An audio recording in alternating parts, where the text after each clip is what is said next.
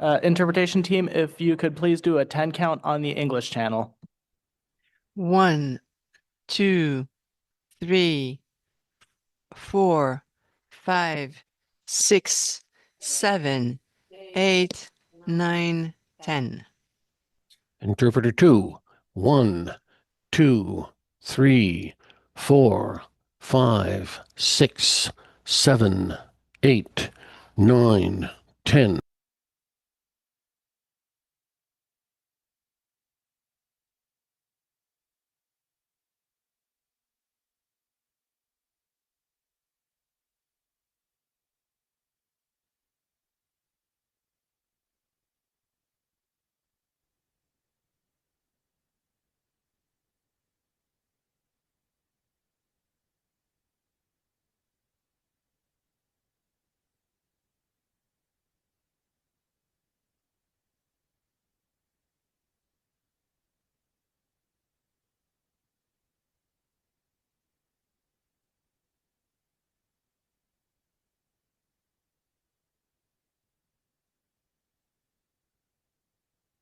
Thank you very much. And on the French channel, please, just a 10 count.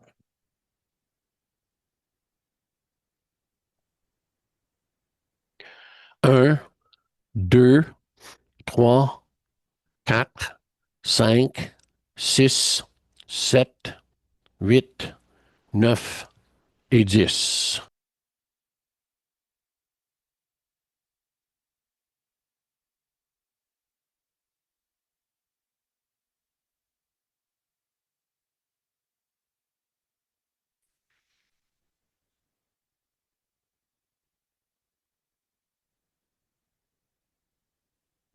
Check, check.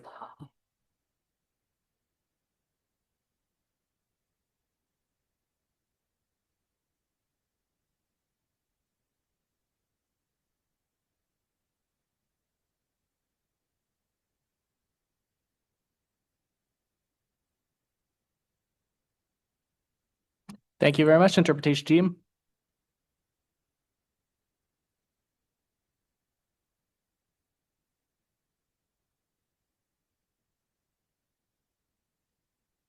Testing, testing. Check, check.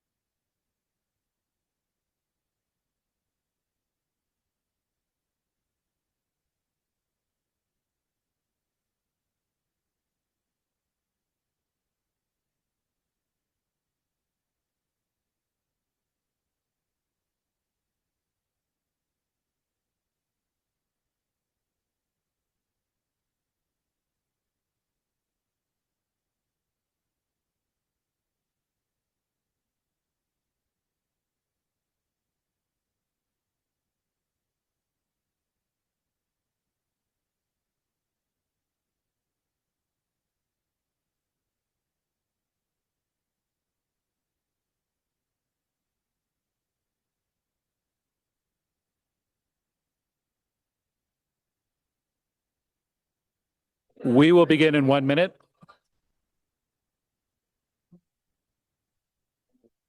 Motion.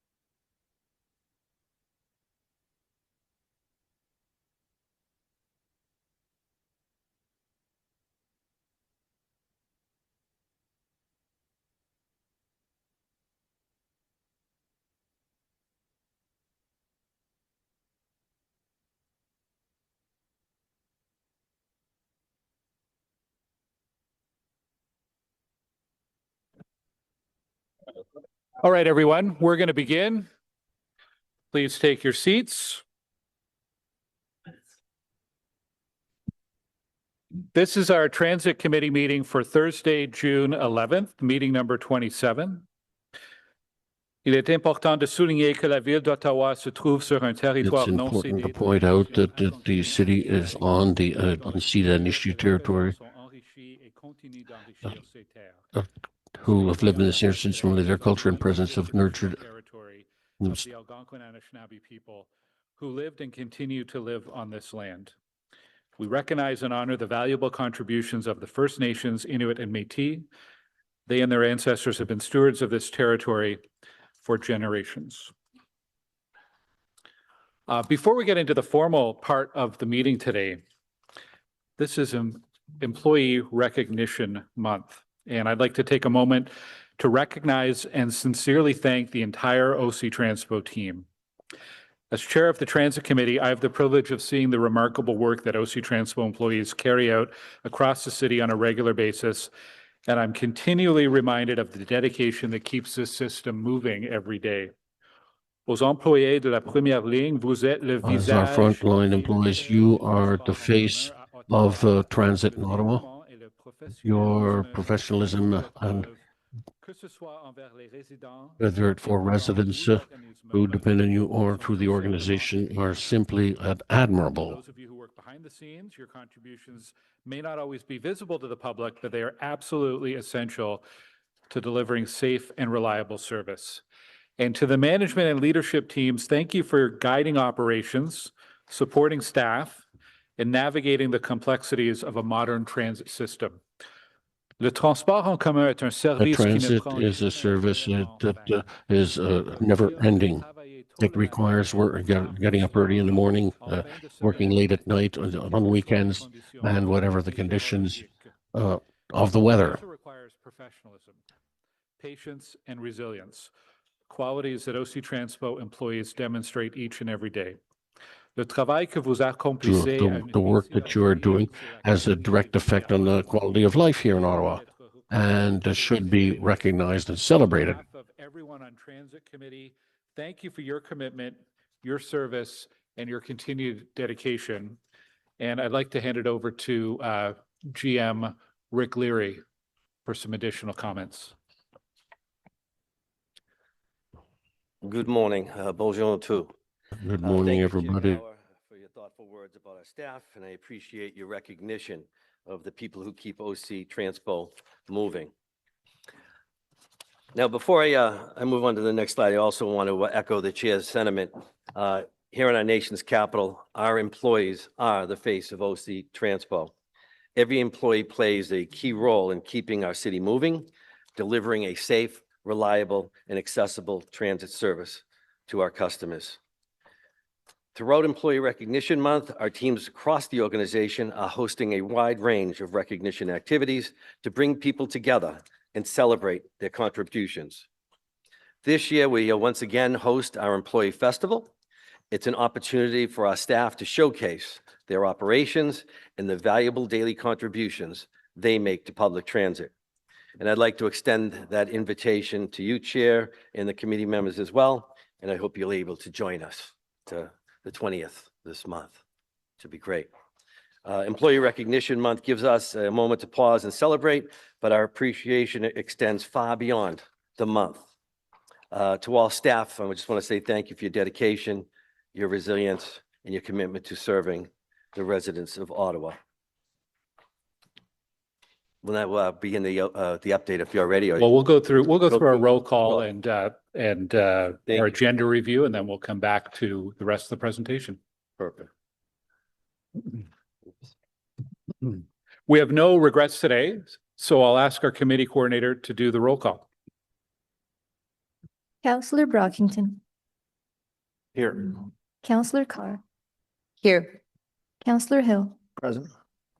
Councillor Leeper, Here. Councillor Lowe, Present. Councillor Menard, Here. Councillor Tierney, Present. Vice Chair DeRoche, Here. Chair Gower. Here. You have quorum, Chair. Thank you. Are there any declarations of interest? Okay, I'm seeing none. Confirmation of minutes. Are the minutes from May 14th, 2026 carried? Carried. Thank you. We have 3 responses to inquiries lifted. 4.1 is community feedback for Limebank, Bowesville, and Leitrim stations. And Councillor DeRoche would like to lift that with the committee's consent. Are we okay to lift that? Okay, so we'll come back to that once we go through our agenda. 4.2 transit station elevators. Councillor Carr has asked to lift that with committee's consent. Are we good to lift the elevator response? Thank you. And 4.3 is OC Transpo Peak ridership definition and service planning. Are there any requests to lift that one? I don't think so. Okay. Presentations 5.1, we have a presentation from staff, the regular rail bus and paratranspo update, and we have 8 delegations on that item, so we will hold that item. Stage 2 light rail, we will hold for a staff presentation. Item 6.2 is OC Transpo Public Safety Strategy. We have a presentation from staff and 1 delegation, so we'll hold that item. Item 7.1 is the council motion reinstating Saturday service. And I believe there's a motion to, pardon me? Yeah, we have a motion to defer that, I believe, right, from Councillor Brockington. So if you want to, oh, I gave you the wrong one. We'll give you the right one. There you go. Thank you, Chair. Yes, I think we can deal with this right away. So this is just a deferral. So whereas Council Motion 2025-7113 titled Reinstating Saturday Service, OC Transpo Bus Route 92 was referred by Council to Transit Committee to be examined by Q2 2026. Whereas the referral motion provided that consideration of the matter be accompanied by an analysis of staff of the capacity within the system to restore routes and a methodology for prioritizing routes to use that capacity. Whereas part of the new Customer First Action Plan, staff are analyzing opportunities for short and long-term improvements to OC Transpo bus service delivery. Therefore, be it resolved that Council Motion 2025-7113, titled Reinstating Saturday Service OC Transpo Bus Route 92, be deferred to the next regular Transit Committee meeting, currently scheduled for September 10th, 2026, and be it further resolved that staff be authorized to provide updated staff comments reflecting available information to accompany this item when it's listed on the next committee agenda. Thank you, Chair. Okay, so on Councillor Brockington's motion for deferral of the referral, is that carried? Carried. Thank you. Thanks, Councillor. Okay, so we'll go back to the start of the agenda and we'll start with those inquiries. 4.1, community feedback for Limebank, Bowesville, and Leitrim stations. Vice Chair DeRoche. Thank you very much, Mr. Chairman. There is an urban legend in the old city of Nepean that when they would build a new park, they wouldn't put the pathways in until they would see where people would actually walk in the parkway. I don't know if it's true or not, but it was a good example of sometimes when we do a design, the architects, the planners, the engineers, it doesn't match kind of the behavior of the public. And so after a year of service of line 2, obviously I collected, and I think other councillors collected a lot of feedback on what was working well, what was not. In Riverside South and in the Finley Creek ward, this was combined with the fact that there was a number of projects that were tied to the station that we, as a city, took them out of line 2. Perhaps it was value engineered and said, well, we're going to rely on the developer to build a sidewalk. We're going to rely on some other processes that are going to make the system better. And unfortunately, as you would expect with the delays of the system and the other processes, they don't necessarily line up perfectly. So I just want to cover a couple of these. One is the pedestrian access to the station from the pickup and drop-off area at the Line Bank station. Again, the engineers and architects said you should go down to the corners and not cross where we have the buses crossing. And although we do have that at other parts of the city, people are now jumping the fence and getting that feedback that why can't we just cross at the midpoint here? It's not 30 years out where we got a bus every 2 or 3 minutes. So you're looking at that now presently to see if we can have a midpoint crossing. That's correct? Yes, we have a consultant engaged to look at all the road safety questions about that. Okay. Next question is, I'm not going to touch on them all, Chair, just a few highlights. So a sidewalk on Line Bank Road, again, to get to the Line Bank station. You see people walking on the side. I think the intent there was that as the development in that area proceeded, that would be built by the builder. We're working on that. It's been one of the most frustrating files that I've ever seen in 12 years at City Hall to get going. I would like that, and the community is expecting that sidewalk get constructed this summer so that we're ready for this winter and people can rightly expect to get to the station and walk in a safe way. So that's proceeding. I can say that we as staff continue to advocate for that outcome. Okay, I had 2 more questions. I asked on the times of the trains, right? Every 12 minutes. It's a big improvement for what the community had, which was 30 minutes in many cases for the bus service. I often get the request, hey, can we increase that or can we decrease the amount of wait time at the station? And I understand that there's significant costs to do that. And I'm just wondering if you could elaborate that. Because again, I think I'm not the only councillor, I'm sure on line 2 that gets that question. How come we can't do better than 12 minutes? Councillor, I'll provide a bit of an answer. Maybe Pat can elaborate as well too. So, we are looking at ways in which we can improve the frequency of the service. That's something we want to look at. On all our modes we know that frequency is a key driver of ridership and a good customer experience. But we also did identify originally in the in the project agreement and in the project itself that to get to that 10-minute headway, some major infrastructure improvements would need to be made. Major infrastructure investments would need to be made to improve that to that 10-minute frequency. And like one of those areas is the Dow's Lake Tunnel. That is a single track, and that's a extended length of track that would need to be looked at. So, but we think there might be some opportunities for us to look at it just from an operational perspective, how we handle the turns at the end of the stations, when the operators flip from one driving one direction to the other direction. So we're looking at opportunities to do something like that. But it's a complex system in that it's not all double tracked, right? There's a combination of single and double lanes. So it's complex, but we are looking at opportunities for that, and we may be able to shave, a minute off. Okay. But we also know that, for that major, for significant improvement in frequency, you'd be looking at some major investment into that line. Okay. No, and that's fair. And that's what I communicate to the community. And I hope one day that we will get in that position where we can double track it and see some big changes there. But I would like to see the math on that we can't get down to 11 minutes. So I'm not saying we see that today, but I'm going to continue to push to see if we can do 1 minute better. It's 1 minute better, especially if you're trying to connect with line 1 and you've got a feeder bus system. And if we can do it, let's get let's get NASA to look at it and figure out how we can do this, right? So maybe if I could just add one other piece, Pat just reminded me of it here, is that, the long range plan in terms of, increasing those double tracking sections so we get a better frequency, it is identified as one of those long-term projects in the transportation master plan. Okay.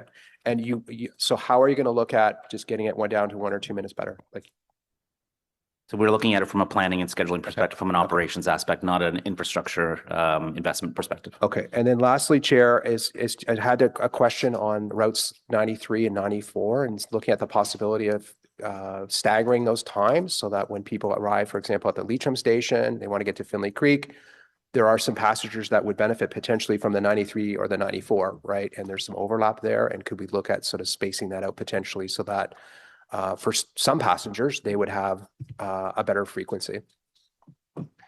Yes, I confirm we're looking into that and how we can stagger those buses evenly.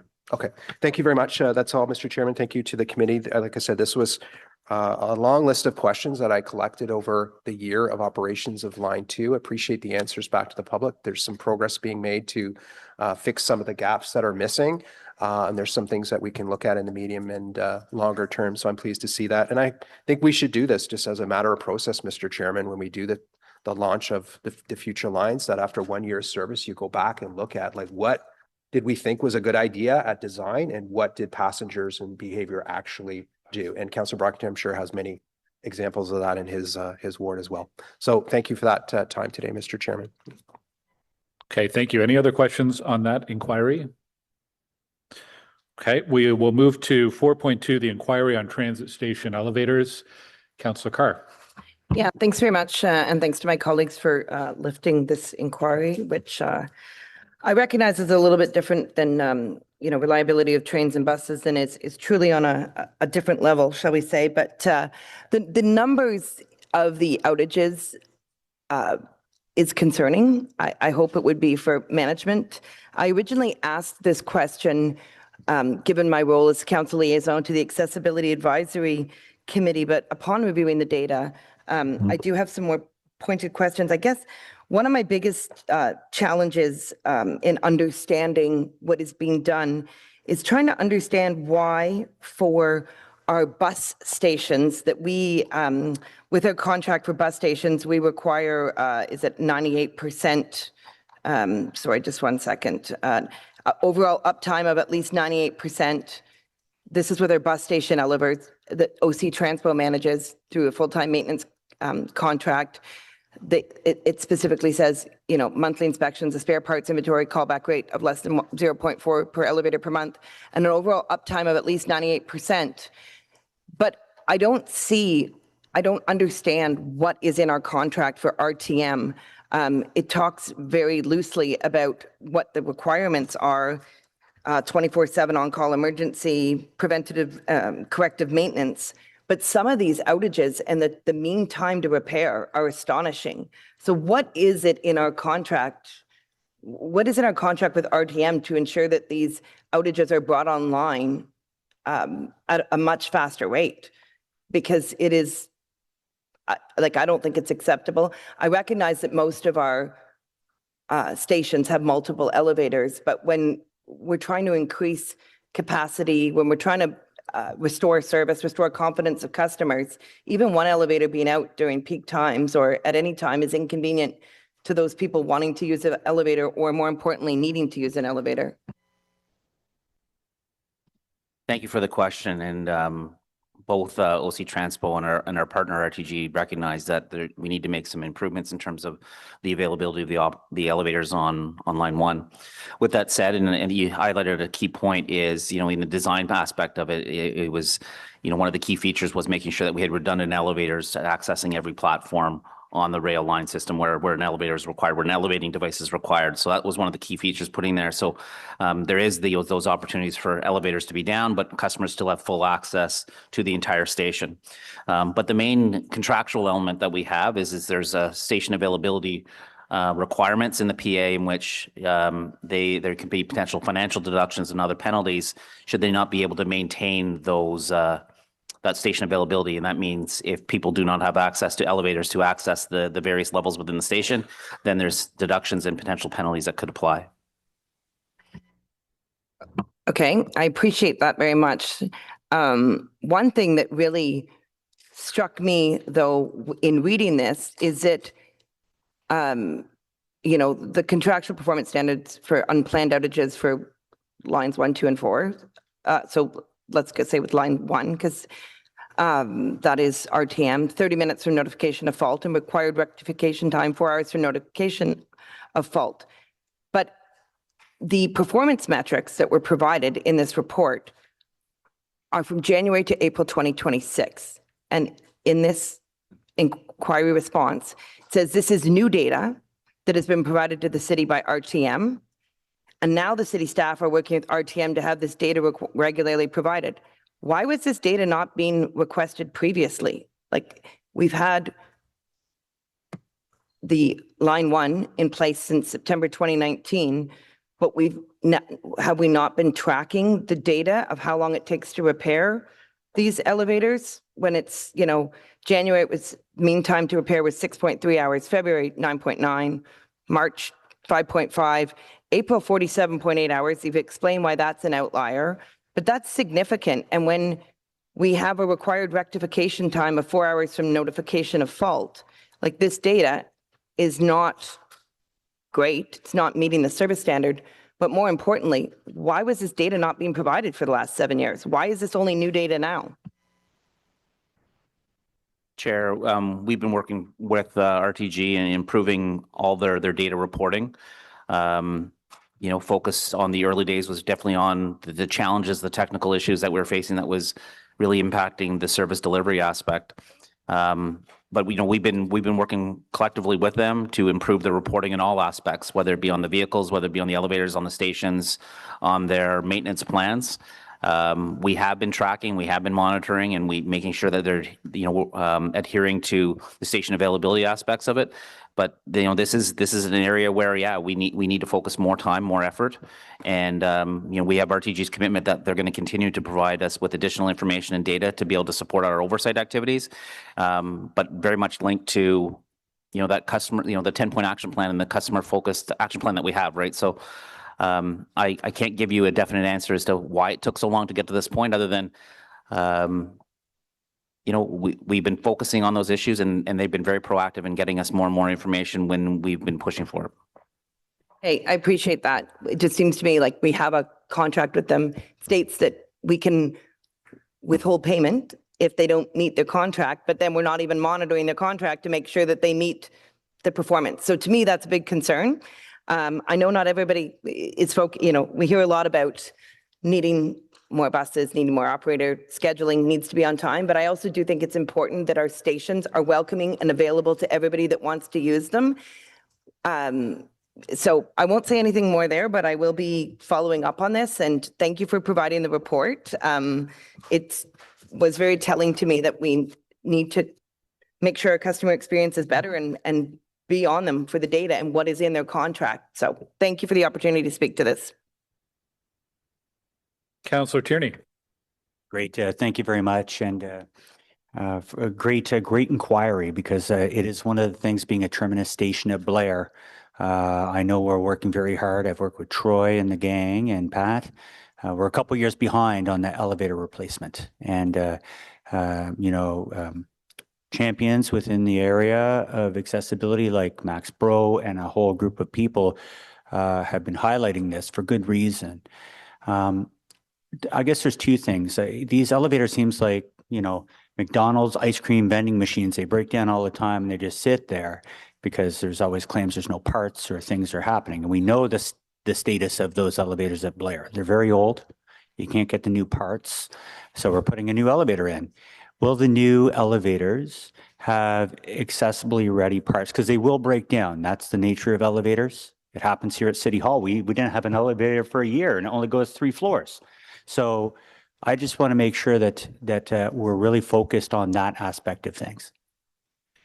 Mr. Chair, the elevator that will be installed at Blair to replace the old infrastructure there will meet all accessibility standards. Will be a new modern elevator, when it is implemented. So all those features will be there, and that would require having the maintainer of that having access to the parts and the supplies to be able to get it back in service as soon as possible. Yes. Great. So, and thank you, Councillor Carr, for bringing that up, because it's one thing I find procurement is actually not a good vehicle to be able to actually select who a manufacturer is in a situation where there is a requirement for we all want cheaper, but it doesn't mean you're delivering the results. And we need elevators that work. So making sure we have a procurement that ensures that takes place, that gives me some comfort. I'll leave it there. Thank you very much, Mr. Chair. Councillor Lowe. Thanks very much, Chair. I'm going to start with a slightly more technical question. Is what's the difference between the elevators that we have in our LRT stations and the ones in the old transitway stations and 23? Mr. Chair, I think that may be something, if we could take offline and have a conversation with you, I'd want to get some of the technical people here who could provide you with a fulsome answer. I just know that at a high level, I could say, the station, the elevators in the new stations are more modern, more up to date. They could be, they've got a lot more sensors and I'll just say those extra features that, sometimes they can have more issues in terms of door closing because they got the sensitive edge, those types of things. If we could take that offline and I can get the right technical people to have that conversation with you, the differences between the two. Okay, no, because the reason for that question was because you were looking at our LRT stations where we have redundant elevators, they're newer elevators, whereas our older transitway stations have one elevator, much older elevators, generally, I think. And yet the rate of failure or the rate where they're out of service seems to be a lot higher. I understand the point about the sensors. I guess it's like a new car versus an old car, old buses versus new buses, right? I guess it's something similar to that, but it is concerning from at least a surface level. I guess until that conversation offline happens, it is concerning from a surface level where the newer elevators seem to be failing at a higher rate than the older elevators. Mr. Chair, one of the things that I'd just like to add on into that is some of the bus stations, they don't have the same volume that you would see on the LRT network, right? So you got a lot more usage, a lot more wear and tear, a lot more potential for errors or failures to occur on when you're dealing with the spine of the network that's got the high volume of customers as opposed to some of the bus transitway stations that would see less frequent usage. So that it is one of the factors that we need to look at and consider when we're looking at and comparing, some of the stations and some of the bus network with the LRT stations. The LRT stations can have a high usage and high frequency. No, that's fair. I was kind of that was in my mind, and I was focused on like Billingsbridge, Greenboro, and South Keys to that point, right? So no, anyway, that's looking forward to that conversation offline about the. There's a limit to how technical I can get to, but looking forward to that conversation. Thanks. I have a question.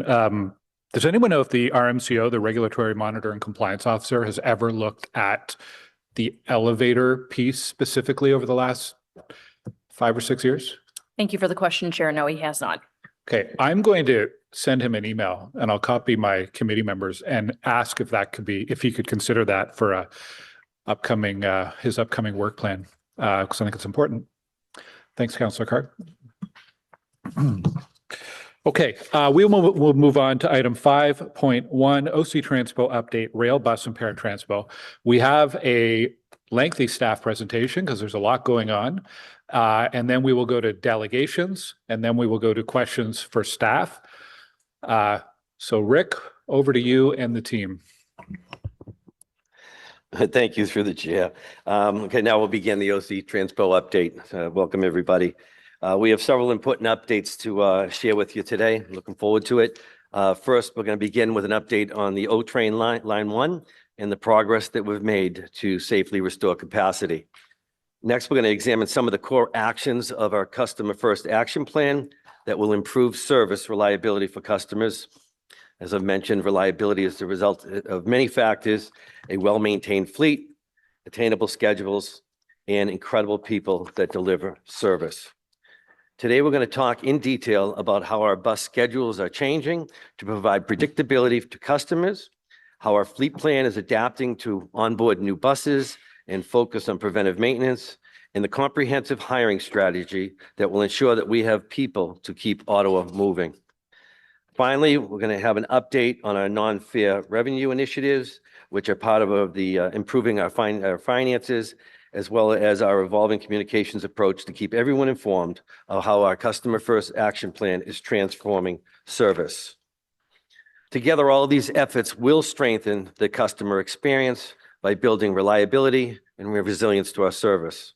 And I look forward to sharing this work here with you today. Now, throughout this presentation, you will see some new key performance indicators that we're developing to help assess and report on progress to improve service and our customers' experience. Now, the previous KPIs were included in this presentation that was sent out earlier this week, but we're not going to spend time reviewing those slides in detail, but we are willing to answer any questions should you have them. We'll move on the slides. So I'm very pleased that the O-Train Line 1 has returned running a double cars this week. I spent a lot of time out there with staff this week, talking to customers and seeing the success of that. The people, our customers are very happy. For customers, this means that Line 1 is now operating at full capacity on weekdays and running a 5-minute service at peak periods. You know, restoring capacity was one of the priorities that was assigned to me by the city manager when I joined the city of Ottawa. Now, with full capacity restored, we're well positioned for what we're preparing for the busy summer ahead. We're preparing for our Canada Day, our Blues Fest, and the many other events that make up Ottawa's summer festival season, as well as the federal government's return to office plans that begin in July. Now, for Canada Day, we're working closely with Heritage Canada and our city partners to ensure that we're ready to move large crowds safely and efficiently through and from the main event sites at Le Breton Flats. As for previous years, we are incredibly happy to offer free service to everyone taking part in the celebration on July 1st in our nation's capital. Now, in collaboration with the Rideau Transit Group and Alstom, these improvements to Line 1 capacity were possible. I'm feeling a good collaborative relationship with these groups. They continue to replace the cartridge bearing assemblies, in addition to installation and testing of sensors that are part of the condition monitoring system. The initial results thus far have been very positive. Over the course of the summer, this work will continue with final results being analyzed, more sensors installed, and further CBA replacements, therefore increasing the number of trains available for service. Our ongoing assessment of the fleet readiness will determine our timeline to begin trial running on the East Extension. Now, I will say I was hoping to be able to provide more details today about the East Extension. However, I do need more time to confirm the fleet availability. We will be able to provide more details on trial running on the East very soon, though, I can assure you. At the same time, our partners, the Rideau Transit Group and Alstom, remain active in advancing the work on the root cause analysis to inform the long-term solution. Additionally, Sabrina has begun the CBA safety audit work that was directed by this committee. We will continue to keep this committee as well as council informed as more information becomes available. Slides, please. You know, at our last meeting, I was pleased to be able to present the Customer First Action Plan. And the plan is based on my initial assessment during my first month at OC Transpo. It has 4 key areas with 10 action items that will drive overall improvements to our service, put customers at the core of the decision-making, and improve the experience of public transit. Now, I've been here for a little over 60 days now, and I've used this time to connect with our employees and our unions, to listen to our customers and counselors about their experiences on transit, and to work closely with our team as they develop the action items that will deliver the results to our customers or for our customers. Today, we're going to dig a little deeper to better understand the actions that will make our service more reliable. And as you'll hear in a moment, service reliability is the result of multiple integrated actions. Customers receive reliable service when schedules are realistic, the fleet is well maintained, and we have a strong workforce. Our goal is to build schedules our customers can trust, a fleet that reliably delivers the service, and a sustainable workforce. Now, to deliver these schedules, they must be reviewed and revised to reflect real travel conditions. The bus fleet needs preventive maintenance to ensure that it will perform as expected and keep customers moving. Having a solid plan to hire mechanics, bus and paratransport operators, rail operators, and special constables is essential to delivering predictable service every day.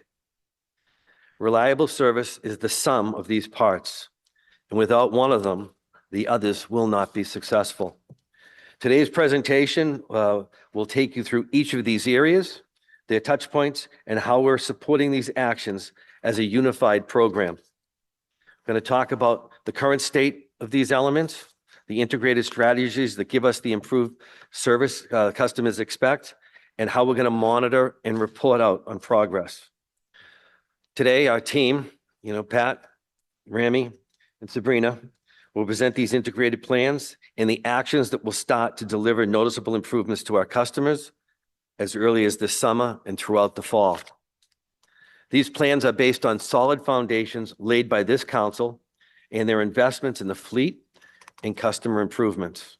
Now, my job is to guide the process and to build a transit system on a foundation that is resilient and sustainable for the future, and use my experience to help navigate challenges. Today, you're going to see a clear path towards, you're going to see a clear path that will build a transit system for Ottawa that is fitting for a nation's capital. Today's focus is to lay out the integrated plans that will meet the goals of the two pillars of the Customer First Action Plan, to make service more reliable and build a sustainable workforce. Now, you're also going to hear from Amanda as she shares the positive progress on two other additional pillars: the strengthening of our financial stability and how our communications approach will put customers first. So with that, I'll now hand things over to the Director of Customer Systems and Planning, Pat, who's going to begin our presentation with a discussion on the current state of our schedules, the path to improvement, and the future state. So Pat, if you would. Thanks, Rick. One of the key pillars, as you know, of the Customer First Action Plan is improving service reliability. And I want to talk to you about three aspects of improving service today: improving service reliability, ensuring sufficient capacity on all routes, and expanding service where it is needed. Next slide, please. So first of all, it seems axiomatic to say, but good service begins with reliability. We must be able to deliver what we promise. As an example, it's better to promise 5 trips per hour and deliver them consistently than to promise 6 trips per hour and only deliver 5 unpredictably. Poor reliability, however it's caused, can lead to longer waiting times for customers, uneven crowding on platforms and on buses, and sometimes customers being left behind. In order to consistently provide reliable service, we need sufficient staff and buses available to deliver service every day. We need buses that are in good shape and ready and able to start every trip on time. And we need to have consistent travel times for the buses to follow over the length of every route. Now that the bus route changes from 2025 have been in place for over a year, we've already made and continuing to make improvements to the schedules of many of the bus routes to improve reliability for customers. Next slide, please. As you'll remember from the longer report that we presented September last year on the subject of reliability, there are several factors that influence the reliability of service. This illustration here shows how the progress of a bus along its route can be affected by road conditions. In this example, the bus starts on time, is delayed by 2 minutes because of auto traffic congestion that wasn't predicted, is then delayed by 2 more minutes later on because of construction, picks up 2 minutes after that because of some transit priority measures, but in this example, it still arrives at its destination 2 minutes later than had been planned. And to give an elaboration of how these factors impact customers, our most recent numbers in May 2026, 27% of the trips that were undelivered were because of road conditions along the route or things that happened on the bus. Next slide, please. We've added more running time to the schedules of 7 bus routes starting in April, 1 more in June, with more to come in September. We started with the highest priority bus routes, the ones that had the poorest on-time performance. And those 8 bus routes, the first ones that were done in April and June, carry 11% of all customers who ride the bus on our system. The analysis of scheduled running time is done using large data sets that are collected from GPS receivers on all buses every few seconds. and is analyzed using the latest tools, the latest technology, some spectacularly complex math that's available to us through industry-leading vendors. The 2026 budget also included funding for improving and upgrading some of those scheduling tools that will support more reliable bus and train service. So as we go to the next slide, on this map, you'll see, get them started there, you'll see the first 8 routes that were fixed up in April, or the one more that's coming in June, and you can see that they cross all parts of the city. Running times are adjusted when auto traffic congestion is persistent and transit priority measures are either not feasible or would take time to implement. And when additional scheduled running time can help buses to remain on time over the trips and be ready to start the next trip on time. Next slide, please. So as a result of these first 8 schedule improvements, or first 7 schedule improvements that we made, we're already seeing in the first few weeks some large improvements to on-time performance. You can see here that there are big improvements in on-time performance on all 7 of these bus routes. On some routes, such as Route 53 and 168, the improvement has been huge. We'll continue to monitor and adjust these routes and all other routes based on customer feedback and staff observations. And you can see that in the numbers in the second column, they're all better. They're not all as good as we want, and we continue to work on these routes and on every other route in the system. The next slide, please. In this map, you'll see the 20 routes that we're working on right now to improve for September. To support customers returning to work and school in the fall, we've got these schedule improvements on the next 20 routes that currently have the lowest on-time performance. So we will, once these schedule fixes are in place for all 30 of these routes, the 7, the 1, and the 22, that will represent reliability improvements for more than half of all the customers who use bus service on our network. And we'll continue to measure reliability and make schedule improvements where required on all bus routes on all days of the week. This work is continuous and it never ends, as we've talked about before. Next slide, please. On top of the improvement that we've put in place, we do have also other priorities.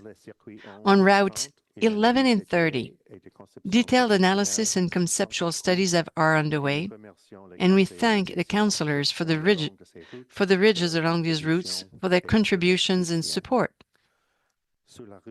On Route 82, we're considering adjusting bus stops and traffic light schedules, and we thank the councillors for their advice and collaboration. The 2026 budget also included certain additional priority measures related to public transit, such as the construction of the new transitway corridors, which will improve service reliability once they are operational. Next slide. We're ready to, now we're moving on away from reliability and onto the work we're doing to meet capacity.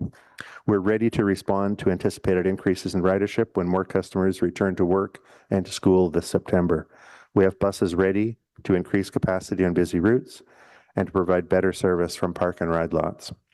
In addition, as you know, O-Train Line 1 capacity has increased and almost doubled with the return to 2-car trains on weekdays. These improvements work together. The service becomes more reliable with scheduling, staffing, and fleet improvements, and increases in capacity allow us to accommodate more travelers. Next slide, please.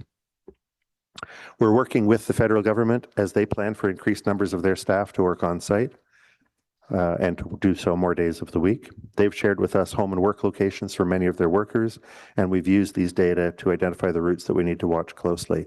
There are 10 routes, which you can see on the screen, which are the most likely to need more capacity, and we're currently working through the best ways to accomplish that. So we'll do that, but beyond that, once September starts, we'll be monitoring ridership on all bus routes and all train lines, and we will be ready to make additional adjustments. Next slide, please. And now as we move on to expansion, we also need to be ready to expand the transit system as the city continues to grow. We need to expand service into new areas as they're developed. We need to expand service on existing routes as population and employment levels increase. And we need to be able to expand service across the system as more people return to work in the office. We'll bring to the committee a policy recommendation on how to best allocate new resources between reliability, capacity, and growth. In the 2027 budget, we'll bring you specific recommendations on how many more buses we will need to buy and how many more operating staff members we'll need to hire. In all of this work, we'll be guided by the policies that Council has adopted, in particular, the transit service evaluation criteria that you approved in 2021. We're also looking forward to receiving good advice on how to structure these policies from the Auditor General, who will be presenting her team's review of our processes next week. Next slide, please. We are almost ready to the expansion into the city's rapidly growing neighborhoods. This map shows the residential areas that we anticipate the strongest growth. As you can see, the areas with the highest projected growth are those best served by the O-Train network. Next slide. The population and the economy of Ottawa continues to grow. Your transit system will always be there to handle the growth in employment, population, residential development, and commercial development.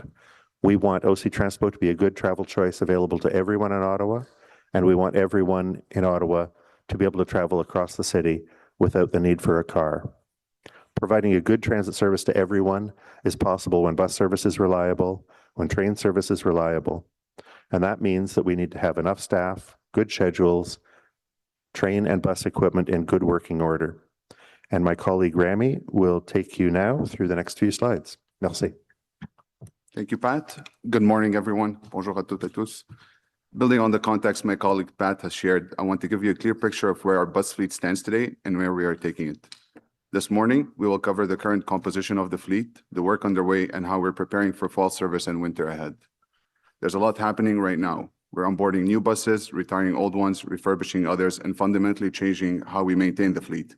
I'll walk you through each of those pieces and show how they connect. Next slide, please.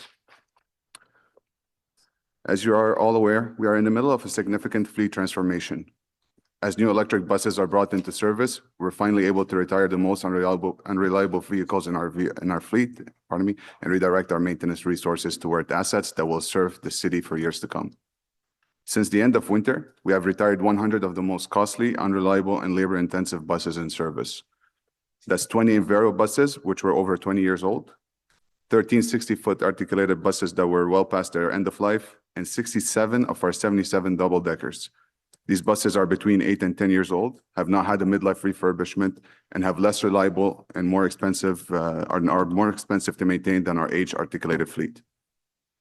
Retiring them frees up a substantial amount of our team's capacity and let us concentrate that effort where it delivers the most value.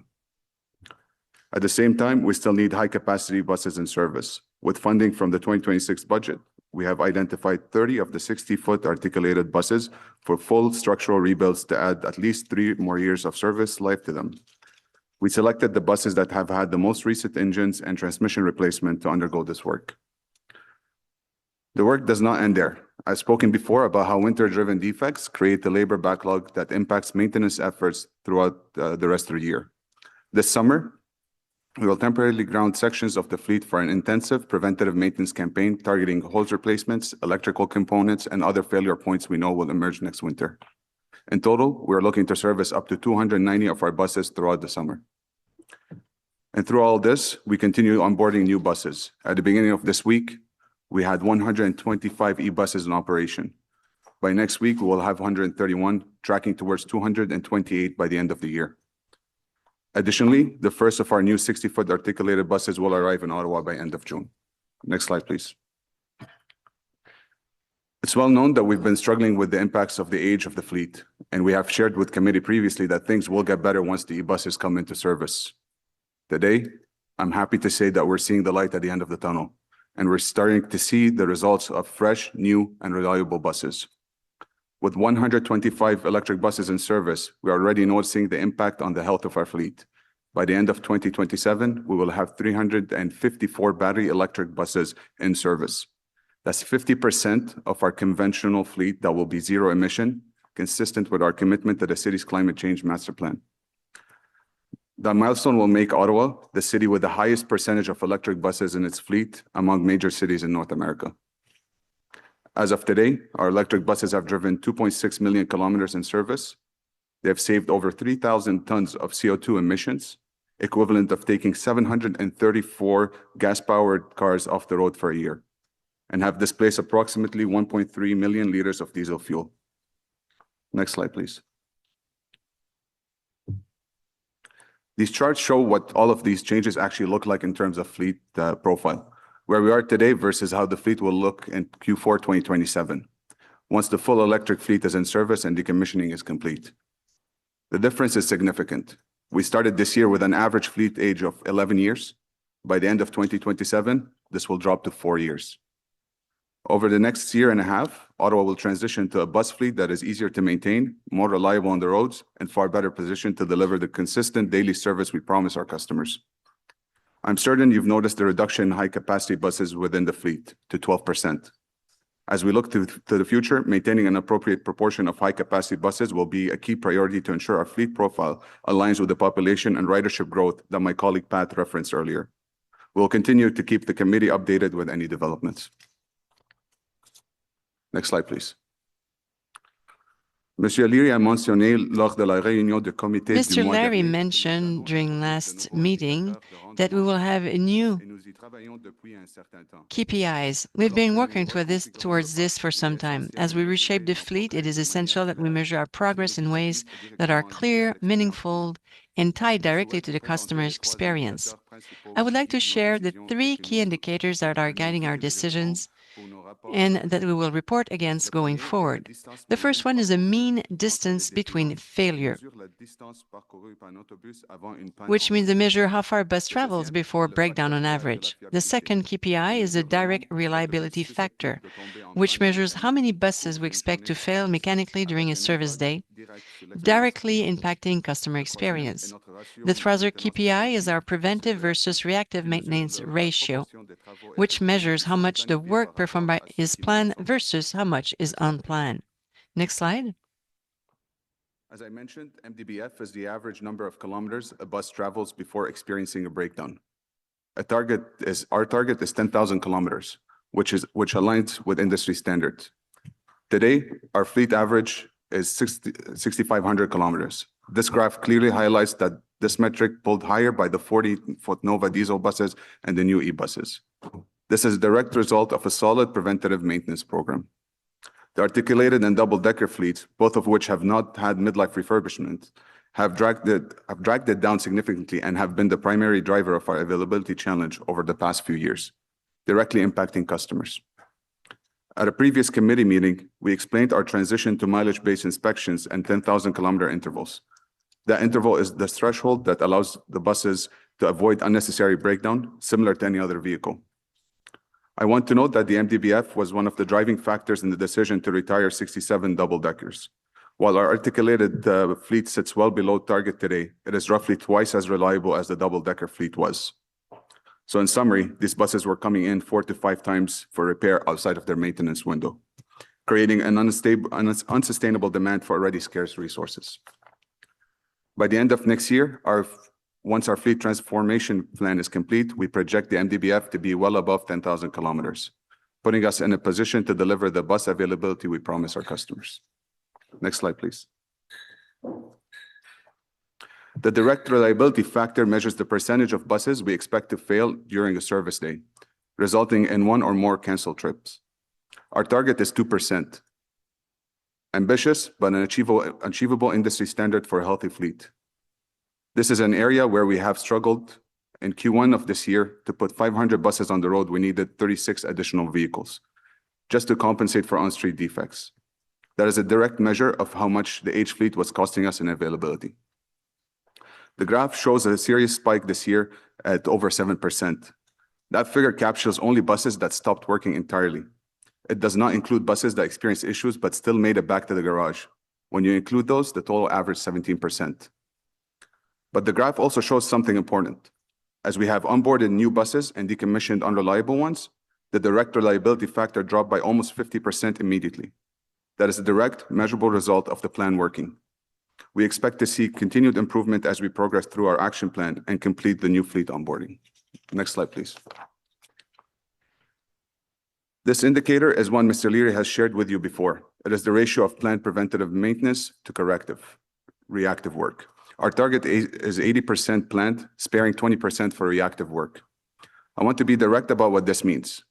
The only way to deliver sustainably reliable service is to stop chasing problems and start preventing them. A reactive maintenance culture means we are always behind and backlog compounds over time, as we've experienced. Less than 2 years ago, we were at 70% reactive. Our team was doing nothing but Band-Aid fixes and quick turnarounds to put as many buses as possible into service each day. That is not a sustainable operation. The backlog of deferred campaign work had grown beyond our capacity to address.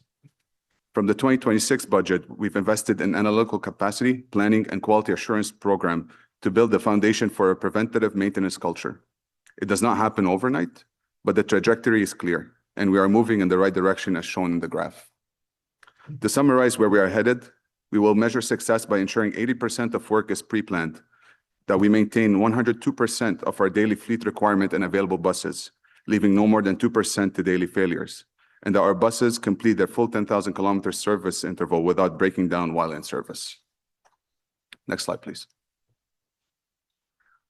We have covered a great deal about what is happening in bus maintenance this year, and there's more still to come.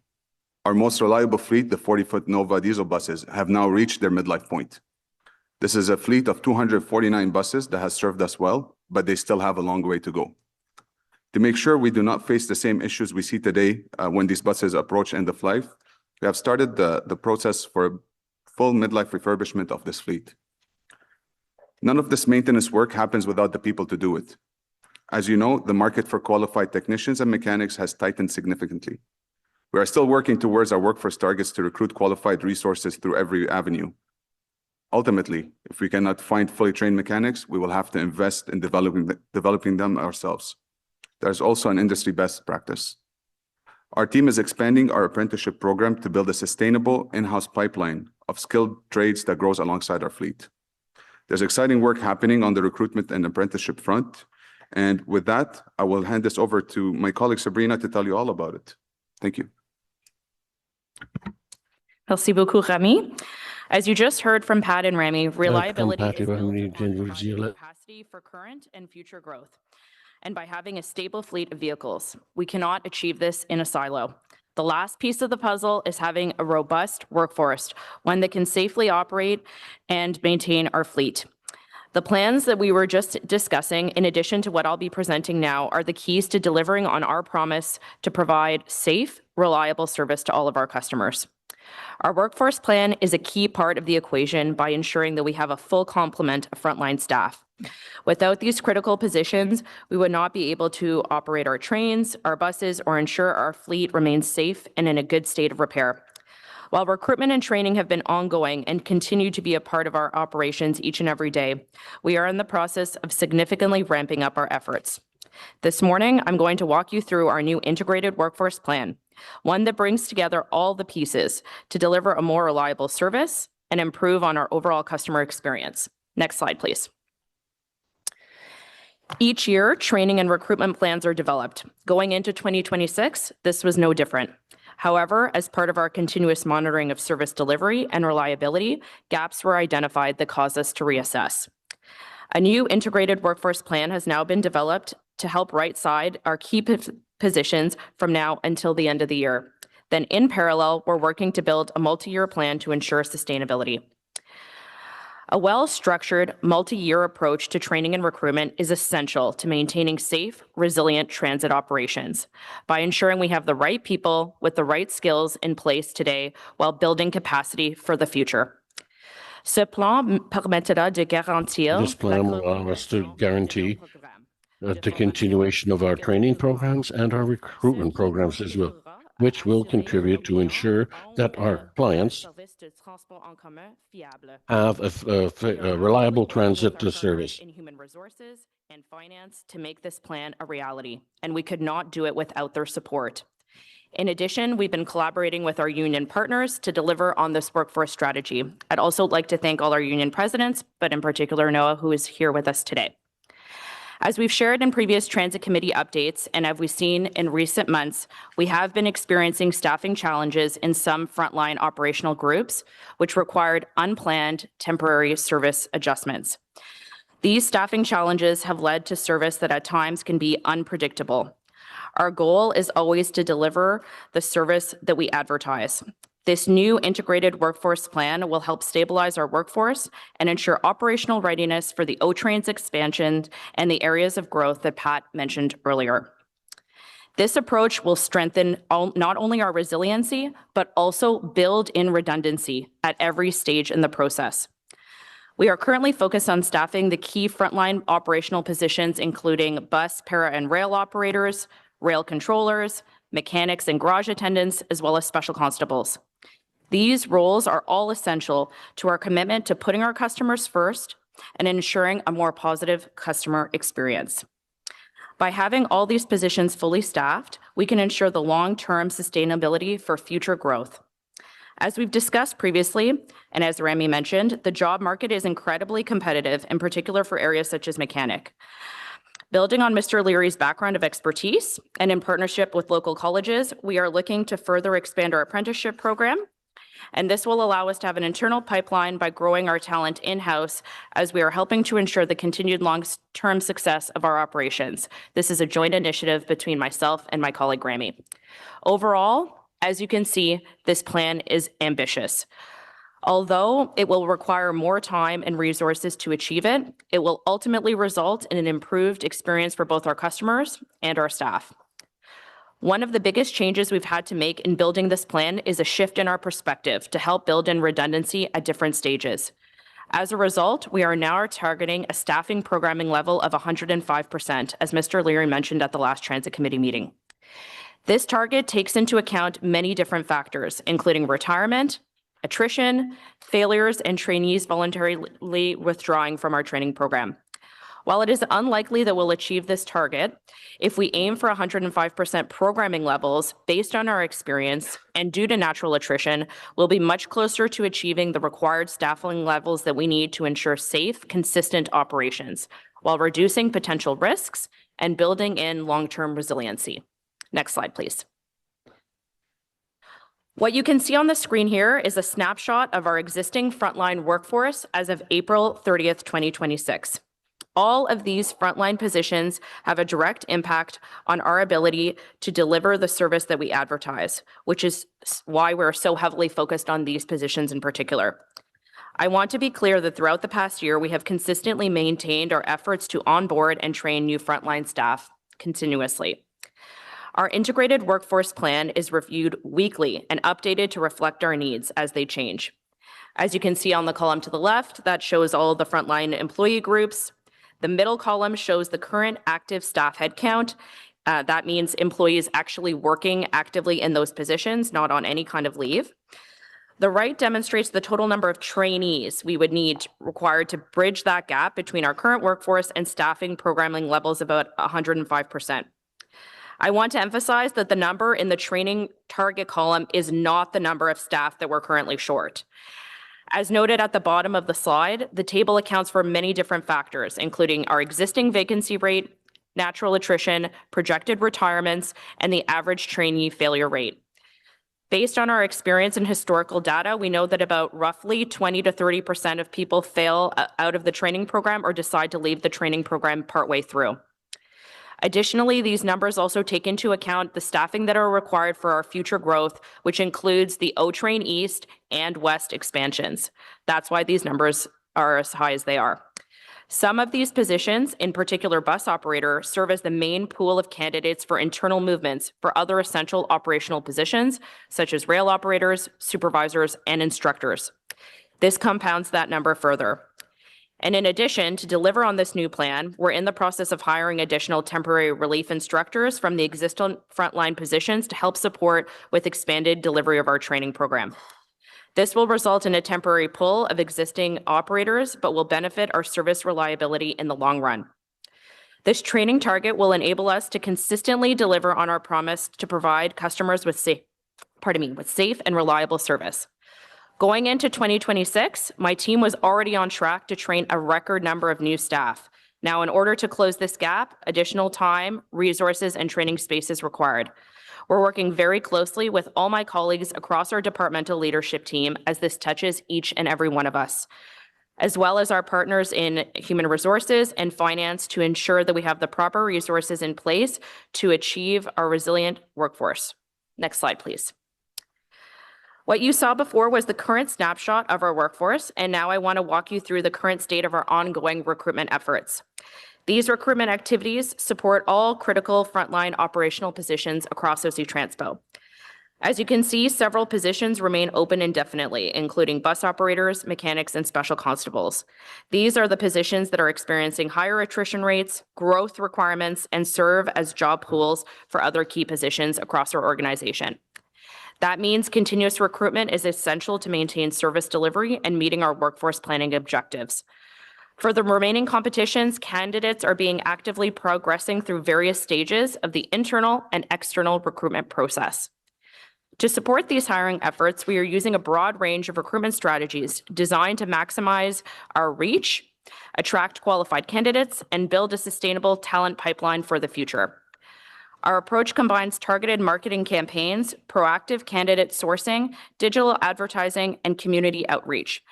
We use targeted marketing campaigns like the ones you see on the slide to recruit for dedicated positions. One great example is that we launched a premium sponsor recruitment campaign through Indeed, focused specifically on our mechanic recruitment efforts. The campaign increased our visibility of postings by placing them predominantly on Indeed search results, helping us reach a larger pool of candidates, and the results have been very encouraging. Since launch, we've received approximately 1,500 applications across these sponsored postings.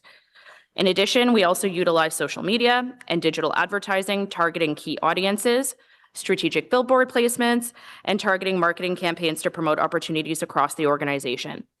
These efforts are supported by a comprehensive recruitment communication strategy designed to position OC Transpo as the employer of choice and showcase the competitive wages, benefits, pension, and career growth opportunities and meaningful public service careers that we offer.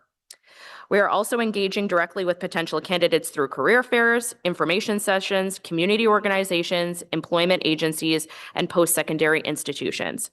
These partnerships help us connect with skilled trade professionals, operators, safety and security professionals, students, and other diverse candidates from Ottawa and beyond.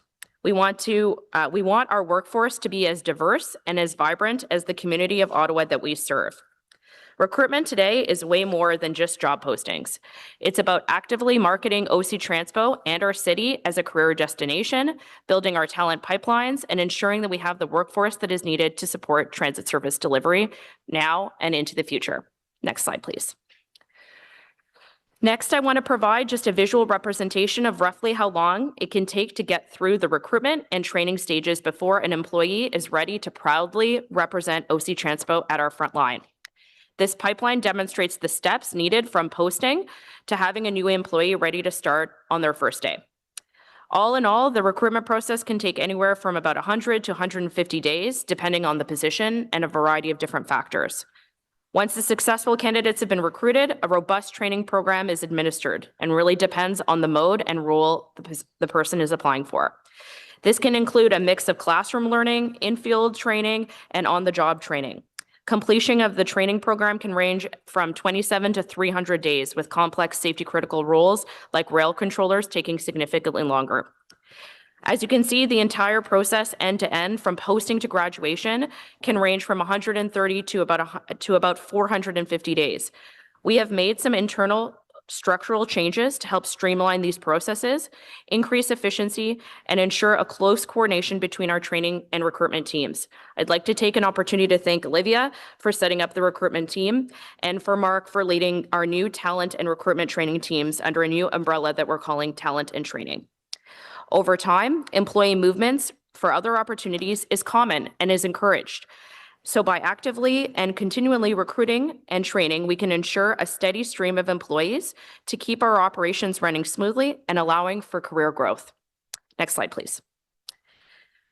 Now that I've shared where we currently are, I want to take a look ahead.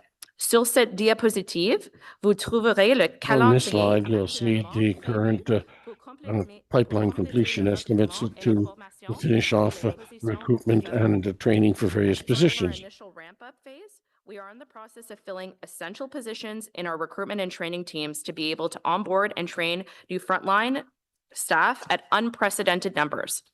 This includes hiring instructors and members of our recruitment team to ensure that all training is provided consistently, meaningfully, and documented properly, and that our hiring follows all HR policies. This work to ramp up will continue over the rest of the summer and into the early fall. As you can see, we're currently anticipating that bus and para operator levels stabilize by the end of this year. In 2027, we expect that many of the other frontline positions will successfully reach their targeting staffing levels and will have a positive impact on service reliability. Although this will take time, we will not compromise or rush the training process, especially since these frontline roles are safety critical. These timelines may shift slightly, as there are always unforeseen events. However, we're tracking progress very closely and will adjust as required. A strong foundation has been created through past investments and through work that's well underway already. With sufficient resources, we will be able to enhance our customers' experience by delivering a consistent, reliable service.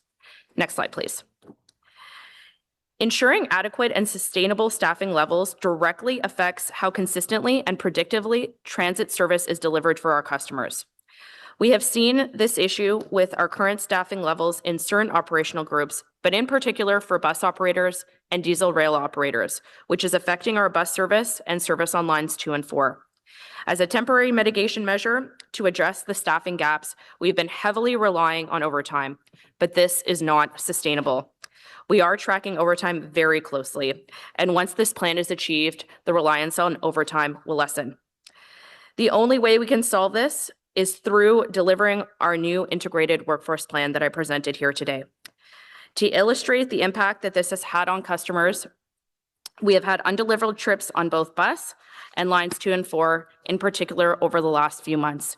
This is directly tied to ongoing staffing shortages. This means that customers have been waiting longer or dealing with service that can be unpredictable. We are taking action to provide better customer experience with service that is consistent and reliable. And delivering on our service promise requires consistent alignment of service quality and reliability, fleet readiness, and workforce availability. These are the 3 puzzle pieces that Pat, myself, and Rami have all just described. And in order to deliver on this promise, it will take time and resources, which will form part of our multi-year integrated plan. This plan is fiscally responsible, as in the end, it will help reduce our reliance on overtime and build off previous investments made in transit. Ceci conclut ma partie de la And this is my présentation. part of the presentation. I now hand over to my colleague Amanda, who will be presenting the last 2 points of our action plan. Thank you, merci Sabrina. I'm pleased to be here today to provide an update on action items in 2 key pillars of the Customer First Action Plan, how we're putting customers first and strengthening our financial stability. Je suis heureuse d'être ici aujourd'hui pour I'm faire happy le to be point here sur today les to actions axées present sur a le clientèle. situation on 2 strategic points of the client first and reinforcing our financial stability. Key actions within the strengthening our financial stability pillar is implementing our ambitious non-fare revenue strategy. As you may recall, we shared with this committee last June our strategy, which will see us aggressively expanding our advertising program to grow our revenue. For our strategy to be successful, the team has been working on developing a robust request for proposal, or RFP, for a new advertising contract. To develop the RFP, we connected with agencies and experts across Canada and North America and had a third-party expert conduct a detailed review. This allowed us to incorporate best practices and ensure that we have a strong foundation to build our new contract on. I'm very happy to say that the RFP is now in market, and our third-party expert had very positive feedback on our work. We expect this RFP to close and a new contract to be awarded by the end of this year. I can't underscore enough the importance of this new RFP. It will allow us to accelerate the digitization of our advertising spaces across the transit network. Digital advertising is the single biggest lever to grow non-fare revenue, generating 80% of OC Transpo's non-fare revenue over the past several years. Our advertising RFP is expected to represent a significant portion of the projected $2.3 million in incremental new revenue that's forecasted through our non-fare revenue strategy. This represents a 50% increase by 2029. We recognize that this revenue will always be a small portion of OC Transpo's overall budget. However, we're committed to maximizing its potential to bring in new dollars to continue to invest in the system and in our customers. As we make progress with this strategy, customers were going to start to notice firsthand changes. We'll be rolling out new ads on our trains, buses, and large-scale advertising in major stations. And there are some examples on the screen right now from Rideau Station with our pilot video wall and a new advertising space that has been implemented at Parliament Station. Advertising is not the only improvement we're making. I'm also happy to share that we've been working with our colleagues in the Recreation, Cultural Facility and Services Department on the city's snack vending contract, which is going to allow us to pilot vending machines at 6 transit stations this year. This is the kind of amenity that we're using to improve the customer journey as we work through the Customer First Action Plan. The other major aspect of our strategy is to increase sponsor and partnership opportunities. So this is a very exciting part of our strategy, which will allow us to work with new partners in innovative and strategic ways to increase non-traditional investments. As part of this work, I'm quite thrilled today to be able to announce that for the first time, we have secured a new partner for OC Transpo's Free Canada Day service. Dans le cadre de ce travail, je suis ravie d'annoncer work, I'm happy to tell you that for the first time, we have a new partner for the free transit service on Canada Day. Local 527 and 527A. The Laborers International Union of North America have teamed up with our advertising contractor, Pattison Outdoor, to deliver advertising across our transit system during one of our busiest days of the year. We're excited about this opportunity that will be generating new revenue and will showcase what we can accomplish when we maximize our sponsorship and partnership opportunities. My team will be watching very closely to capture lessons learned that we're going to leverage for the future and other potential partnership opportunities. Over the coming weeks, we'll be sharing counselor kits for Canada Day service. This will include a complete communications package with graphics, newsletter, and social media content that you can share with residents in your community. While this is just the first year of the non-fare revenue strategy, I know that as the nation's capital and with the improvements we're making as part of our Customer First Action Plan, we will be successful in attracting more opportunities that will allow us to continue to invest in improving our customer experience. Next slide, please. So as you've heard from my colleagues today, we are making targeted and coordinated improvements to make service more reliable. These operational improvements will help us to build back customer confidence in the transit system. As part of the Customer First Action Plan's pillar to put customers first, our communications must focus on being honest, open, and transparent about the opportunities, challenges, and improvements we're making in order to convince past and potential customers to give transit a try. There are lots of interesting stories and positive news that we can share, as you've just heard from Pat and Rami and Sabrina today. My team will be using targeted communications for counselors, customers, and stakeholders to reach people where they are. We will share informative updates before the work starts, progress updates while the work is underway, and we will let everyone know when our work is complete. We want to make sure that everyone knows what to do, what to expect when riding transit, how it's improving, and the programs and services that will support them. To be successful, my team will be using new communication strategies that will help us connect better with customers, counselors, and residents. For customers, we're excited to host town halls across our city as part of the Customer First Action Plan. For counselors, we will be providing more frequent updates through a new monthly counselor newsletter, as well as a revamped counselor engagement strategy to ensure that you have the information you need when you need it. Our outreach teams will also be attending local events to make sure we are in communities connecting with current and future customers about the improvements we're making to the transit service. As part of this communication strategy, we have also developed targeted marketing campaigns. These campaigns are designed to support the work you have heard about today and the important investments Council has made in transit. To further the critical work that Sabrina was just speaking about, to recruit frontline staff, we're launching a recruitment campaign that is geared to increase applications to positions available at OC Transpo. This campaign uses multiple strategies and is designed to stand out in a competitive hiring environment. It will tell potential candidates why OC Transpo and Ottawa is the place that they want to live and work. This summer, we will also be launching a return to office campaign to ensure that existing and new customers are aware of all of the important improvements that we are making to service as they plan their fall work and school transportation. Our marketing campaigns will also reach key customer groups to share improvements that are tailored directly to them. For example, next week, our campaign to promote free youth fairs will start. It's right on time for the end of school, and it's a perfect reminder of the important investment Council has made in transit for our youngest customers. There is a lot of work underway as part of our Customer First Action Plan, and my team will be adjusting and improving on our communications to ensure we are nimble, engaging the right groups, and providing informative updates as we work to change the narrative about OC Transpo and the customer experience. I'll now hand it over to our General Manager to conclude our presentation. Merci. I'd like to say thank you to the four speakers, as well as everyone else at OC Transpo that you can imagine was behind the scenes in preparation for these presentations. It really takes a village. So as you've heard today, reliable service is the result of three interconnected actions: realistic schedules, a fleet of good repair, and a sustainable workforce. There's a lot of work going on across the organization to transform every aspect of planning, scheduling, fleet maintenance, and hiring and communications. These transformations are centered on putting customers first. We've already begun making adjustments that will result in improvements for our customers.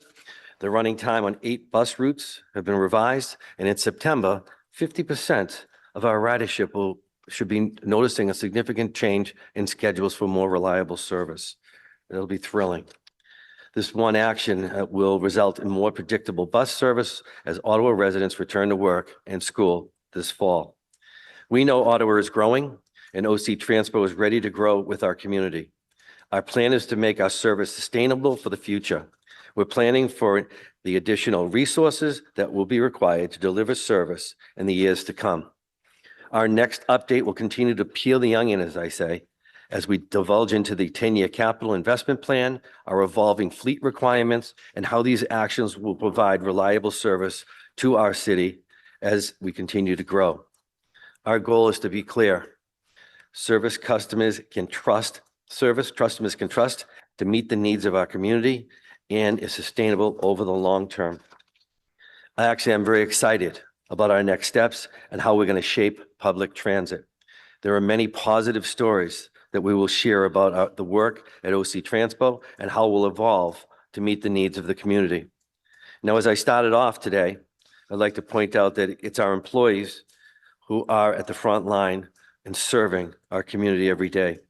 Our action plan is informed by the feedback I've received from our employees and our unions. I want to acknowledge the strong collaboration we have with our union partners. Their insight and experience is essential to our success. So I'd like to personally thank the union representatives for their ongoing support, and I'd like to acknowledge Noah Weinberg, who's here today as well, who's participated, and I've shared all this information with him, and he's been tremendous in getting me feedback. I'm excited for the results of our collective work for our customers and employees, and I look forward to providing updates on continued progress and how we're continuing to improve service for the fall and providing more details on our long-term plans for September. So as I've mentioned earlier in the meeting, we'll be passing over the key performance indicators slides today. And throughout the presentation, you've heard and you've seen several of the new key performance measures that reflect the daily customer's experience. And I assure you that we'll be collapsing them all into a document in the very near future. I'm also pleased to hear that you'll continue to know that we're going to tell you what we're doing, when we're doing it, and the results of those investments and actions. I'd also like to thank Council for yesterday's support for additional funding and vehicles for this organization. It just helps build the resiliency that we need. So with that, I'd like to let you know that we're ready to answer any questions you have in the presentation, and just want to say merci. Thank you.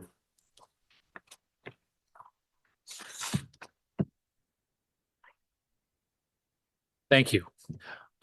We have a number of delegations who are here to present today. So we're going to move to our delegations next. I just want to remind delegations that you each have 5 minutes, and I'll ask that you ensure that you're speaking to items that were part of the monthly update that we just had. There'll also be an opportunity for councillors to ask any delegation questions, and then after that, we'll move to questions for staff. We have 8 delegations. The first delegation is Neil Saravanamuthu, second is Ajay Ramachandran, and third is Aaron Coffin.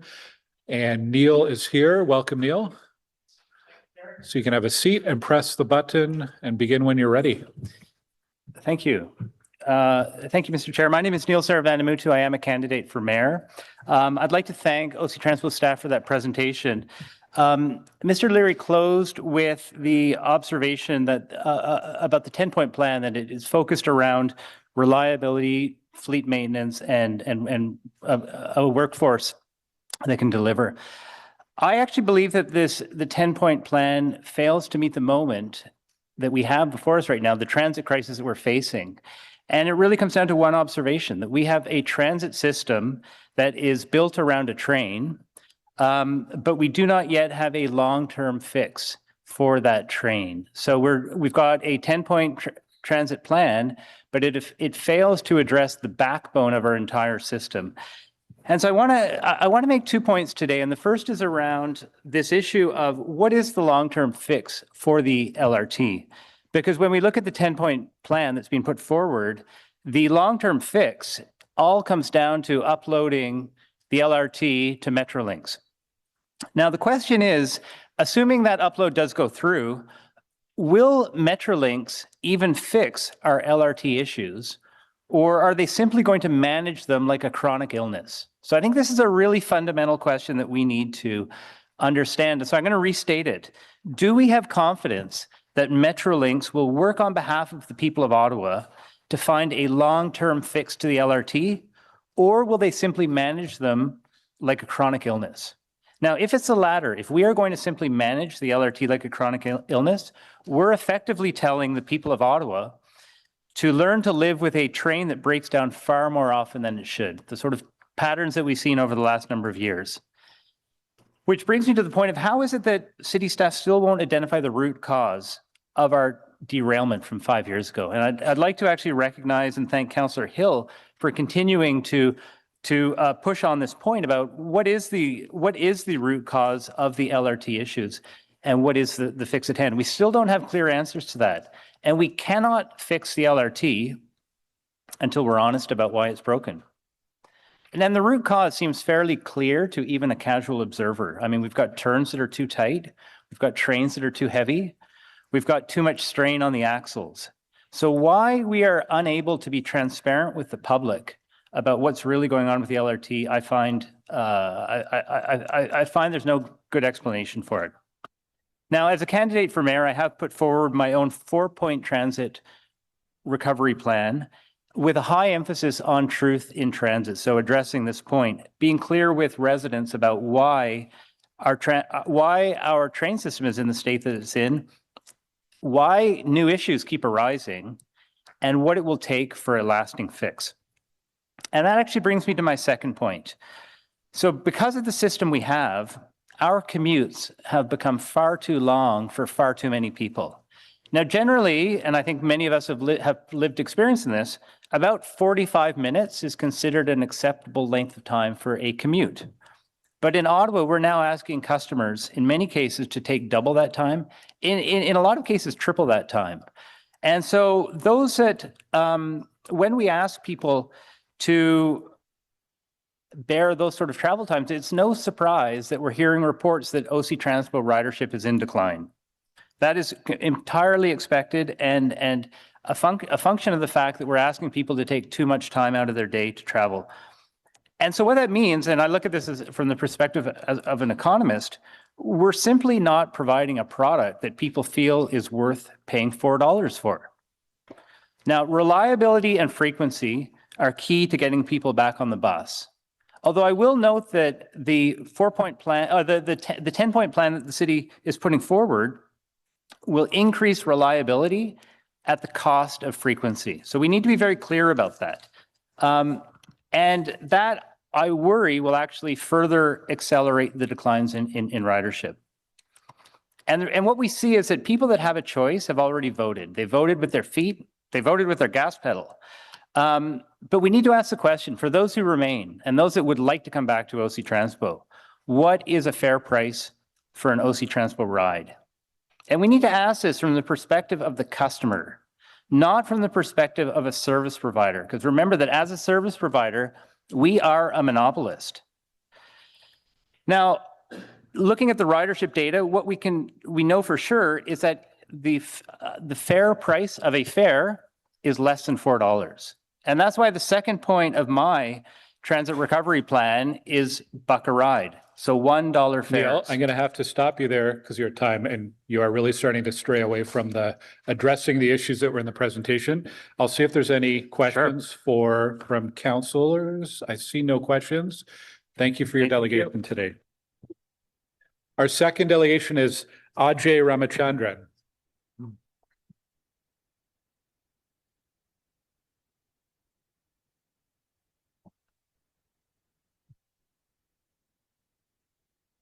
Hello.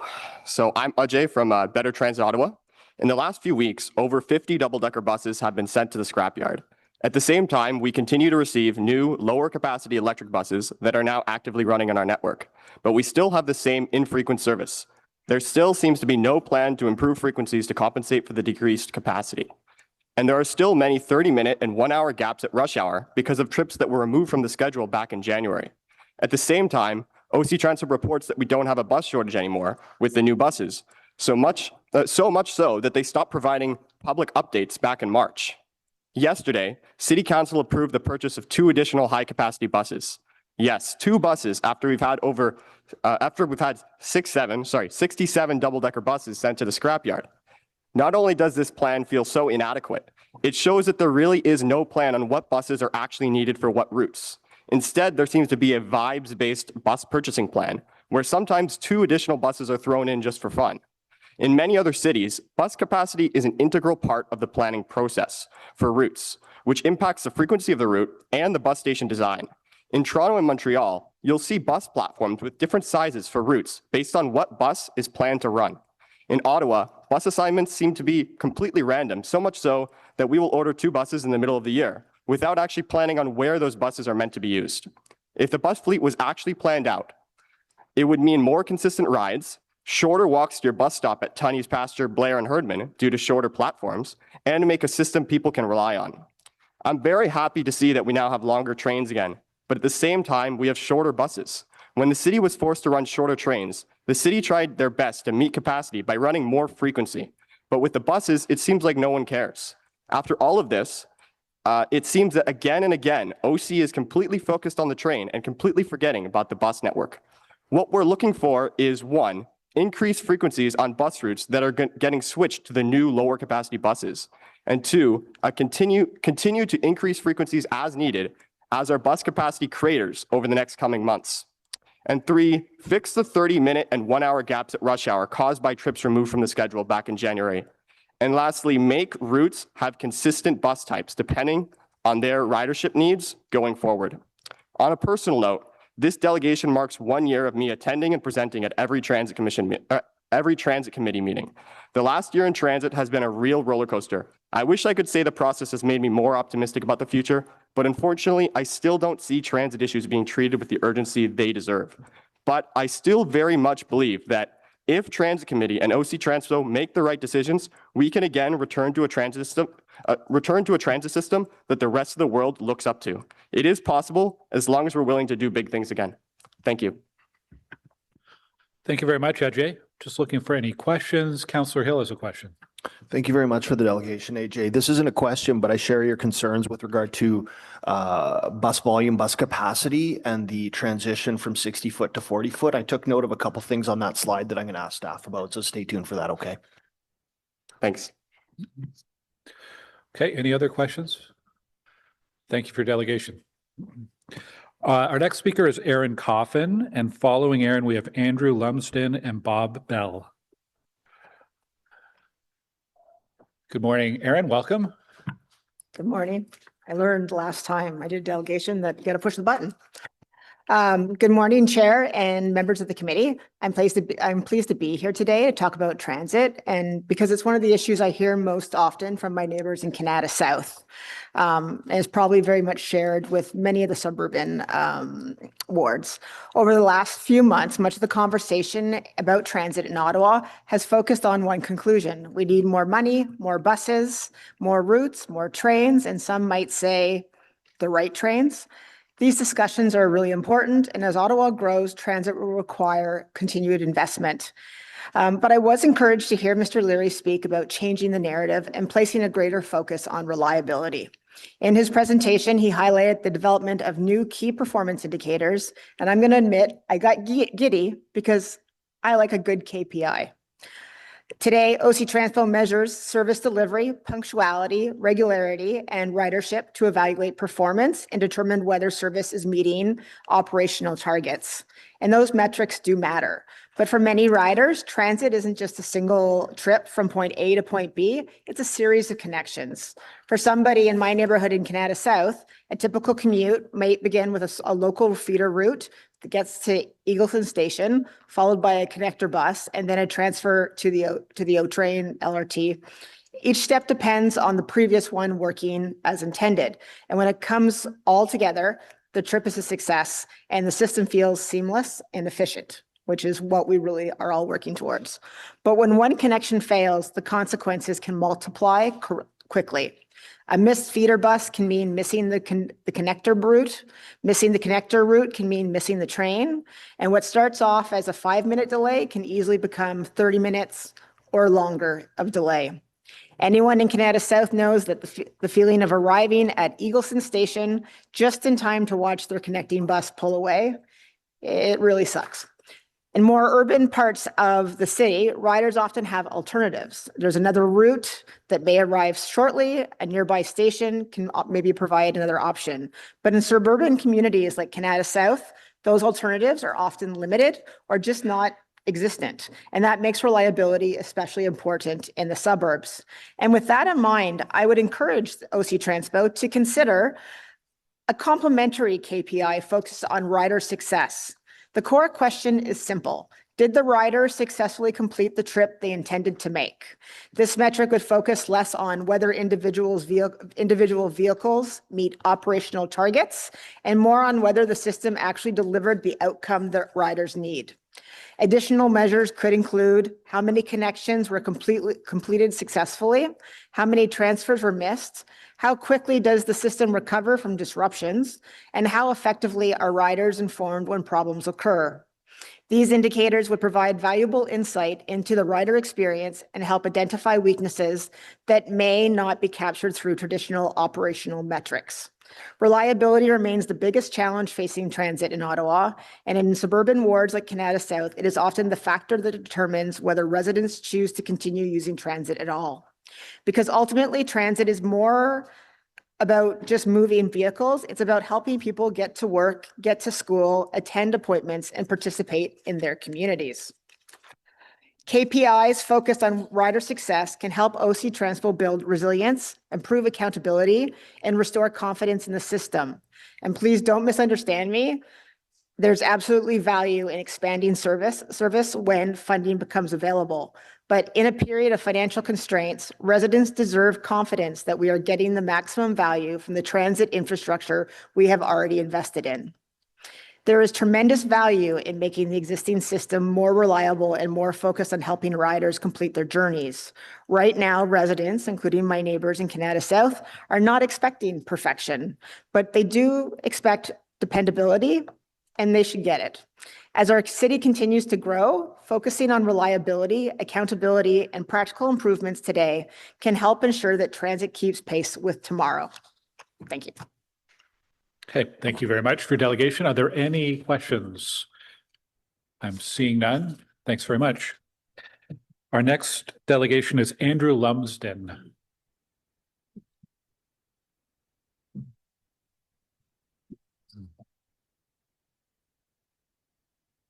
And after Andrew, we will have Bob Bell and then Kyle Humphrey.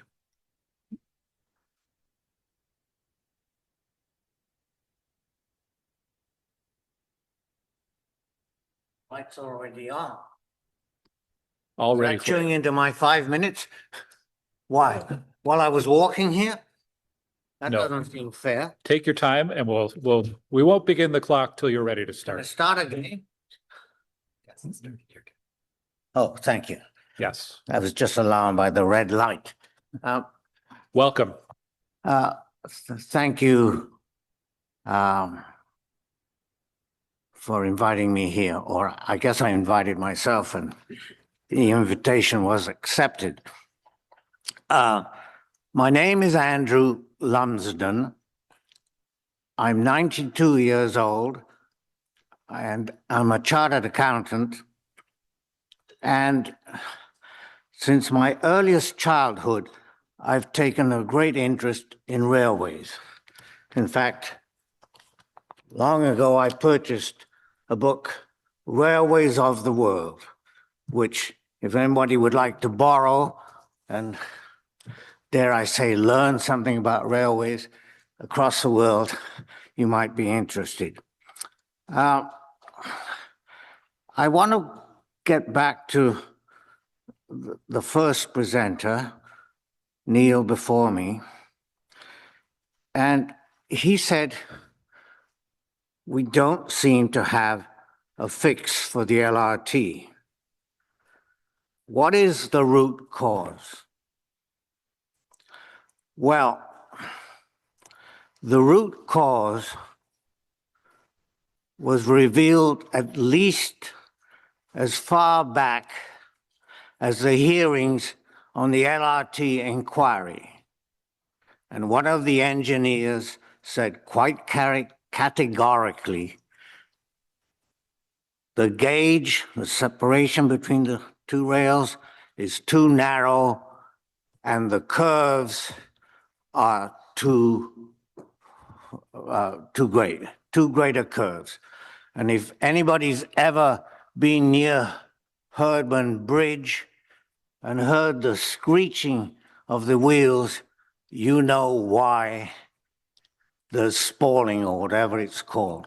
So there is no permanent fix with the present rails and the present bends.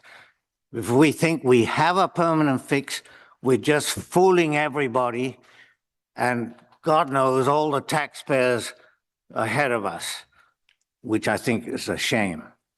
So if I were this committee, what I would want is 3 figures that I think can be best provided by an actuary. You know, actuaries sort of give you say on a pension plan, should we take this approach or that approach? And they bring it down to what they call present value. So there are 3 options as I see them. One, we straighten out these curves at who knows what cost and whether that's even possible. But that's one cost. And I think we can say for the next 30 years, how much is it good? What's the present value of continuing the system and while we take out these curves? That's the first option. The second option is we continue just the way we are, just the way we are. Keep repairing and keep repairing and keep repairing. And of course, the third option is we face facts and we close the whole LRT down. Go back to what Ottawa used to have was a transitway system that was the pride and the envy of many cities in North America.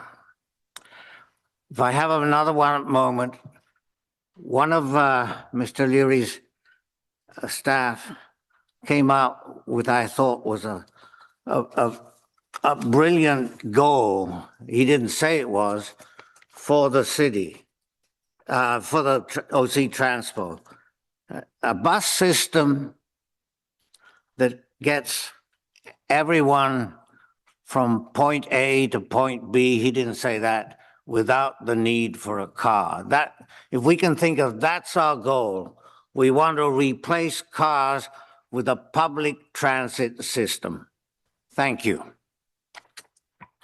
Thank you very much, Mr. Lumsden. Are there any questions from councillors?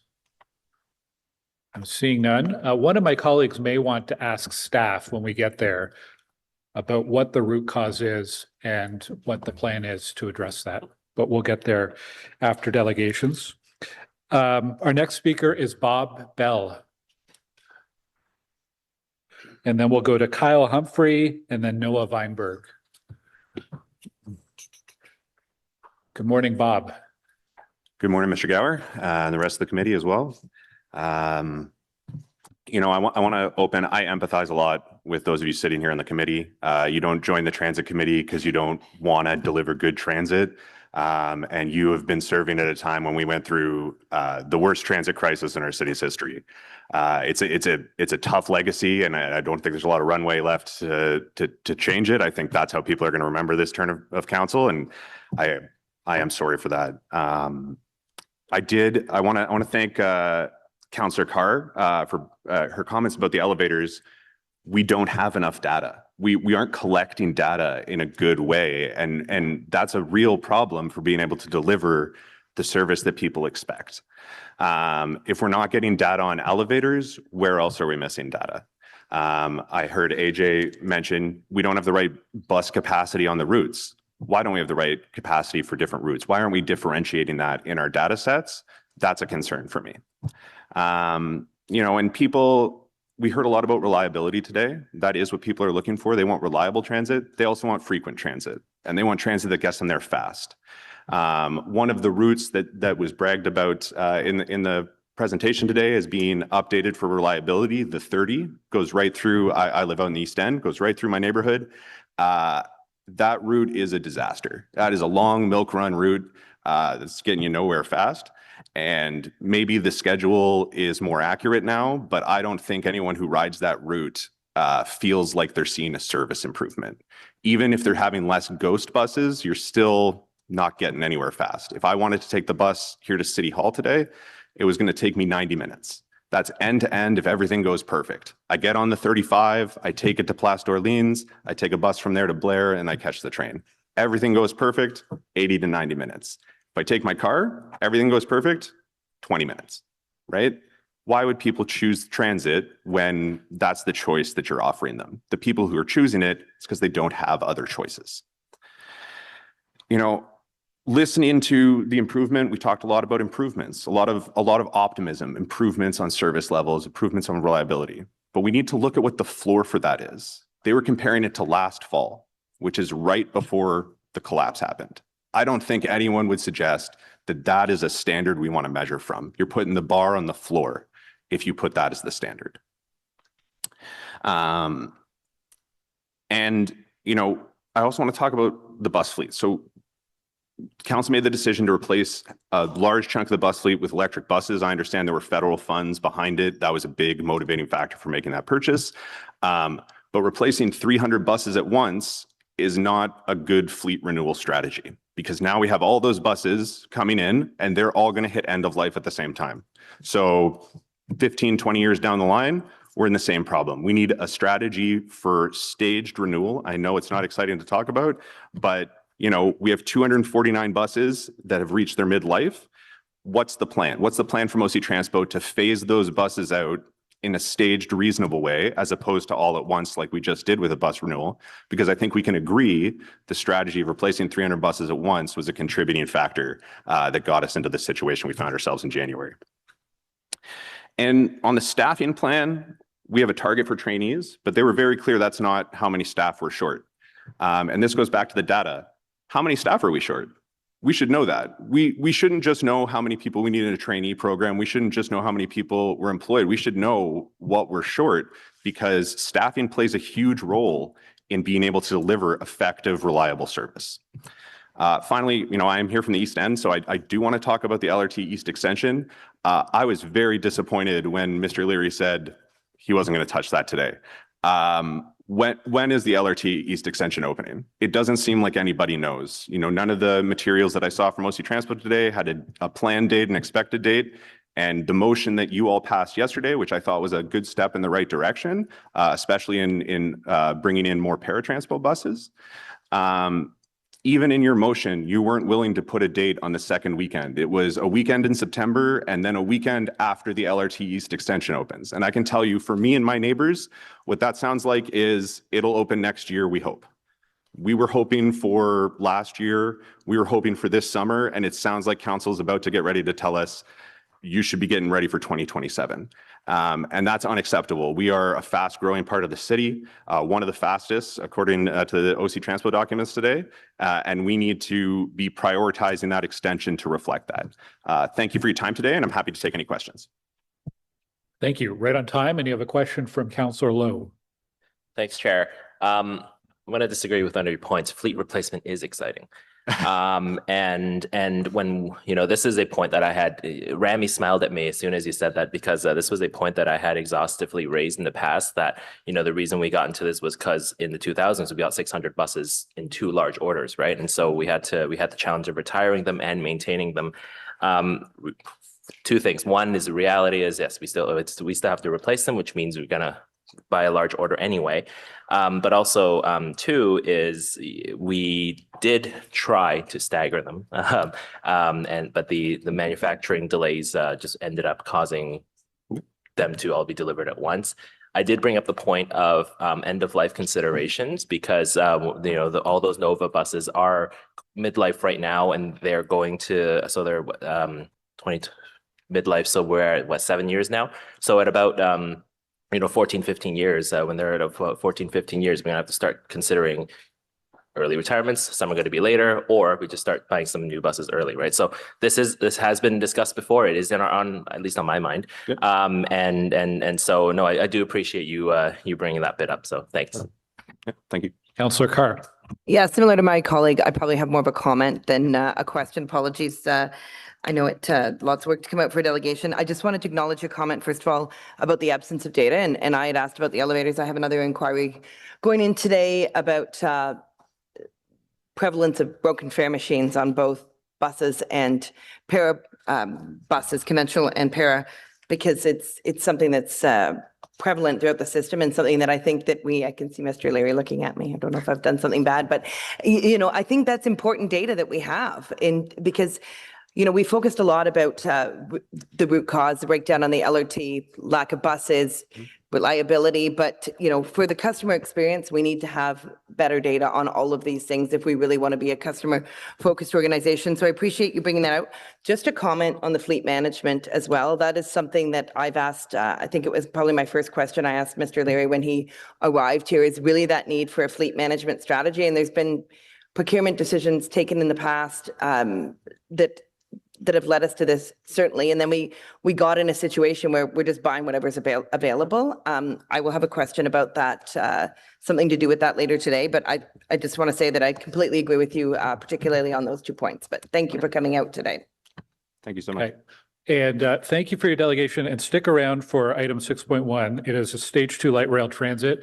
You will not get a date on when LRT East will launch, but staff are going to give some context as to what needs to be in place before the trial running begins. So a bit more of a flavor of what is likely to come over the next few months. So thank you for your delegation. We will move to Kyle Humphrey, and I think Kyle is on Zoom.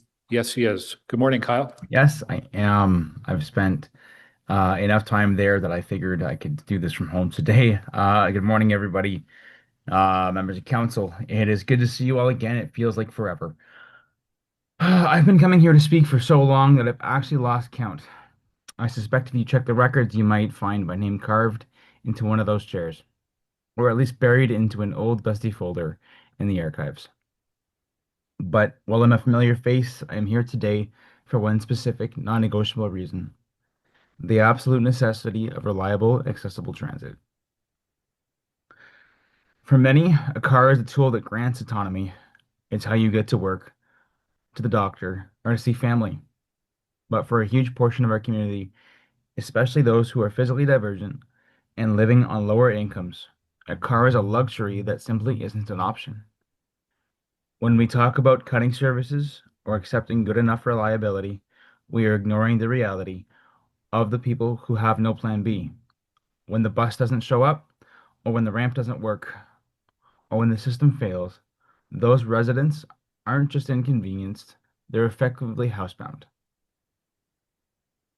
Reliable, accessible transit is the difference between being a part of this city and being excluded from it. When we allow our system to become unreliable, we are essentially telling our most vulnerable residents that their time and their participation don't matter as much as everyone else's. For someone on a fixed income, there is no private vehicle to fall back on, no taxi budget for emergencies, and no ability to simply walk to another station. A failure in our transit system is a failure to provide the basic infrastructure of equality. I'm asking you all to view our transit system not as a ledger of expenses, but as our city's essential connective tissue. We need to prioritize funding that ensures our services are consistent, accessible, and dignified. Please stop looking for ways to trim the hedges of a system that is already struggling to meet the needs of the people who rely on it most. I urge you to commit the standard of reliability that allows every resident, regardless of their income or physical ability, to choose to navigate our city with confidence. I also want to bring up the fact that off-camera items, things that are brought off camera, information that is given to city councilors, is useless, effectively useless to the people who come to these meetings in hopes of gaining information. So I'm really hoping that we can start to promote the off-camera items as individual pieces of information in follow-up meetings. Thank you. Thank you very much, Kyle. See if there's any questions around the table.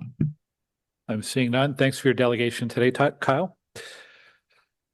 We have two more speakers. Noah Weinberg is next, and he's followed by John Reddens. Noah is here in the room.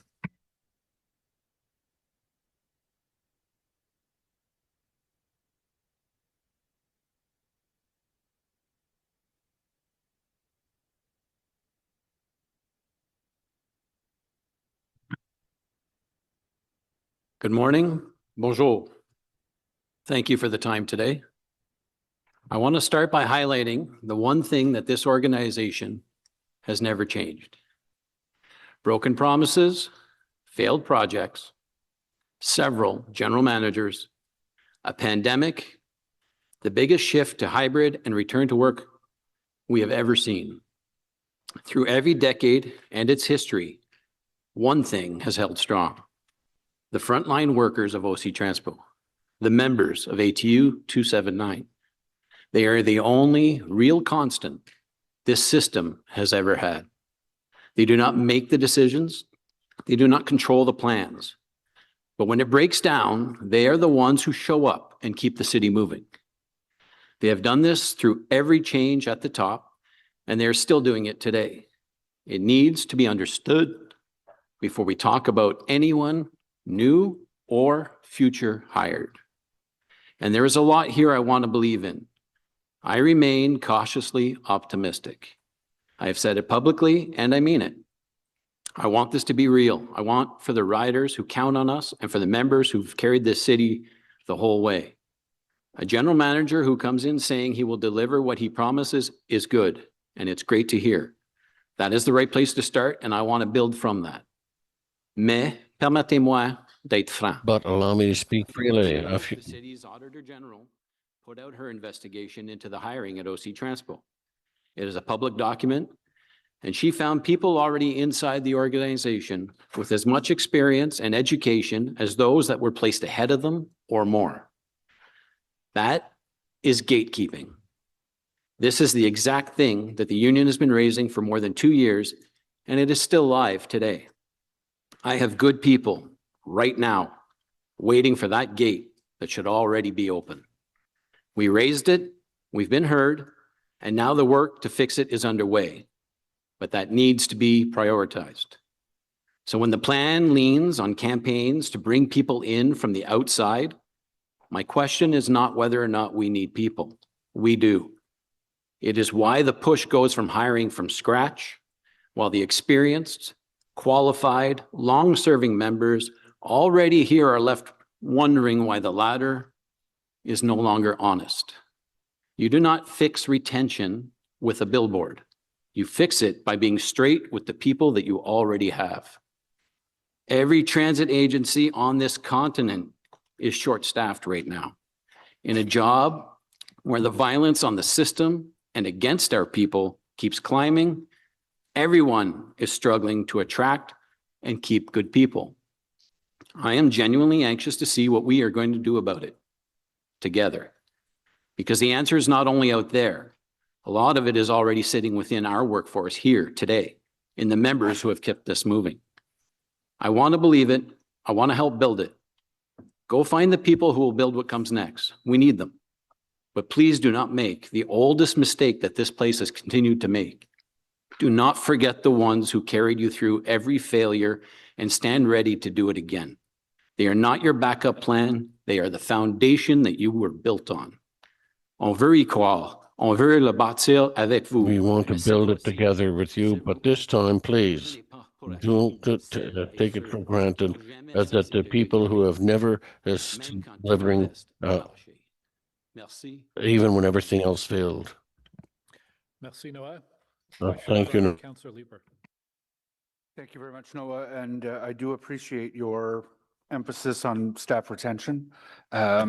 You've described some problems with trying to keep staff, the promotion, the working within and making your way up the ladder at OC Transpo is one that you've identified. I think you alluded to violence in the workplace, which is obviously something that is a concern that's shared by council and shared by management as well. But what else should we be aware of in terms of challenges to retention? I think a lot of it comes down to the overall conditions, a lot of the items that we've raised. And I am pleased to say that we have, in the last year, worked on a lot of those things.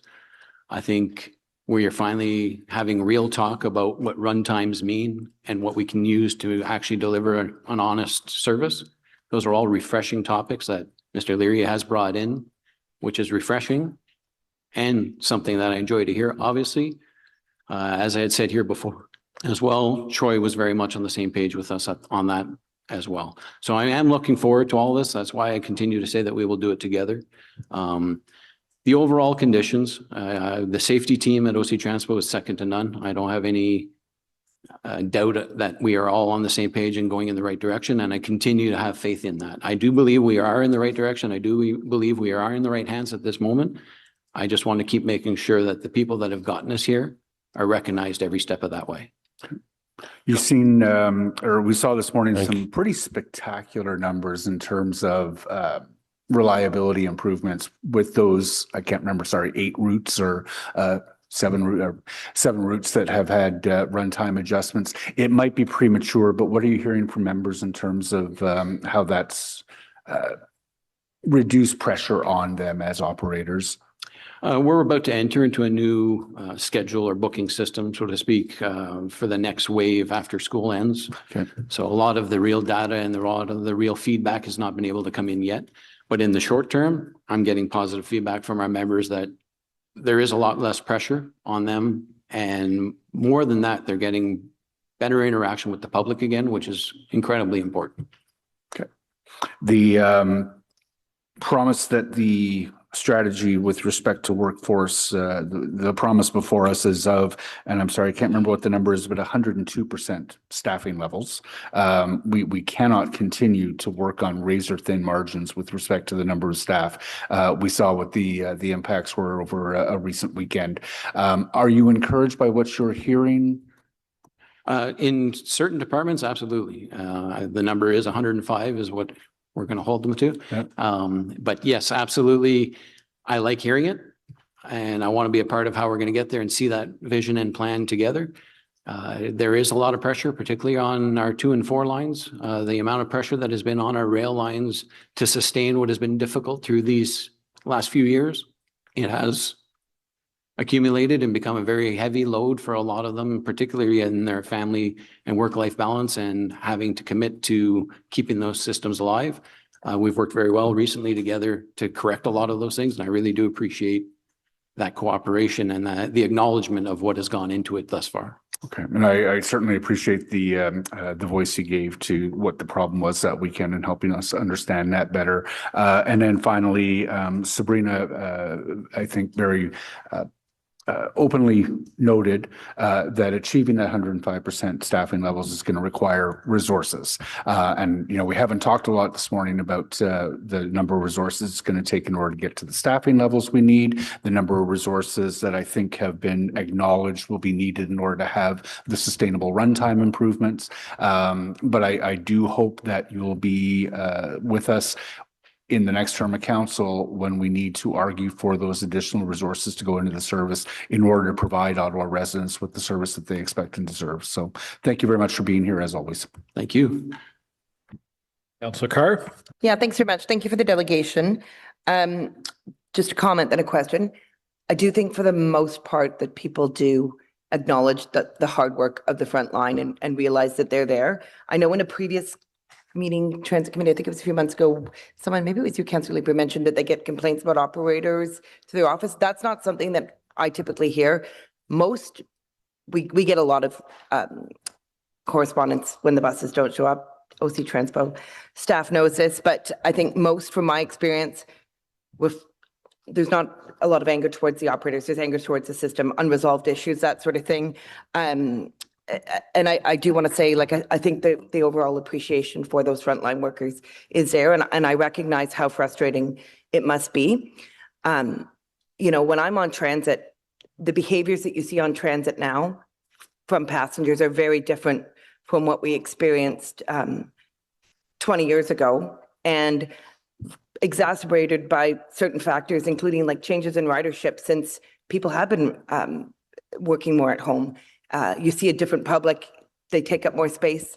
And so you mentioned in your delegation about safety for operators, safety in general. How much of a factor do you think that is for example, the operators or the frontline workers at the stations when you see those safety incidents that arise on the bus or the behavior of passengers? Like, how much of an impact do you think that there is on retention or satisfaction with job? Is this a big part? Is this something that's still concerning? Can you speak to that a little bit, Noah? I think it's very significant. It significantly impacts the retention, and it significantly impacts the ability to hire.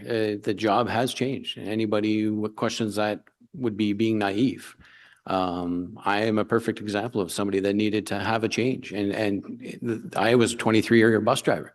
I absolutely saw the changes come, and COVID sped that up. It's societal changes. Bus operators experience those events, but they're not unique and they're not siloed. I think everybody, to some degree, in every workplace is seeing the change in society, seeing the change in society's attitudes toward one another, and the inability to socialize and interact without a screen in front of them where they become more powerful or more vocal. And I think a lot of the violence I reference is real, but a lot of that is also vocal on social media platforms where it's easy to be negative and tear people apart, especially under an anonymous tagline. So I think that is where we're seeing a lot of these things increase. And our members are on all of those sites the same way the public is. The difference is those comments they take a personal hit. People take a ton of pride in the work they are doing. And when that hit gets done, whether it be online or not, it does have a personal significant impact on their lives and their ability to go to the next family picnic and admit that they're a bus operator or admit that they're a mechanic. These things are all a reality of what my members deal with every single day. That's what's increased, not just necessarily the violence. It's a harder job than it's ever been. And it was always a hard job. I would argue that with anybody. And I think we always need to keep that in perspective and respect it as we move forward. Okay, thanks for that. And, you know, this is a difficult question, but what other things do you think that we can do to better protect, you know, the frontline workers? Like, I get the social media part. I think probably most of us here understand that as well, what people can do and say. And damage you from that perspective when people get behind a keyboard. But in terms of like how frontline staff are in light of society's new realities, like, is there more that can be done to help people feel more secure in their work? I think there is always more that can be done. Respectfully and out of fairness, I don't think I can pin a lot of that on OC Transpo alone. They're very receptive to some of my feedback when we need to adjust on certain things, especially in social media, and I really appreciated that. So I don't think it's necessarily, that portion of this is not necessarily an OC Transpo issue, but can council do something? Can the city do something? Absolutely. But I think that's a problem that we're seeing in every area, and it's a very sensitive topic and it's a very sensitive issue. So yes, things can be done. Do I have the answers? No. But I can do answers for what I have answers to questions for and what I can provide for my members and in that feedback. But I do think there's an overall elephant in the room, if you will, about things we need to deal with in society. Yeah, absolutely. Okay, thanks very much for your delegation. Thank you. Councillor Tierney. No kidding. Thank you very much, Noah, for coming out today and your strong leadership with your union. I think this speaks volumes, and thank you for being so candid. You're a tough fighter getting ready for the fight for the cure, which is good. That's where we want to see those fights take place. So good luck on that, raising good money. But at the same time, operators do feel they take the brunt of it, especially in social media. We're paid to take it, so we get thick skin. We just deal with it and ignore the trolls. But it's not fair to our great operators that do the great work. So please, to your membership, please ignore them. They're living in their parents' basement, eating cheese or whatever they do in life. I don't know. When it comes to a lot of the discussions that you brought up today, I did happen to notice the collaboration. I think this is something I'm very happy to hear about, is listening to the operators, being part of the solution. And I don't remember this with the previous GM, and I'm not going to ask you to disparage or make any comments. I've been very public about it myself. So I want to thank you for the continued work. I know it's not all kumbaya, but you're working together and having dialogue. And I think that is the critical part of the success, is making sure everybody is recognized at the table. And last but not least, I think it's a question about, obviously, I'm excited about East End. I know that discussion will come up. I'll save it later, Chair, for the next part of the discussion and questions to staff. Obviously, we have some pressing timelines. From an operational point of view, obviously, the LRT operators are separate from the ATU, but there is, forgive me, there's a connection to both. Is there plan? Are you guys all talking about the likelihood of, if we don't go back by Labor Day, let's say, with light rail, and we're going to have this extra congestion, what that means to operators of trains or buses and how that might go? And I will ask Mr. Leary this later on as well. I don't have more timelines or dates than anybody else. And I can say that for line one, we're in a good position to move forward on a lot of these issues. And my members are as anxious as the public and as you representing them, that we do want that running and we are anxious to get it going. And I think we're all on the right track, for lack of a better term. And please keep that up. And I'm glad to hear there's collaboration, whatever planning, rainy day. It's not you guys finding out last minute. You have to be part of the solution if we're not able to achieve timelines. Mr. Leary, I'm sure, is well versed in making sure that we're prepared for those situations as well. But anyway, thank you very much for coming out. Thank you. Councillor Brockton. Thanks, Chair, and thank you, Mr. Weinberg, for coming as well. Appreciate your comments. I just wanted to focus on one thing, and I think Councillor Leeper asked questions about the bus route scheduling that we heard today as part of the presentation. I know in past conversations with yourself, your predecessor, previous transit commissions, that everyone was aware of challenges with respect to unrealistic bus route schedules that existed. I just want to make sure I heard you right, because I'm going to be asking staff questions as well, that you saw or started to see real movement with this work when Mr. Charter was our interim director, meaning in more recent years, we've seen OC Transpo move on this matter. Did I hear you correctly? Yes, correct. earlier delegation a couple of months ago, I had said that I hope that we continue the work that we had progressed with Mr. Charter, and we have done so. Yes, we are seeing real change, and I can see that a lot of the information and data that has been provided from the actual operators in the SIR service improvement requests in that process have been implemented. Just minor ones so far, and we actually have a plan going forward, which is incredible to work with and is a very refreshing change. Okay.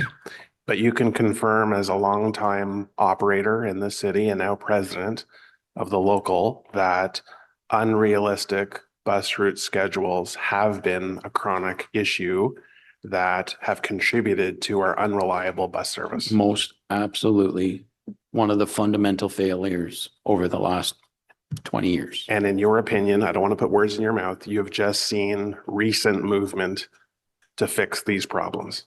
That is correct. Okay, thanks very much. Appreciate that.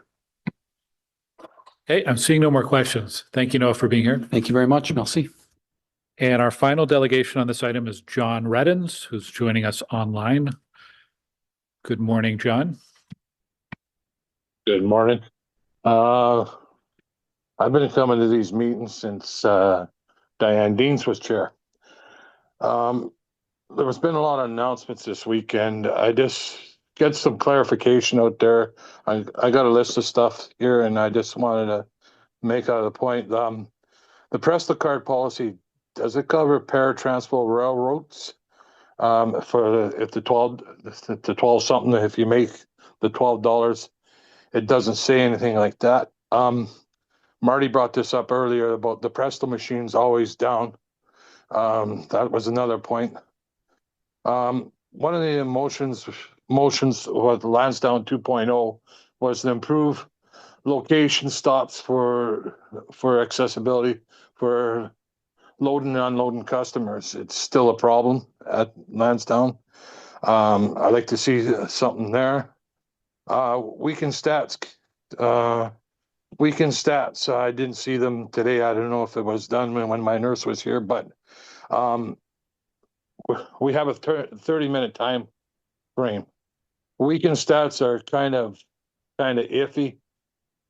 They could be right, they could be wrong, showing 95%. What do you classify 40 minutes or we don't see the figures of you book at 8:30 in the morning and the bus arrives 8:45, or if the bus arrives at 9 o'clock or 9:30. I'd like to see that type of metric. 6-meter buses, customers with mobility devices are being left behind. The problem is mostly the fact that there's barriers in them underneath the seats. There's these high rises, and they're limited the amount of mobility devices that can go in between from the front of the driver to the rear. Some can fit 3 mobility devices, some only could fit 2. And the problem is that if you have a bigger mobility device, the third one is being left behind. I seen it happen in January. Yeah. Sooner or later, customers or operators are going to be hurt. Pair drop-off spots are being blocked by vehicles constantly. This also goes under, you can have this as the joint operation with bylaw, fire, and police. These are lanes where we get dropped off and they're being blocked all the time. Yesterday, my apartment building had a fire call. The fire truck had hard time accessing to the hydrant right beside the building. 7-meter buses. What is the evacuation plans if an operator gets hurt? We don't know where the switches are. We don't know where the educate. The problem is the 7-meter buses, the electric ramps don't have the inside interior switches anymore. The operators have to go outside and turn the switches on. Mechanically new buses, some are overheating, some no heat. Lots are getting stuck in winter. these were all one, these, some of the were already warned in the reviews and magazines about these buses. Cleanliness of the buses, using old rags. I showed Remy one bus last week and it was like a sandbox. I want to thank Remy for helping in my last lifeline. I was in the automotive parts service. I used to sign safety checks. The 5600 series buses, the wheel wells are starting to rot out. So they're showing holes going through the body. So I've been kind enough to take pictures of them and showing them to Remy, and staff have been fixing them. So thank you, Remy. And I just feel that the Fridays and Saturdays are very encouraging. Finally, we're being listened to. And I appreciate that. But we still have a long way to go. Just especially after midnight. If you have to go to an emergency and you get out at 2 o'clock or 3 o'clock, you're stuck there till 6 a.m.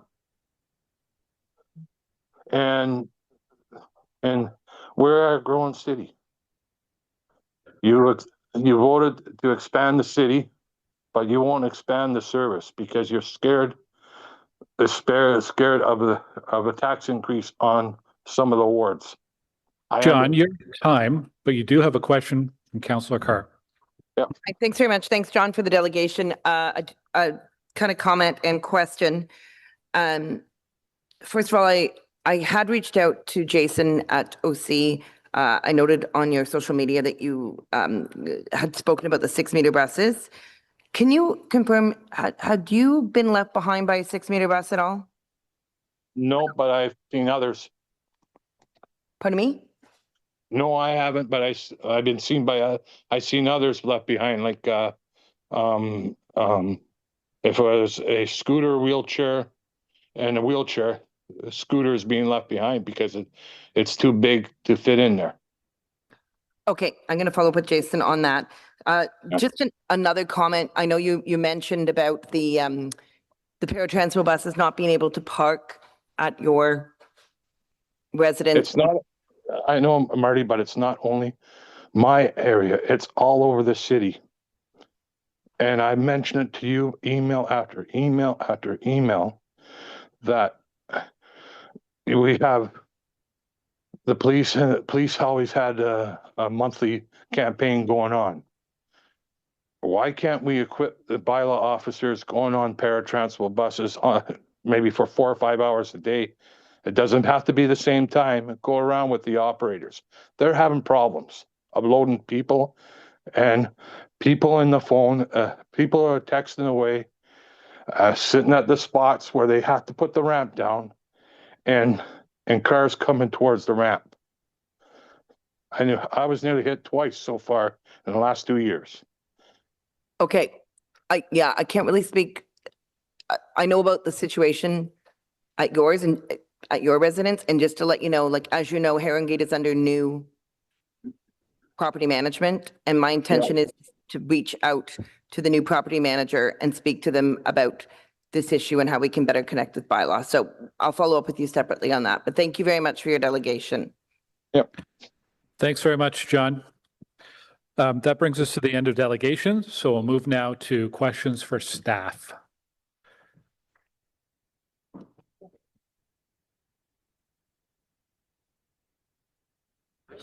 Councillor Brockington.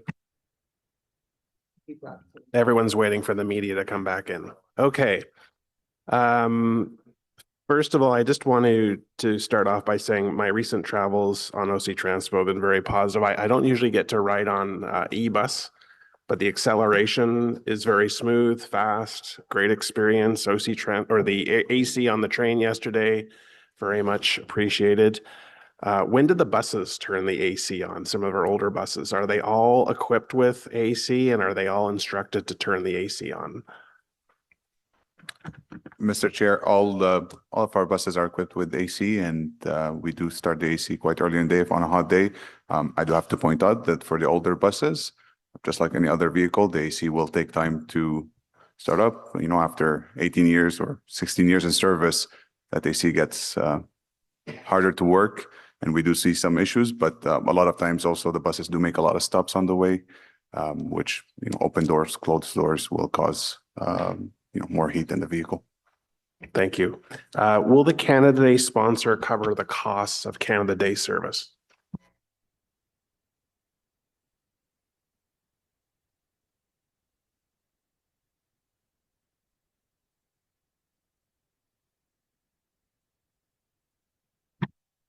Chair, through you, the sponsor doesn't cover the entire cost of the free fares for Canada Day, but it is an investment that we have not been able to see in the past. So we're excited about that opportunity and continuing to grow in future years. Okay, excellent. It's good news. Sponsorship, certainly I've raised in the past, the cost on a stat holiday of providing free service is expensive. And it'd be great to see our costs covered, but this is a start, so thank you. Ridership numbers are 67% pre-COVID. I'm trying to wrap my head around, Mr. Leary, the type of analysis that's conducted in your shop. We are struggling to get that number up. We're struggling to get our ridership up. Obviously, federal government cutbacks, they're a large component. We've seen international students drop. Our post-secondary student numbers are down. They're a huge cohort as well. Your budget estimates for ridership way off this quarter. Our ridership revenues way off this quarter. Help me understand the types of conversations that are happening on Saint Laurent, the analysts that you have to analyze data and explain what's happening. Because even when we look at federal government worker reductions and post-secondary student reductions, that doesn't equal the 23% delta that still exists pre-COVID. Help me understand the type of analysis that's being done. Mr. Chair, our ability to understand ridership change is always retrospective. We need to look back at the most recent month and all the preceding months to identify if there's been change, whether getting higher or getting lower, and then look for reasons that have reasons in the local economy and population employment in that are consistent with what we're seeing. I got some notes here. We're seeing this year that the number of people who are buying monthly passes is lower than it was last year. We're seeing this year fewer trips made per pass than we were last year. And we're seeing fewer people using their UPass from the college and the universities than we did last year. But we don't yet know the reasons why. We have surveys where we ask people questions, and we can, linearly go back and look at how other people answered that same question in previous years. We are trying to figure this out. And through the chair, if I could, if you wouldn't mind, one of the things I've been asking Pat to really take a hard look at, and you saw part of it in his presentation, is an origin destination study as well. Where is the growth, whether it's commercial or residential, in this city? I've been hearing from customers on the service on a daily basis, and some more recently, even this week with the two-car trains coming back, how people didn't take the train because they thought it was overcrowded, right? And then when they heard the two-car train was coming back, they'd come back, which was nice to hear. From bus customers directly, it's the infrequency and the unreliability of the service that is pushing people away. And that's why our sole focus, when you see this 10-point plan or customer first plan, is to focus on the reliability of the fleet. So when we say they're going to be there, we're going to be there. And then once that occurs, it allows us to look at what capacity needs are above and beyond what we have today. So I always think that's the fundamental, and what we're going to do is we start getting more and more reliable and you see these numbers changing. We're going to communicate to the customers and within the city about giving us a second chance and coming back, changing the narrative for OC Transpo so we can get that ridership back. Yeah, I agree with you 100%. I think even if you had a free service, if you were unreliable and you can't get people to where they need to go and they're chronically late all the time, they're going to look at alternatives. So I agree with you. But what's scary about the data is we haven't hit the floor yet. This is 2026 and our ridership numbers month after month, according to your metrics, are still going down. And that's troublesome. And it's troublesome that staff's estimates since 2021 for ridership data have not even been close. And I'm not asking for perfection. I'm not asking for bang on numbers, but it demonstrates to me there's a lack of understanding about what's happening in the local environment with our key cohorts, the lack of communication with those entities, the federal government and post-secondary institutions, to bring accurate estimates that feed into our budget process. So that's why I want to have a better understanding of the analysis that's happening throughout the year, not just at budget time, to explain, well, why do routes that have higher ridership, what's happening in that local community, and routes that were bleeding ridership, what's happening, because it all adds up across the board. I wanted to know with the free summer service for children and youth this summer, what's the communications plan behind this? We're literally weeks away, and I'd like to know what the plan is. Thank you for the question. So we've actually begun communicating with stakeholders with regards to the free fares. So we've had some organic content out over the last week or so on our social media channels. There's plenty of information on our website. Our partner at OSTA has been sharing information that we've provided to them with their contacts. They have very deep contacts with parents and schools. So they have also been sharing that information. And then we have a paid advertising marketing campaign that is launching in the next week. So there will be information about free fares on many digital and other channels, paid advertising that to reach those audiences. And then, as I mentioned in our presentation, we'll provide some materials as well to counselors. I can also say our outreach team will be out in the community, is out in the community this month and all across the summer, and they have print materials as well that they'll be handing out to community members to make sure that there's promotion and that they're aware of the free fares. Okay, thank you. I'm father of 2 teens. I have not seen anything yet. So in addition to OSTA, like the school boards, provide the school boards information, ask them through every school community to put it out on their e-newsletters, paper newsletters, sandwich boards at stations, video or audio announcements on buses, especially the school routes, to make sure the kids are aware, everything we can to make sure we get high ridership in the summer. I've had a number of issues raised about station safety in our most popular stations. Tunney's and Herdman have been raised with me.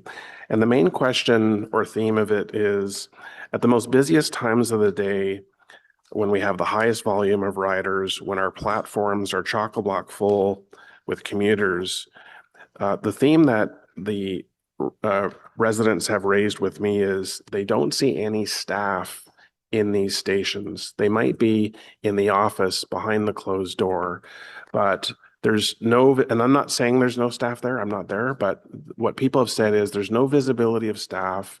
There's no one marshaling people away from the edge of the platform or crowd control.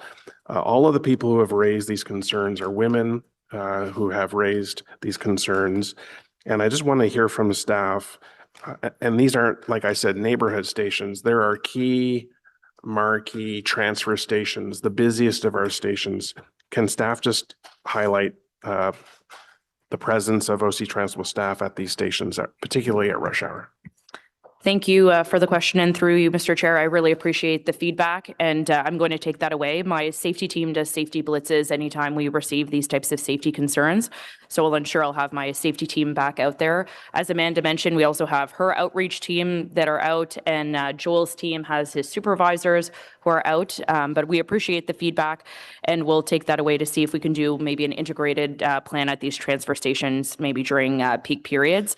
I'll just remind everyone that we no longer have station service staff that used to be within the station. So obviously, you know, Joel's staff, the supervisors, they may be working within the office, as you mentioned. Same thing with the special constables. They're within the network at all times, but also responding to calls. So happy to take that feedback and take away some review with my team to make sure that we can get some visibility during those times. You've got time for one quick question, Councillor. Thank you, and thank you for that answer and commitment. Thanks, Chair. I have a number of questions left, but I'll just focus. Lansdowne Park, drove by last week during the football game. There was probably 300 meters of park buses on bank waiting for the game to end. Every other major event that happens at Lansdowne Park, I do not see buses on the ready to take attendees home, whether it's 67 games or other games.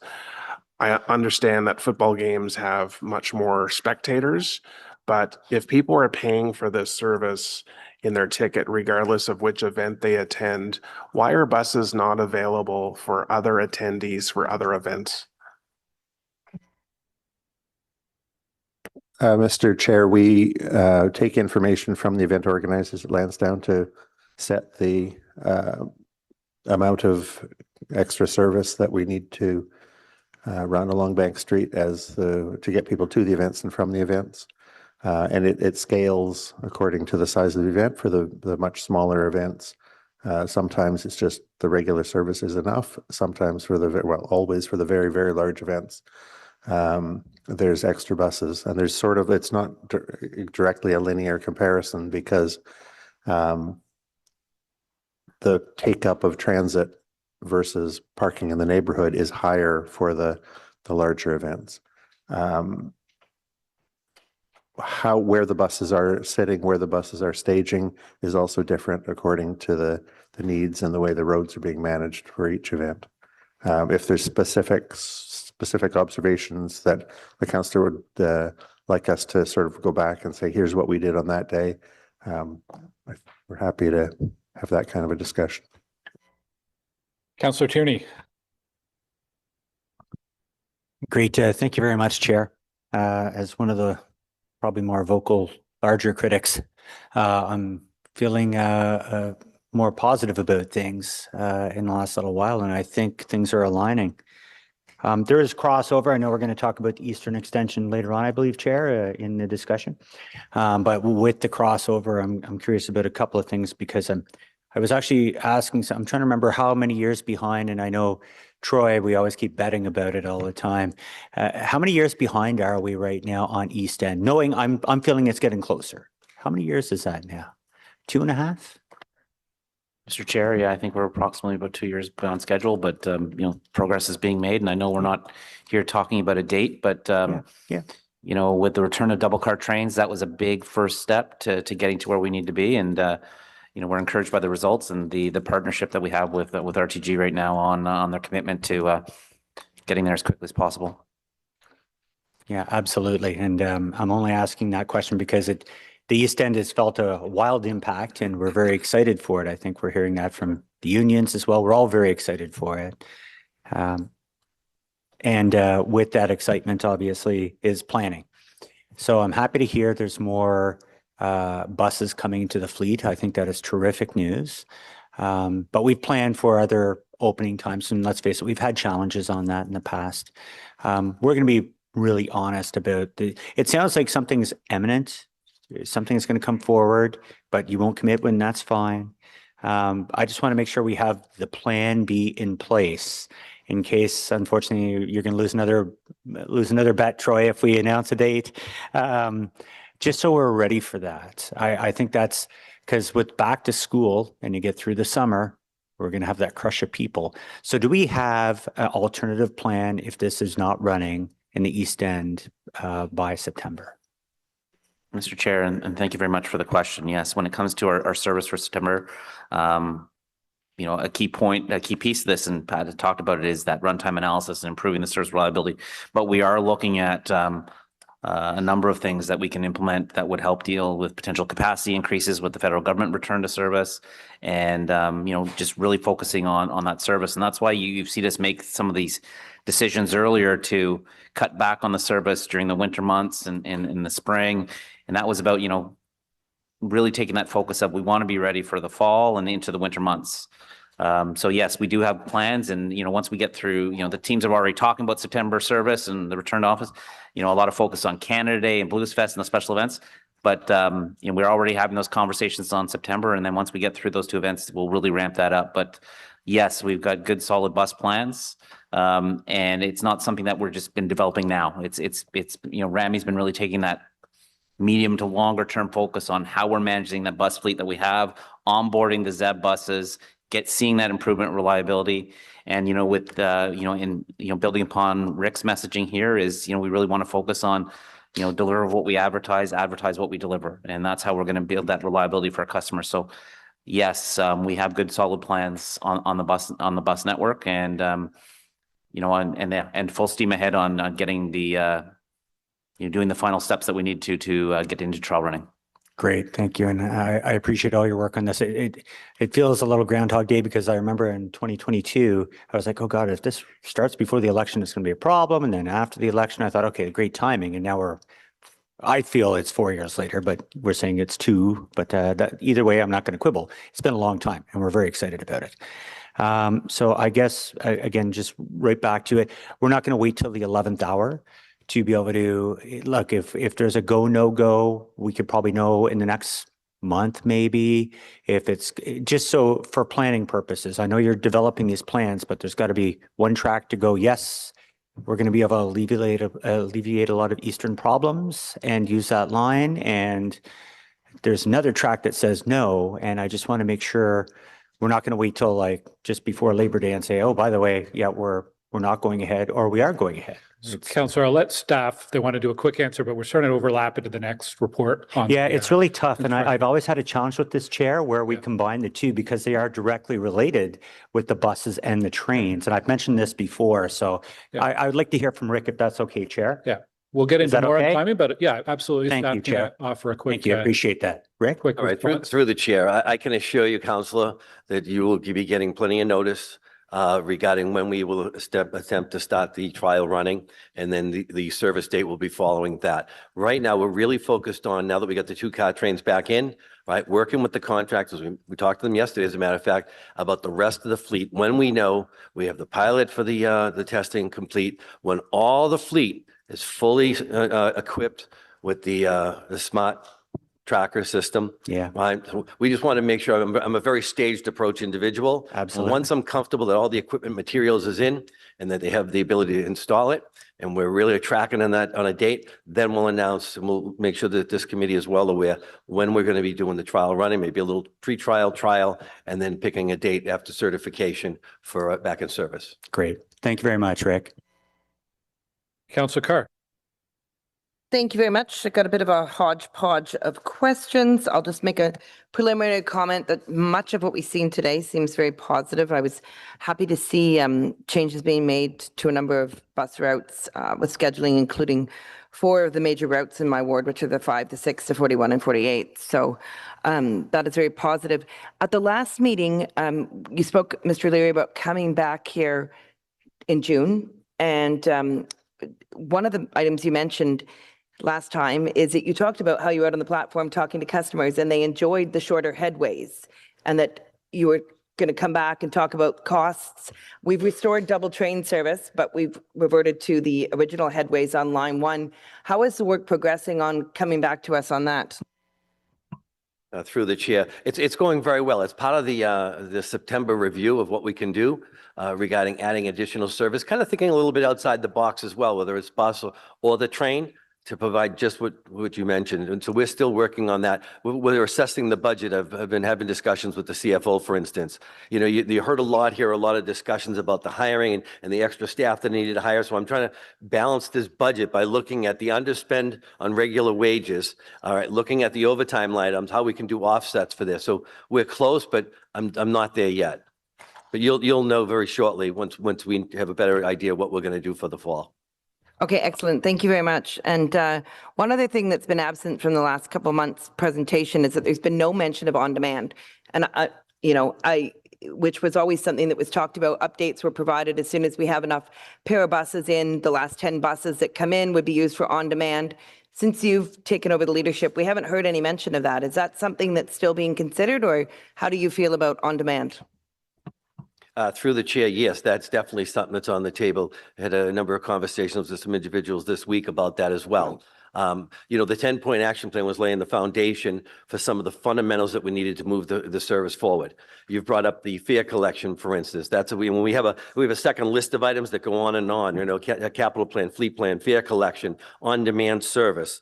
You know, some safety and other initiatives. So we will be coming back with a B package. Not that it's less important, but it's things that we're looking at while we work on the fundamentals of the business. Okay, thank you for that. The presentation indicated that ridership recovery was at 67%. I've asked in the past for that to be broken down between bus and rail. I'm hoping that can be in the future, because I do think it's important, because when I've asked in the past, turns out bus is at about 90% and rail is significantly lower. Do you have any updated stats that would indicate that we're tracking about the same? Mr. Chair, I don't have those numbers here today, but we can get them and maybe I can send an email to the councillor. Okay, thanks. I do think it's important for us to understand that, especially when you're talking about return to the office and federal government. I was, happy to hear that you're working with the federal government on improving the routes. Is there any work that you're doing in terms of encouraging them to come back to work and, offering a product where they can, take off their pay stub? Back in 2010 or so, we used to be able to buy an Eco Pass. It was a different product. Is there any work being done with the federal government on that? Mr. Chair, we are having some discussions, but at the moment they're at a fairly conceptual level. Okay, thanks. Talked about park and rides being ready. Is there any opportunity to work with any of our existing city sites? I know people don't want to encourage park and rides within the Greenbelt, but when you have people returning to office and maybe, the 10 minutes between dropping a kid off at daycare and having an opportunity to park somewhere else, we do have some potential space at city lots. Is there any opportunity to look at expanding park and ride offerings at sites that maybe right now don't serve as park and rides? Mr. Chair, we've got an integrated city team, including all departments, working on what can the city do to respond and to accommodate the federal workers as they return to the office more frequently. And these and many, many others are all part of that consideration. Okay, thanks for that. If I could, through the chair, I just want to say, we understand that we have a few parking lots that are not well used. And I've asked as part of our plan for the September timeframe, what can we do differently? We know we hear some of the meandering through the buses through neighborhoods. What can we do differently to try to attract people back and capitalize on those lots? Yeah, thanks. Like, I even think, I've got this site, 1245 Kilbourne, and we're having our night tonight. There's probably 60 spaces there. The building will be vacant for years. It's right by Bank Street. Is there an opportunity to look at buildings like that? I think it's important. Very interested in the fleet management strategy. I'm wondering if you can tell me a little bit about how you intend it to solve some of our challenges. And Troy and Alana's great, by the way. Happy to have her sitting in today. They helped me a lot dig up some figures. I like to ask for information, about some of the procurement, because I was interested in it.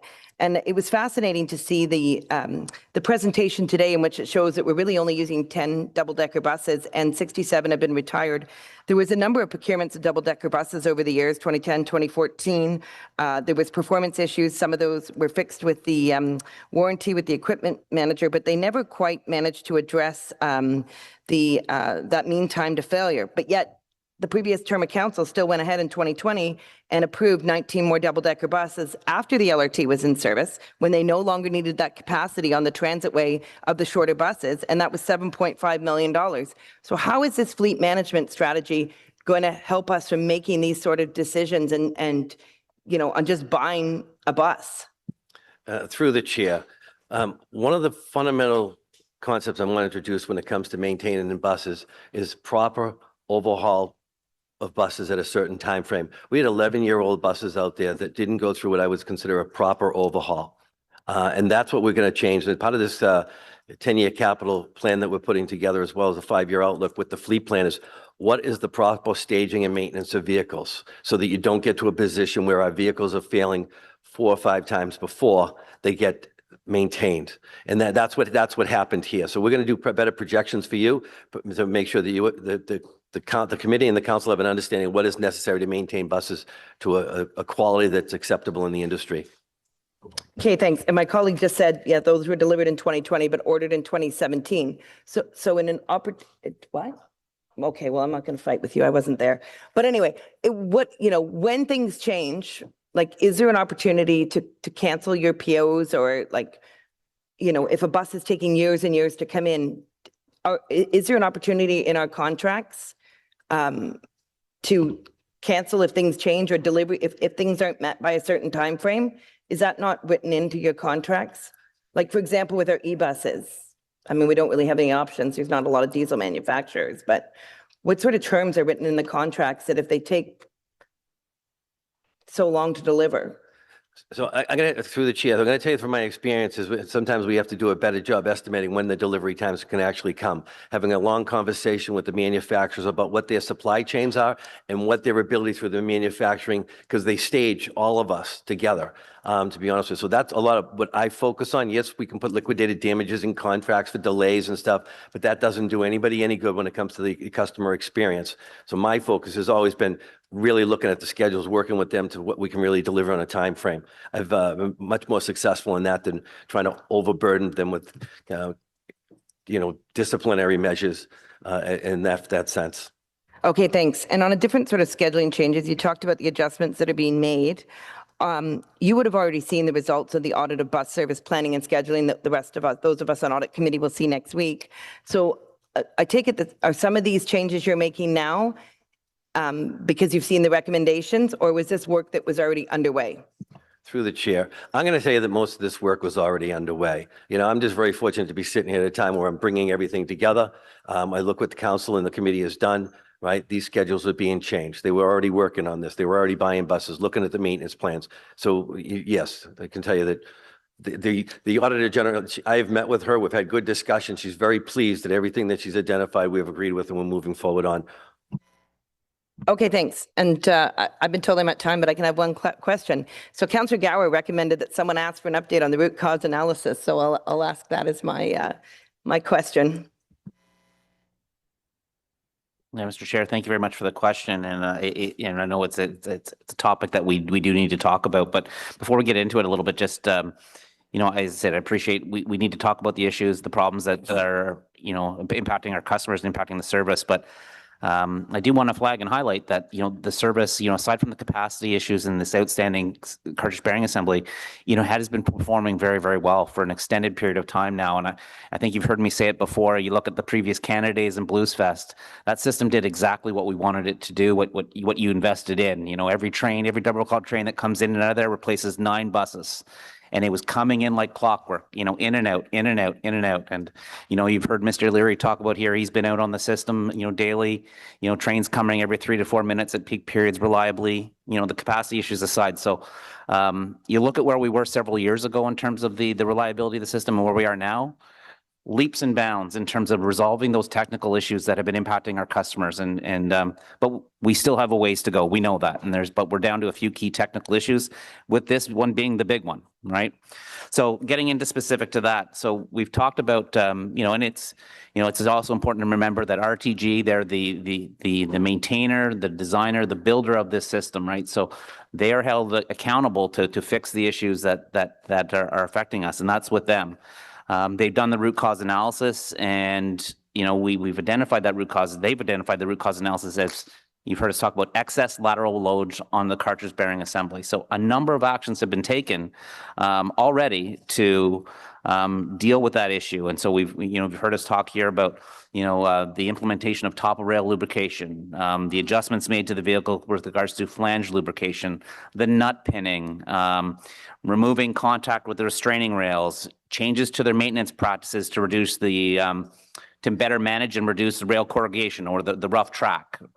And then now we're talking about implementing condition monitoring, get more real-time assessment as what's going on. So all that stuff is in progress or has been put in place, and that's all it's all about dealing with those excess lateral loads on the system on the axles.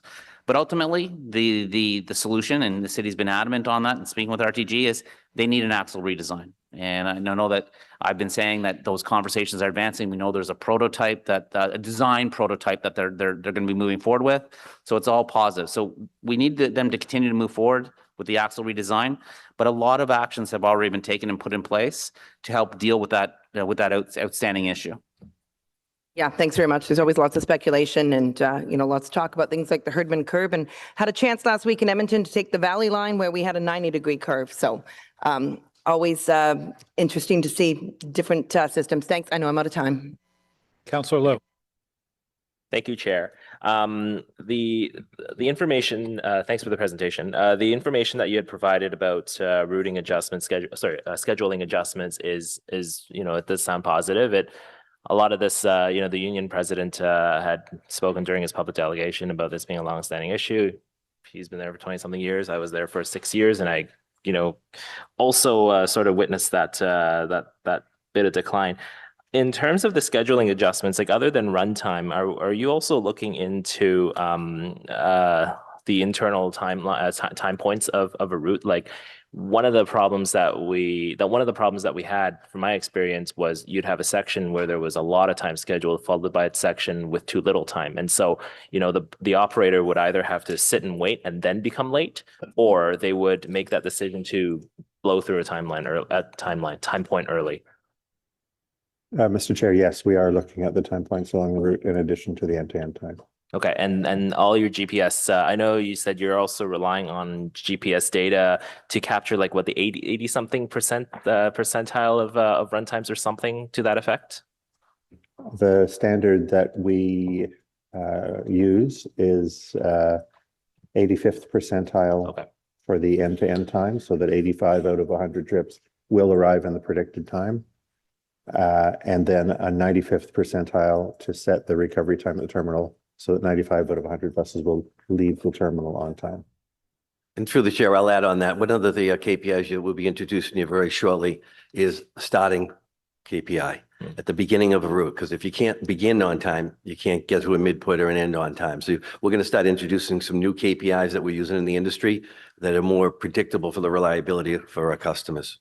Okay, and that's fair. And on that point, just because you have experience with that system, and because I grew up there, for a long time, York Region was putting in so much time to their routes where they were doing 20 kilometers an hour on their streets, and it was just as a rider at that time, it was torture to ride. So I'm hoping we don't go down that route, and we sort of develop schedules that are both realistic, but also not realistic to the point where you're giving an operator too much time. Through the chair, that's a great statement, because what I continue to tell people is it's continual flow. You move at the travel pattern of the traffic. We're getting away from the industry of having those, stop here, move forward, go back. You saw what Pat presented on the variables that can impact service. Continual flow is what we tell people at traffic speed. Excellent. Cool. Thanks. For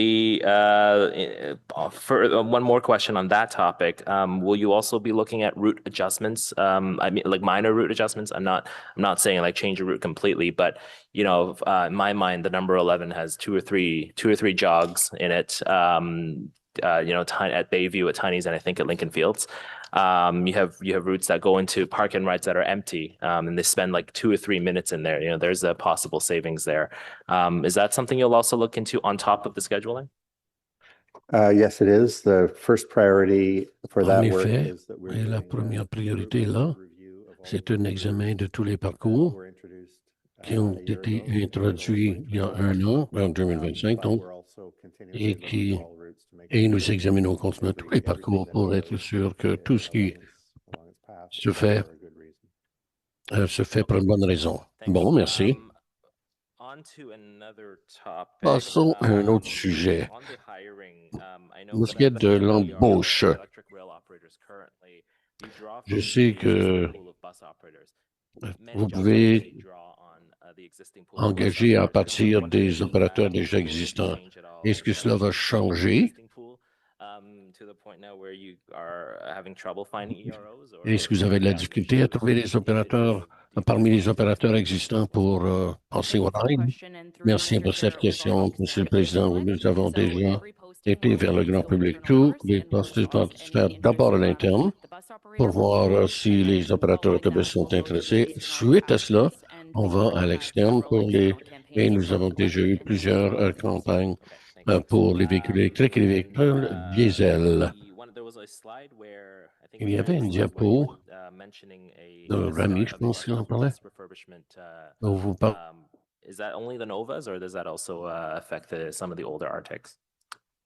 Mr. Chair, we've already started refurbishing 30 of the older Arctics. It's mainly a structural refurbish. They're at the end of life, so we picked 30 buses that had good engines, good transmission, have had good reliability. We're giving them a good structural refurb. However, the Novas require a full A to Z midlife refurb, and that's what we're focused on. We need them to stay in good shape. Okay. There are some questions about the double deckers retiring at the age that they are. I have some general awareness of like the 8000s being retired because you had tried out a midlife refurbishment and it didn't work out, or the return on investment it just didn't justify it. Is that the case for the 81s as well? Mr. Chair, that's correct. It's mainly the intensive labor that has to be put into it, and the refurb is too costly to make a good case for it. So we'd rather move the resources to somewhere where we think it's more beneficial. Okay. Okay, thank you. I have two more. One is every so often we bring up the fact that we run a lot of school trips and school routes. Yeah, that's something we bring up every so often, and I'm wondering if you've said that you'll talk to. We've said that we'll talk to Asta and see what their ability to provide service is like, because these are buses that are used at fairly prime time. It's like just on the cusp of it, but it means like they're deadheading. The time requirement falls into the peak period, and that affects the service to regular customers. I'm wondering if any conversations with Asta and CTSO have progressed at all, and if we can. If there's any progress on the school trips, school routes. Yes, we've had discussions with, well, first of all, we have continuous discussions, but we've had some fairly focused discussions with both Asta, CTSO, and to some extent with their school boards in the last couple of months. And some of that's related to shorter term adjustments. Some of that's to longer term adjustments. Some of that is about whether they can support some movement of customers, movement of students by their yellow school bus contractors versus whether it's OC Transpo, how we can cooperate to each do what we're best at. And some of that is longer term questions about are the school boards able to adjust the bell times of the schools a little earlier or a little later in particular targeted cases in order to allow the more efficient use of both OC Transpo resources and the resources of the yellow school bus contractors. We expect to be putting some of that information out of some September changes in the next few weeks, but we're still locking that down with Asta and CTSO. If I can just add on to that, that is those discussions with Asta, those are definitely part of our plans in terms of, how we're managing the service moving forward. And it's freeing up capacity, freeing up buses. I think this is exactly your point, freeing up capacity in buses at those peak times, allowing us to make these runtime adjustments without impacting frequency. That's one of the things that we want to try to do. But, so this is definitely part of the plans, part of our discussions, right? To maximize the use of our fleet, improve the service for all our customers, both, both our students as well as the non-students that are using at those peak times. So it's a great question. Thank you. Okay, thanks. No, I do think we should exit this, that type of service, at least within the school boundary, right? Outside, if it crosses the whole city, I get it. Lastly, a short comment that, it's a tiny bit of skepticism, I'll admit, in terms of, this is yet another X point plan. A few years ago, we had a 5-pillar whatever that came through, and then when I was there were all sorts of these things as well. And while that skepticism does exist, maybe because of my time there, but a lot of what was presented today does seem optimistic, does seem realistic, and I do believe that you have these interests. I do believe that you have these interests and that you are intent on meeting these achieving this plan. So it'll still be there, and I'll try to set it aside and look a little more optimistically. But I'm also looking forward to our one-on-one meeting later in the month. So thank you. Vice Chair DeLush. Thank you, Chair. Thank you to staff for the presentation this morning. I'm pleased to see that we're continuing to focus on the fix, and that is what I've been telling residents who contact me who want to see improvements to OC Transl, but also those residents who are not transit users, who are paying a big share of the transit service through their tax bill. So I'm encouraged by the plan that you have here, that we are focused on the fix. We're not standing pat. We want to see action on reliability and improving the service. And I know you're working on that. I was encouraged to hear some positive feedback by labor, that they're seeing that. And as well, the statistic on preventative maintenance in what you've been done in the last year is very, very significant. And unfortunately, it won't get the attention that it deserves today.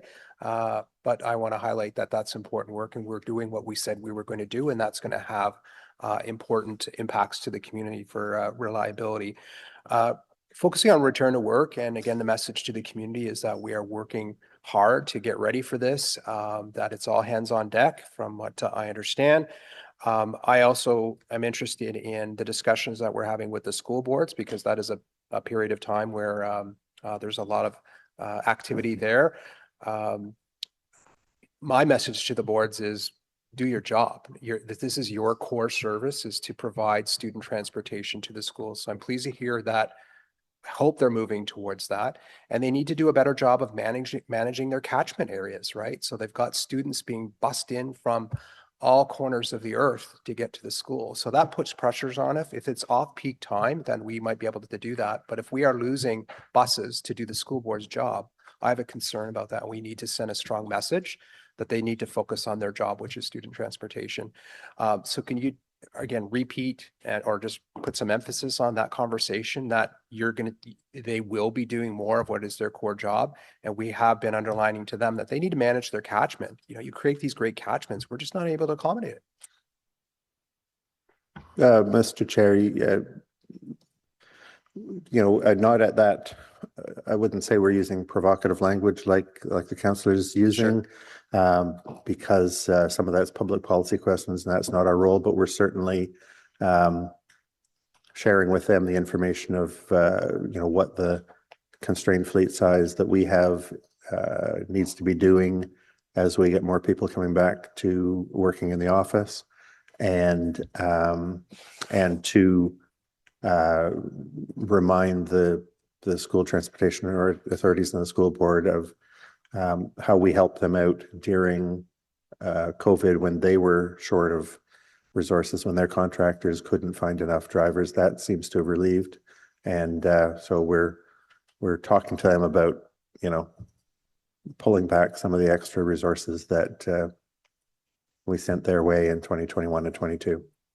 Okay, and I wouldn't expect you to have the kind of frustration that I am sharing with you this morning from the community, but we need to see some progress there. They need to do their job, and we need to do our job. It is the most expensive. When we provide that service, it is the most expensive student busing transportation solution. It's much cheaper for them to do it through yellow school buses. And so from a taxpayer point of view, it makes no sense that we be putting on the table the most expensive means to get students to school. I do want to flag as well that the high density around the schools with portables continues to be a problem in suburban communities. And where that presents problems is congestion around the schools and delays in some cases to buses. So I will flag St. Veronica School in Finley Creek. I understand that there's going to be significant portable increases in that school. We have a bus route that runs right through there. And when we get feedback from the public, well, we want you to work on reliability, the school boards need to manage their schools so that they're not causing bottlenecks in communities like Finley Creek and Riverside South. Moving on, I'm interested in your growth numbers that you presented, and I was just talking with Councillor Leeper about it. I think, I'm sure they're accurate in terms of the expectations for growth, but that's one variable I assume that you'll be looking at in terms of where you provide the level of service. Again, we've seen and we saw through the Transportation Master Plan that one of the reasons why we're seeing a decline in transit is we have invested in pedestrian capacity. We've invested in cycling. We're seeing things like ride sharing. We're seeing changing in shopping patterns. There's a lot of structural issues that have seen a decline. And there's parts of the city where we have made some great investments in cycling and pedestrians. So maybe just give me some more context, how you're going to use that data. It's not just growth. That's where the service goes, that you're looking at where there is demand, because there continues to be strong demand in the suburban communities. And we are building these so-called transit-oriented communities without the transit, whereas other parts of the city do have the transit presently. Mr. Chair, we showed one measure that was easy to show. Okay. We've got a lot of measures that we get from our colleagues in the planning department as they look forward to where the increased population will be, what kind of units they will be, what likelihood each area has to use transit, what the employment will be in future, how likely the people the companies that move into those areas are to have staff members who would use transit. This is all part of the part of what's behind the recommendations that we will bring to you in next year's budget and in future year's budget for what resources do we need to accommodate and perhaps even lead the growth of the city. And it'll be different every year. It'll be based on different inputs every year. Okay, two more points. One is coming back to return to work, the Bowesville station. Obviously, we know that is nearing capacity, and we're looking at possibly expanding it. We won't be able to do that before September. But the ugly duckling station at Leitrim, we do have capacity there. And I can recall living in Riverside South, people would drive all the way to Greenboro to get to a park and ride to access the rapid transit system. So I'm hoping that we can continue to obviously promote Bowesville, but if that does reach capacity, that Leitrim is available and we let people know. Chair, through you, thank you for the question. We actually do have a plan, Councillor, through our return to work and office marketing campaign for the fall that will promote our park and ride lots, but particularly those that have lots of capacity at this time. So there will be targeted ads and other messages within communities to really promote the uses of those park and ride lots. Great. And let's just avoid that frustration that someone gets to Bowesville and it's full, that they've been told in advance there's some options that exist in Leitrim, as much as it's a little further away. We'll get them where they need to go. Last question is just on the non-fare revenue. Pleased to see we're making some progress on that. Every time we increase fares and increase taxes and we don't do this, it's troubling. So I'm pleased to see there's some action on it. I would like to follow up with staff. I've been pressing to staff to say we're open for business for cell tower service at the Linebank station. Staff have come back and saying we don't think we can fit it. Rick, I'm sure we could go visit any station that was built in the 1920s and find that they've figured out how they can get a cell phone tower in there. So I'm not sure I understand the thinking behind this. Desperate times call for desperate measures. And if we can fit a cell tower in this community, they'll get better cell phone service and we'll get the revenue, which we desperately need as a service. So I will follow up with you. And yes, please continue to do this. Like, it's been over a year that we have no advertising on line one of it, or sorry, line two of any real financial benefit. And let's not overthink this. Let's get this done, and would appreciate some time with you at some point to look at Line Bank. I think you and I could find a spot for a tower there that would probably not be too problematic. Thank you. That's all, Chair. Councillor Leeper. Thank you very much. I don't have a ton this morning, but a few different questions. With respect to line 1, you've gone to double cars. What is the off-peak frequency gone back to? Mr. Chair, there's been no change right now to the off-peak frequency. So how often is line 1 running off-peak? Currently, line 1 is running 8 to 9 minutes frequency off peak. Okay, I was looking at the transit app a bit ago and it seemed to show 10-minute, but I'll take your word for it that it's 8 to 9 minutes. It sounds like restoring those very frequent headways that we had been having. Sorry, did I hear you say that if you are able to reduce the number of overtime hours that your mechanics are putting in, that you could put those savings into increased headway? Through the chair, when I was talking about overtime, I was talking about the hiring and the movement of staff, right? Not mechanics specifically. We have some significant underspending on straight wages. So when Samantha needs some extra staff to come in to do training, that's how I'm looking to offset the budget. And if we put extra service out, it's because we're either reducing the overtime or we're using the underspend on wages. Okay, that sounds good. The second question, on page 26, you have that very compelling, let's do 80% proactive maintenance, 20% reactive. What does your fleet need to look like in order to be able to achieve that? What is the fleet mix that you need to achieve that? Mr. Chair, if I believe I'm getting this question correctly, I think a fleet that is younger in age, which we will have by end of this year or next year, pardon me, 2027, once all the electric buses are in service. A fleet with no more unreliable buses for us to continuously spend our resources on. It's when we will have a proactive, almost 80%, if not more, proactive maintenance plan. However, it was important to also change our maintenance plan so that everything is done at 10,000 kilometers and we don't skip these important milestones. When we're doing the work, we're not going to get surprises on the road, basically. Even when all of the electric buses have come in, you still have a mix of diesel and electric, and they have a mix of age in there.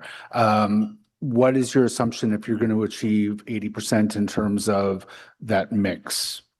You don't need a fleet that is 100% younger than 3 years in order to achieve 80%.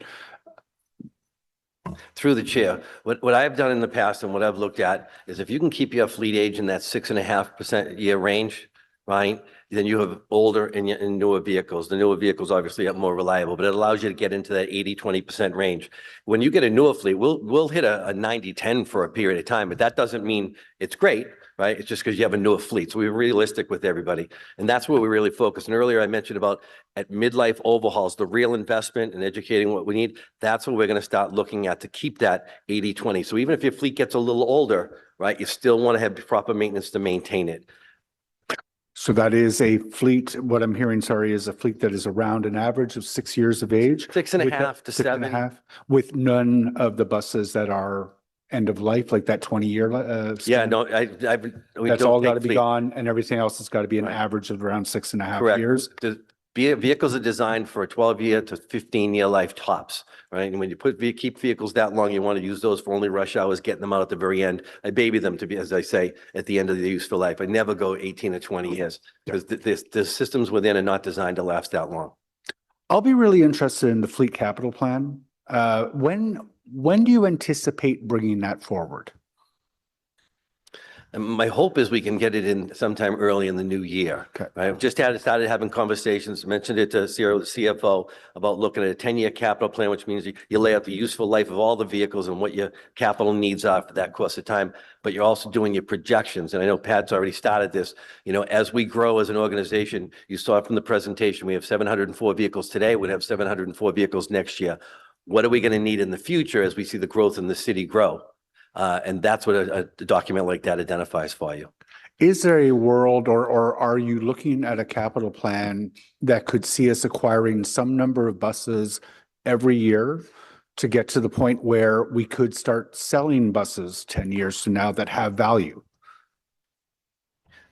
Through the chair, I don't see anybody in the industry, you know, selling buses for the most part, because most of us, we wear them out and we use them good. Nobody has a that big a surplus. And many times, the reason we retired so many buses this year, because sometimes having too many buses is worse than not having enough, because it spreads out your maintenance. And as for getting to a program procurement, we all talk about it, but realistically, it's when other levels of government come with funding. And sometimes we're waiting and we're stretching, and that's why you see those big purchases spread over an 18-month period of time, and then there's gaps. And that's one of the concerns I've had in listening to you speak about the capital plan, is that every time you've mentioned it around this table, it's been linked to federal funding or some other level of government funding. I would love to think that we are building in the base budget to allow us to follow a procurement policy that allows us to always be in control of the number of buses that we have, so we never get to that point where we've just pushed the age of the fleet out and then wind up here where we are today, where, you know, we've got a transit system that for several months was absolutely crippled.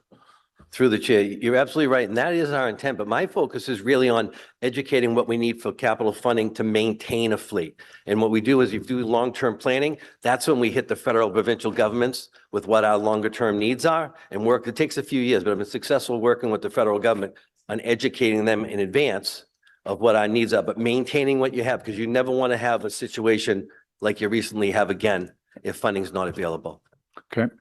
So we are unlikely to see in that capital plan, sorry, I shouldn't ask it that way. Are we likely to see a procurement plan that is regular, 20 buses a year that we buy at a cost of whatever that is, $20 million a year, regardless of whether we're receiving federal funding or not? Through the chair, that is correct. You will see that based on growth, because a lot of what the capital plan is on the life cycle of existing assets, as well as whatever growth plan you have, you could get in a program procurement for that. Okay. But you don't anticipate that we would buy enough buses that at some point we actually have too many and we can start selling buses that have value? That's just not an industry practice? No. Okay. It's good to know. Thank you. So my next question is with respect, you've mentioned a couple of budget pressures that will be in the next term of council. The additional resources to sustain and expand the runtime improvements, the reliability improvements that you've made. I think that was, I can't remember which slide, it was in there somewhere. And then there was also the 105% staffing level is going to create a budget pressure. Can you give me an idea of what the magnitude of that budget pressure might be?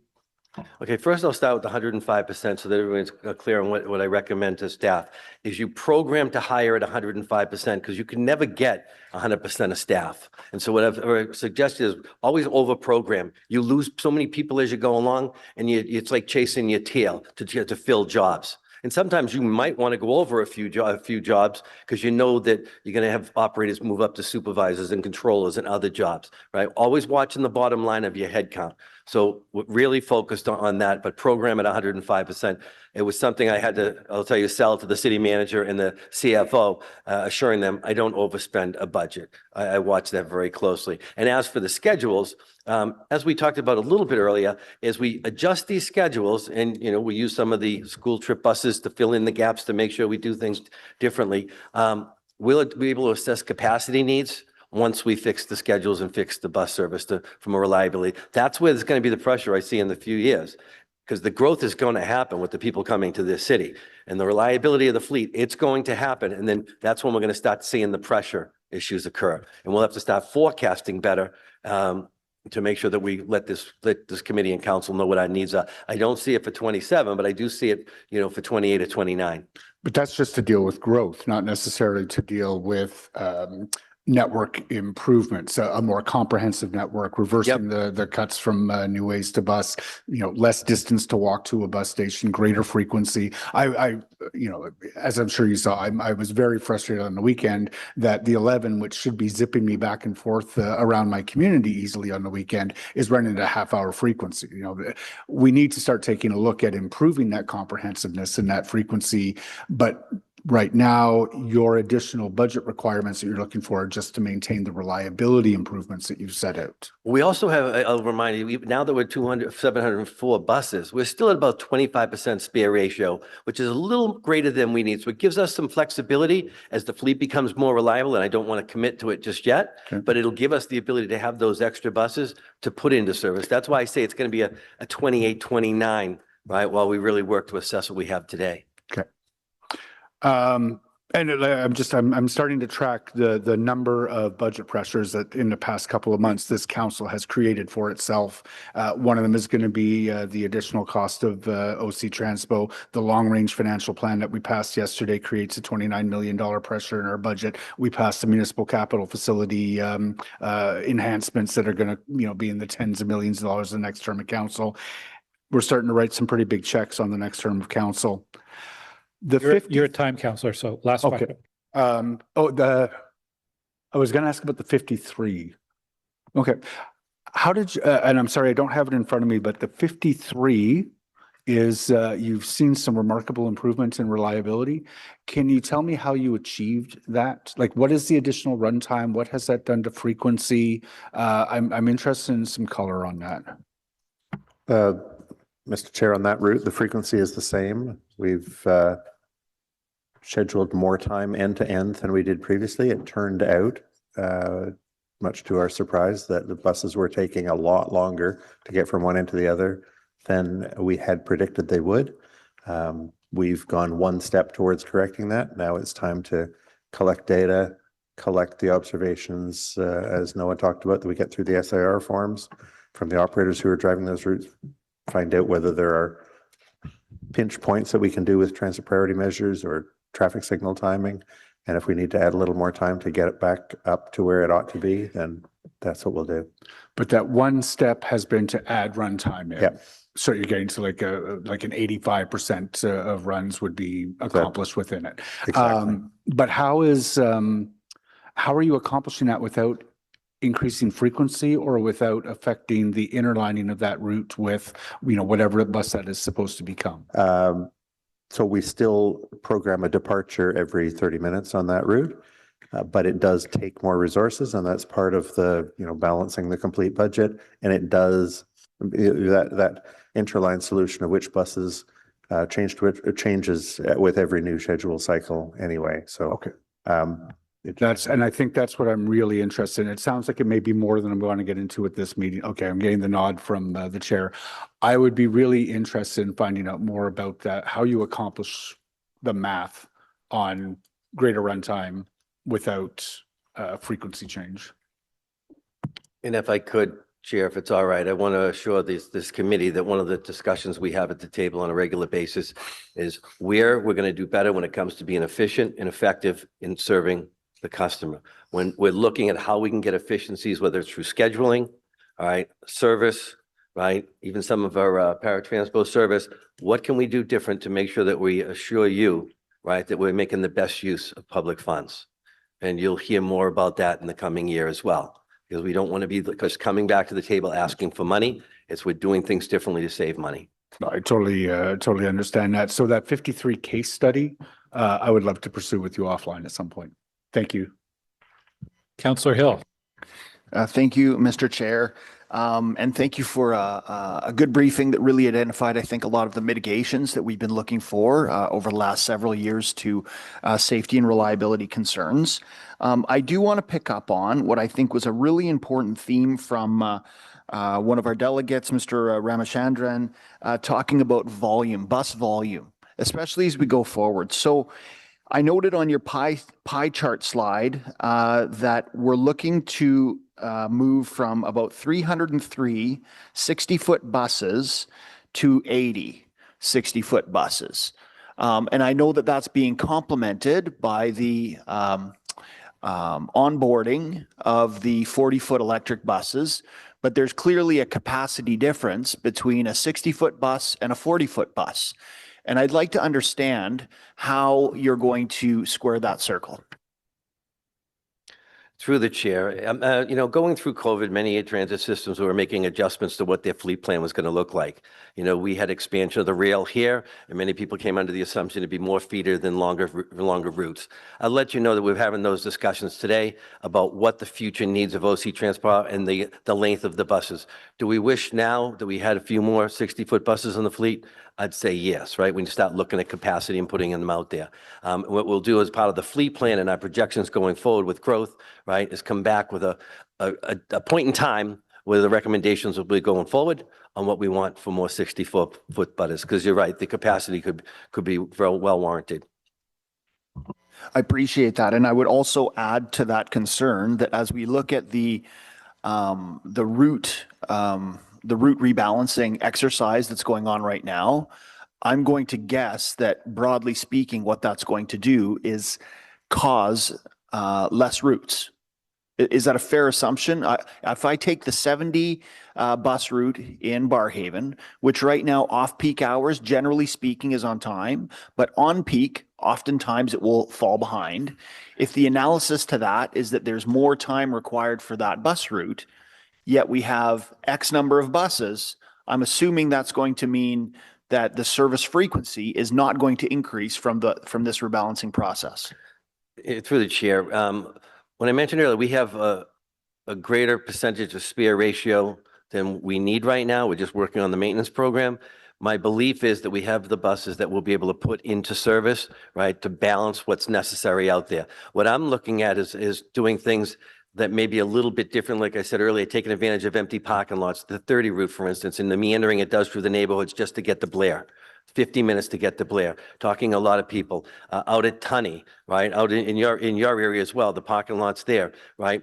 We talked to customers that had to take 2 buses to get to a train, right? What can we do differently, right, to capitalize on those parking lots to get people right to the train more expeditiously, right? So it's really a lot of work and analysis to go in on the origin destination, right? And looking at the routes today. And I know Pat is doing that for me, especially when it starts looking at in the very near future, what can we do differently with the equipment we have? I think we can do better. Thank you very much. And I will underscore, bold italics highlight that it is Tunney's pasture on peak in the afternoon, getting out of there, that needs those high capacity buses. So please don't let those passengers get stranded there. My next question is on your HR plan. I noted it was heavily referring to essentially hiring external. It talked about the process to, from advertising, posting, hiring in, interviews, training, et cetera. And there was, a span of 100 and some to 300 and some days. Is that the same construct for external hires as it is for internal hires? And how are we promoting from within and taking advantage of the knowledge of the operators we take in so we can have, that career stream like Wilson had, of operator to communicator to city councillor? Thank you for the question, and through you, Mr. Chair. Everything I presented today is definitely not focused on external. Some of the recruitment efforts are definitely some targeted external campaigns, for example, for mechanics or special constables or bus operators, which we haven't been historically able to recruit internally. But that graphic that you're referring to that shows the training and recruitment pipeline is the same for the internal applicants as well. So if you're going from a bus operator to a rail operator to controller, you still go through that same posting, interview, assessment, application process on the recruitment side till you get your job offer, and then begin the training program for the respective mode. So we absolutely are encouraging staff growth within the organization. And as Mr. Laurier said before, we often see that and expect that to supervisors, to the instructors, whatever the case may be. We will always go to internal first. It's really those entry level or more complex roles that require licenses, for example, on a mechanic side that we're going external for. Thank you very much. Is OC Transpo a part of the negotiation or conversations with the DND/federal government as it pertains to Carling campus with regard to solutions to their parking issues, as it could mean, employees there getting compensation to include bus passes, things like that, in order to alleviate this massive 1,000-vehicle glut that they have? Through the chair, yes, we have. We've met, the city manager and I met as recently as last week with them to have discussions on what we could do differently to provide that service. I believe there's 10,000 employees and 5,500 spaces, so there's a real shortage there. And Pat, I don't mean to throw it to you, but I remember you had some conversations recently as well. We did. We had a conversation as recently as yesterday afternoon with them. So it's a continuing exchange of data, and they tell us about their needs, they give us some data, we do some analysis, we share what we find, and very iterative and very collegial. No, that's great, because clearly if there could be a win-win in there, then let's win. And my last comment is on culture. So having just come out of a trip to Toronto a couple weeks ago, there wasn't a major station that I'd go through where there wasn't either a busker or some kind of a moving living statue or something like that. Is that something that we have been thinking about or that we're looking to employ? Because I could imagine that commuters leaving Tunney's pasture would be a heck of a lot more happy being at Station F, waiting to come to Barhaven for 15 minutes if they go past a friendly saxophone player or something like that. Chair, through Chair, through you. Thank you very much for the question. We have intended to launch an O-Buskers program since the initial opening of Line 1. Unfortunately, due to COVID and a number of other factors, it has been delayed. We are very excited to be able to launch that at Line 1 stations later this summer, and we will have more information and details on that entire plan for you very shortly. Okay, thank you, Mr. Chair. Okay, we're on our bonus round of questions now. Councillor Carr. Yeah, thanks very much. Didn't intend to get back on, but as we've been talking, I had a question. I don't know if Mr. Lear will be able to answer it today. We've been talking about a lot of interesting things, a lot of moving parts that are happening within OC Transpo. We talked about, adjustments to scheduling, fleet management, stabilizing the workforce. We're, on our trains, we're looking at the root cause, opening at least the east extension. We're going to worry about the other extension next year. A lot talking about increasing ridership, how we do that. My question is there an ideal financial model for OC Transpo? Like way back when it was decided that, we should be trying to recover 55% at the fare box. We're closer to probably about 30% today. I was in Edmonton last week. They recovered 27% of the fare box. Their fares are a little bit cheaper. The cost of living is significantly cheaper, I will say, though. And they're over capacity, like they're ahead of their pre-pandemic capacity.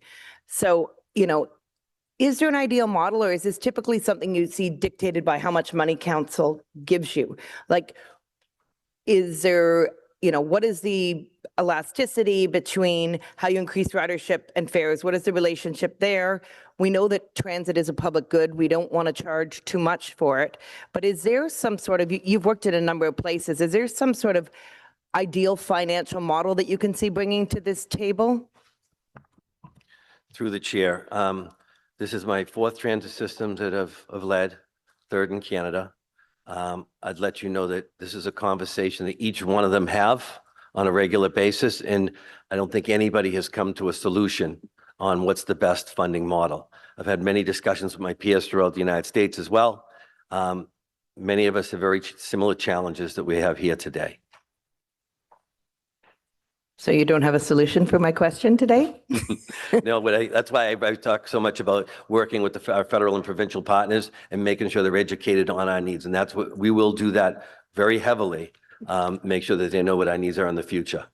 Okay, excellent. I do think it would be interesting for us to, as a council, to better understand how much we need to fund in order to get to what you consider to be an ideal level of service, and then for us to figure out what that means in terms of fares and tax levy. But appreciate that. Thank you.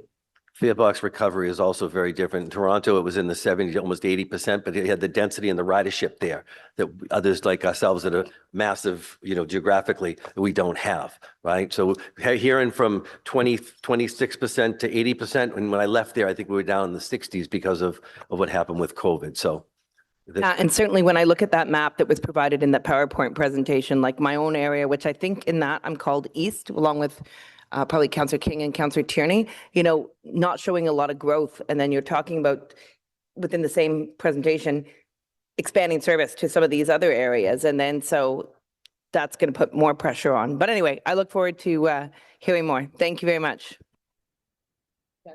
Councillor Brockington. Thanks, Chair. Just a few more matters. The customer town halls that will be held this summer, if you're holding them, obviously you'll be holding them in wards, but if you could give the ward councillor a heads up, and if you're open to the ward councillor observing the conversations that are happening, I think that will help the local councillor understand as well. So I just leave that with staff. I agree with the advertising and animation in our stations. We've been talking about this since before Line 1 opened, talking about how to make our stations livable and enjoyable. Yes, people are quickly going through, but our stations are still very institutional looking, concrete. Yes, there's public art. We've added some concessions in a handful of stations. But to Councillor Hill's point and others, we spoke about this many times, any way to make the stations more lively and enjoyable would have my strong support. If staff could just issue a memo and identify the 6 stations where the vending machines are coming, that would be great just to know. And we heard there was a great slide about the bus fleet, early 2026 versus the end of 2027. The transition between certain models of buses, but the total buses is still 704 at each time period. Is that our equilibrium number of buses that we need to provide service, or are we still below that optimal number of buses?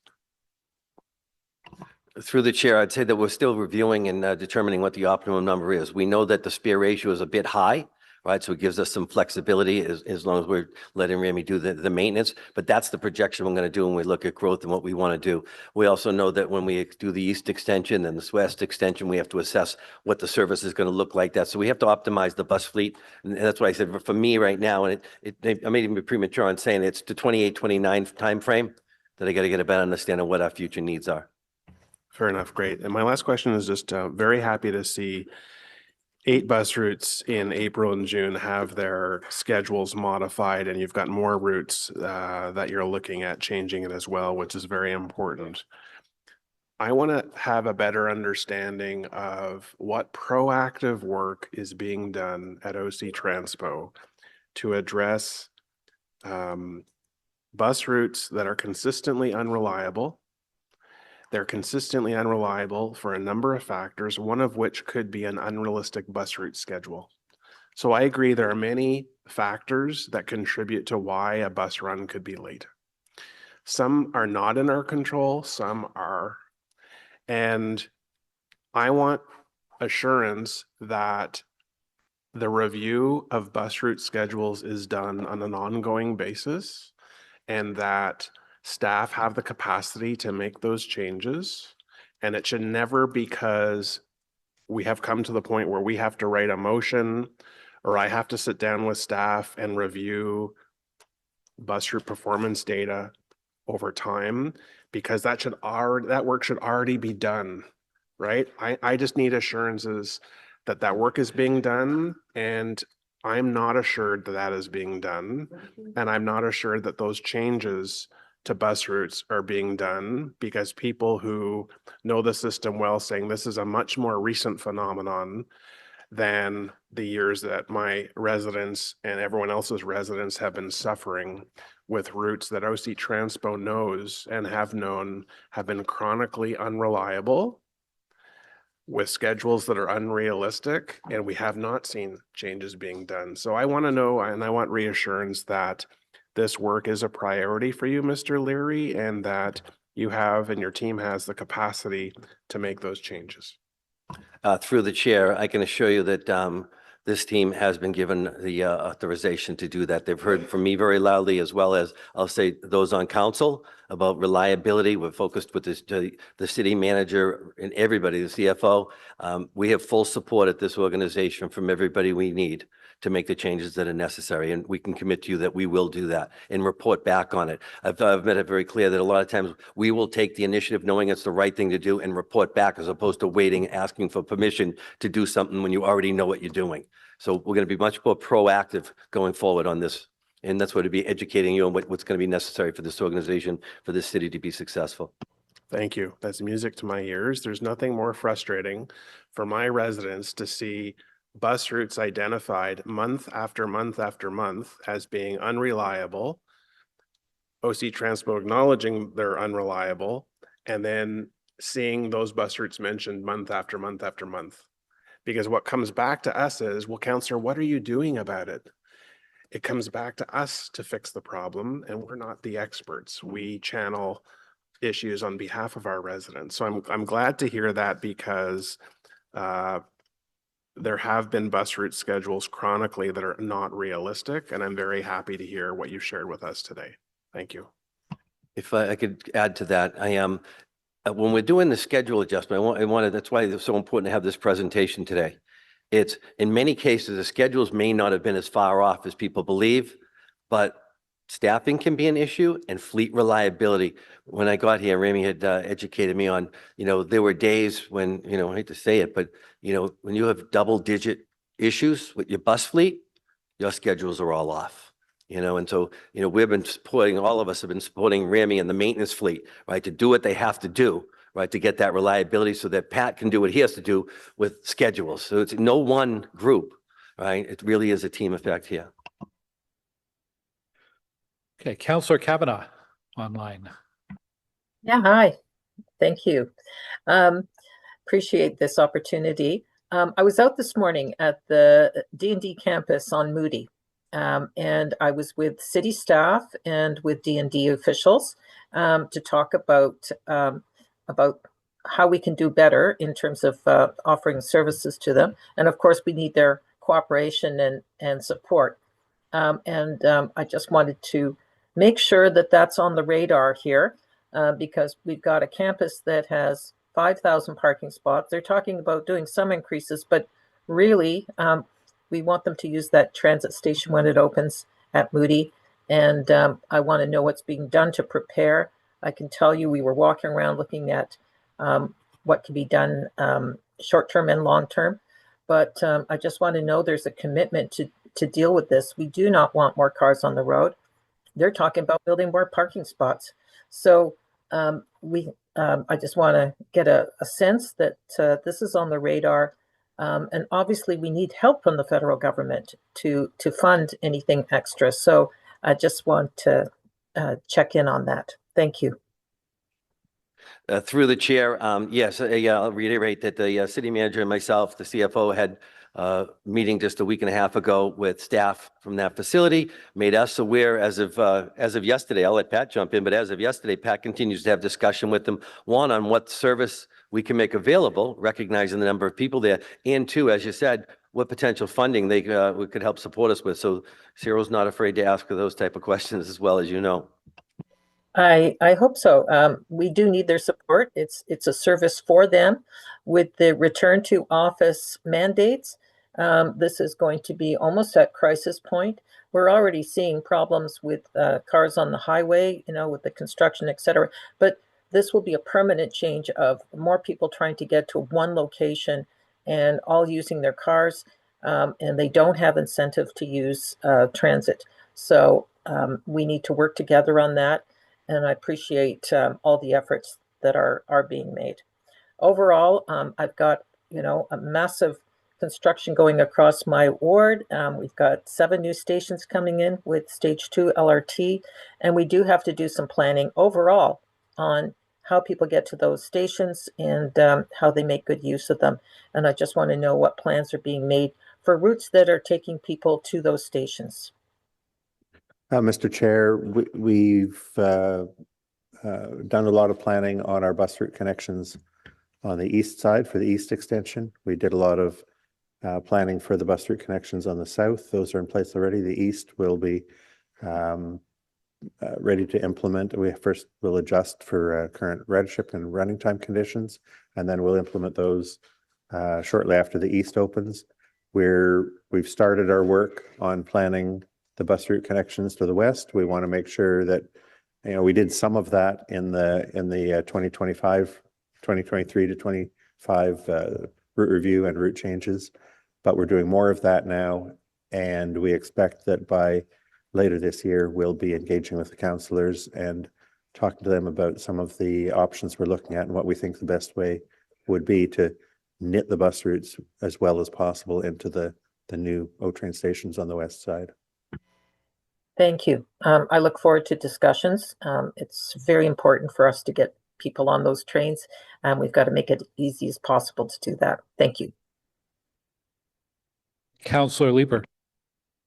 Thank you very much, and I will try to keep it brief. Your staff have clarified that off-peak the train is running, line 1 is running 9 to 10 minutes right now, so that's a reasonably long period to wait. People are naturally keen to get on that train. If it's only coming every 10 minutes, they crowd doors. I have seen social media discussion about a lack of capacity on the trains. Now that it's gone to double cars, but less frequency, that the platforms are more jammed up. I actually believe that the trains have capacity on them, but there is it's fraught territory. Obviously, there is a rider behavior that is causing fewer people to be able to get on the trains in a comfortable way, which is crowding the doors. I know why they're doing it.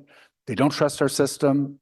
Not their fault, but are we able to, when we're doing our communications, getting ready for back to school, getting ready for RTO, to talk about crowding the doors? People get on the train, they stand near the doors, and you have the back third of a train that can be entirely empty. Mr. Chair, yes, I think we can incorporate some of that into our ongoing communications. And as part of the September service change and return to office, we are also planning to have, engage our red vests or the ambassadors to be out there at stations, and they can assist with that messaging in terms of, hey, use all the doors, spread yourselves out. It assists with the loading and unloading of trains. So that's a very good point. But yes, it's part of our plans. Okay, thank you. We had that emphasis earlier when the train was opened in 2019, et cetera. I would suggest that if we could get Alanis Morissette and Tom Green to do a PSA, people would accept the message a bit more. So is it Beacon Hill? Tom Green? Tom, over at Tom. Thank you, Chair. Okay. I'm not seeing any other questions from committee members. I have a couple things. I wanted to follow up. One of our delegations asked about Presto fare capping and what the application is for paratranspo. Can staff clarify Presto fare capping, or even, I guess, yes, credit and debit fare capping? Just going to scroll back. Para. So daily fare capping applies to Presto cards tapped on paratranspo buses exactly the same way as it does on the conventional fleet. Payment by credit card, debit card fare capping applies exactly the same way on paratranspo buses as on the conventional fleet. The one that is different is that paratranspo also has the higher rural fare for the trips between the rural area and the urban area. In that case, the base part of that fare is capped, and the surcharge or the extra amount for the rural trip is charged trip by trip. Okay, and is that indicated somewhere on the OC Transpo website? It is? Yes. Thank you. You had data up about routes that would need additional capacity with return to office and back to school in the fall. I made a note of routes 61 and 63 that travel between Tunney's Pasture Station and Canada and Stittsville. Does that mean there will be more frequency for those routes during the morning and afternoon peak? Mr. Chair, we're still working on exactly what we can do, what's appropriate to do at the beginning of September versus what we do as a reactive adjustment once we see the patterns. Those are the routes, those 10 routes we listed are the routes that the data that we have from the federal departments who were able to share data show those are the routes where overcrowding is most likely to occur. They don't guarantee that they will occur, and they don't guarantee that it won't be on other routes, but those are the routes that we'll be watching most closely.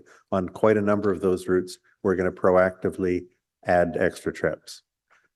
But at this point today, we're not able to finalize our plans. We got a lot of internal work to be done over the next few days. I'll be providing my recommendations to Rick middle end of next week. And then we will be talking about it further among all of us at OC Transport.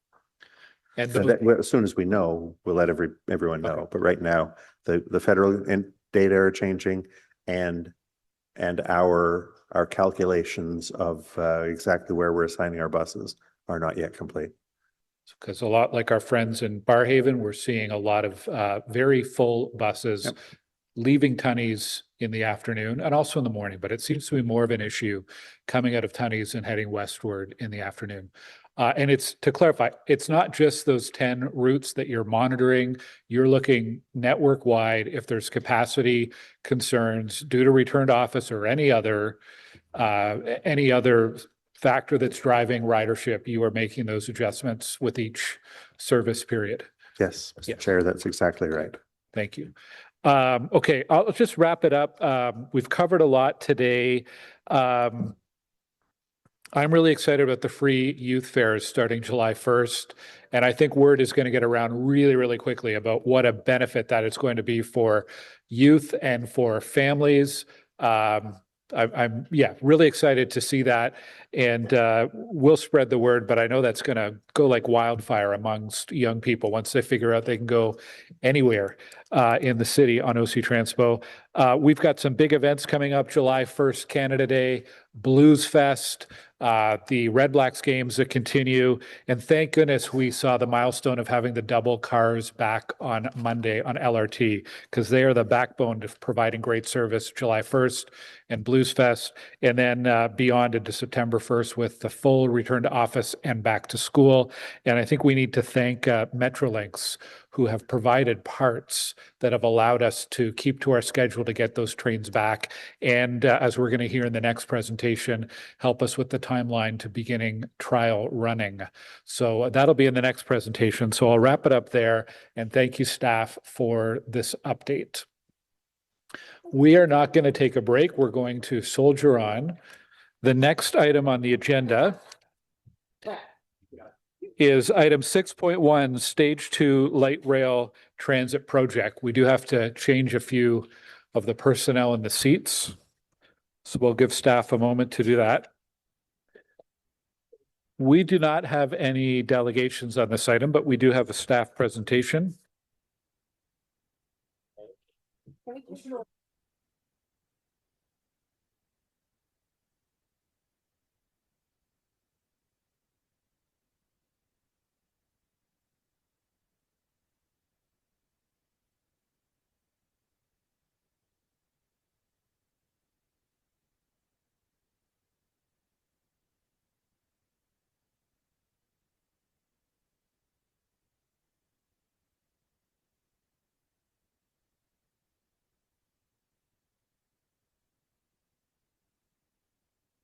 All right, I think we're good to go. Over to you. Thank you, Chair Gower. Bonjour à tous. Hello, Joining everybody. me today is Jocelyn Daigle, the Deputy Director of the Rail Construction Program, and we are pleased to be here to present to the committee on the progress that we are making in expanding Ottawa's O-Train network. So next slide, please. Our presentation will start with a brief update on lines 2 and 4. Next slide, please.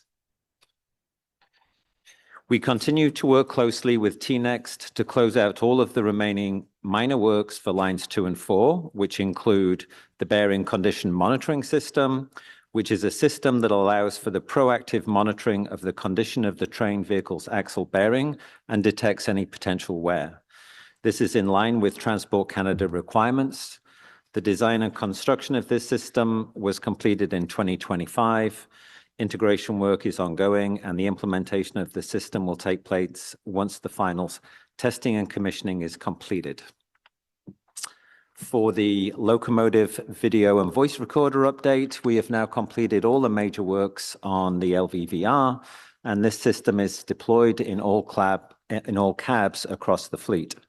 Moving forward, there will be ongoing external oversight conducted by Transport Canada and internal oversight provided by our own safety team. This oversight will continue in perpetuity with any identified issues addressed in a timely manner.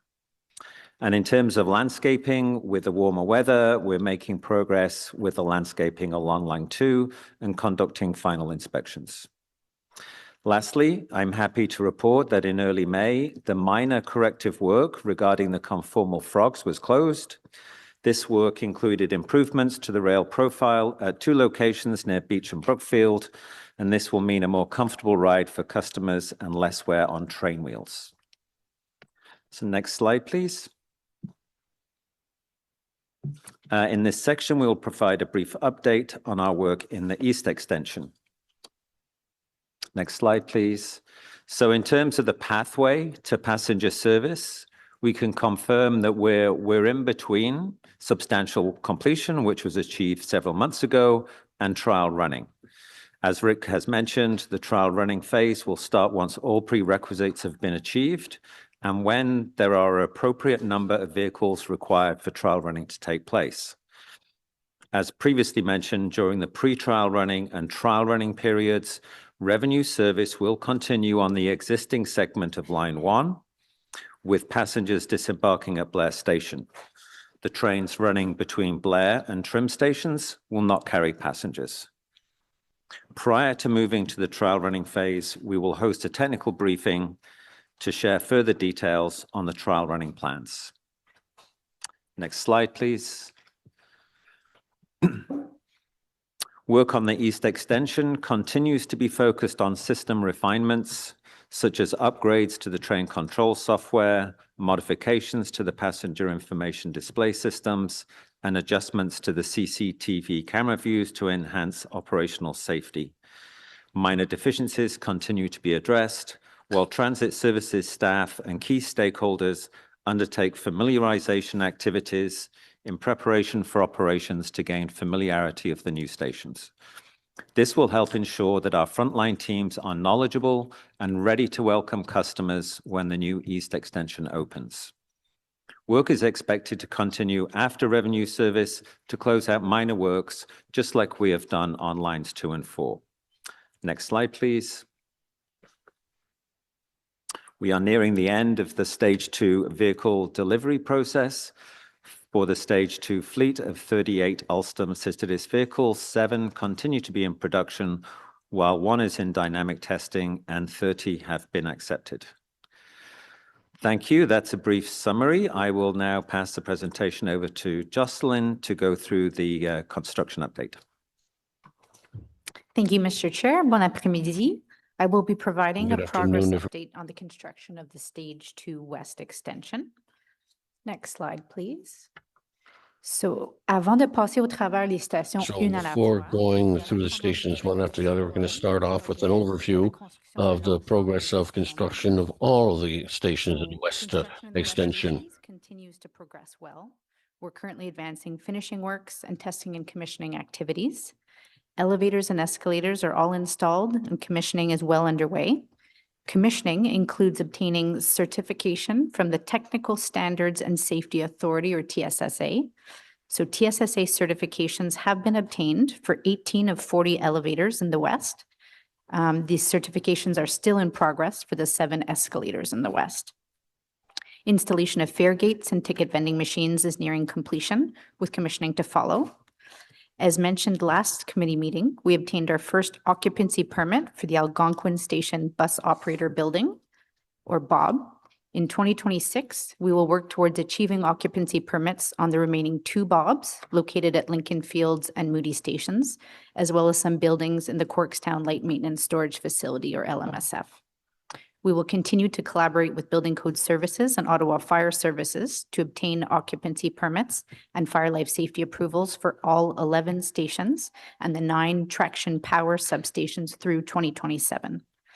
Bus loop construction is underway at Algonquin, Bayshore, Moody, Pinecrest, Lincoln Fields, and Westboro stations, and is expected to be near completion by the end of the year.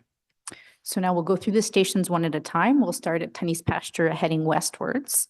So first at Westboro, testing and commissioning of mechanical and electrical systems is underway along with architectural works. Fare gates and ticket vending machines have been installed. The intertrack barrier fence foundations have been poured, and works are ongoing at the plaza and bus loops. Next slide, please. We'll move into Kitchissippi Station. So this is one of our most advanced stations. Testing and commissioning of mechanical and electrical systems are underway. Elevator testing and commissioning is ongoing as well. Interior finishes are being worked on along with plaza works. Now, if we move on to Sherbourne Station, here we're working on communication systems, pulling cables, and installing platform display systems. Testing and commissioning of mechanical and electrical systems are underway. Plaza works are ongoing. So that's what we see in this photo here is the plaza on the east side of the station under construction. If we move on to the next slide for New Orchard. New Orchard, we have testing commissioning of mechanical and electrical systems underway. Plaza works are ongoing. And as we can see here in the photo, the ticket vending machines have been installed. Next at Lincoln Field Station, here our elevators have the TSSA certification. General testing and commissioning is ongoing, and the bus platforms for the new bus loop have been poured and the bus shelters are being installed. If we move on to Queensview Station, interior finishing works are underway. Here our elevators have that TSSA certification and plaza works are ongoing. Moving into Pinecrest Station, testing and commissioning also ongoing. Our elevators have the TSSA certification, plaza works are underway, and we're doing work as well in the bus loop with the bus platforms. Next, for Bayshore Station, this as well is one of our most advanced stations. The communication system testing and commissioning is underway. Our fare gates and ticket vending machines are currently being installed at the concourse level, and we're working on the station plaza utilities. Moving into Moody Station, testing and commissioning of the communication systems is underway.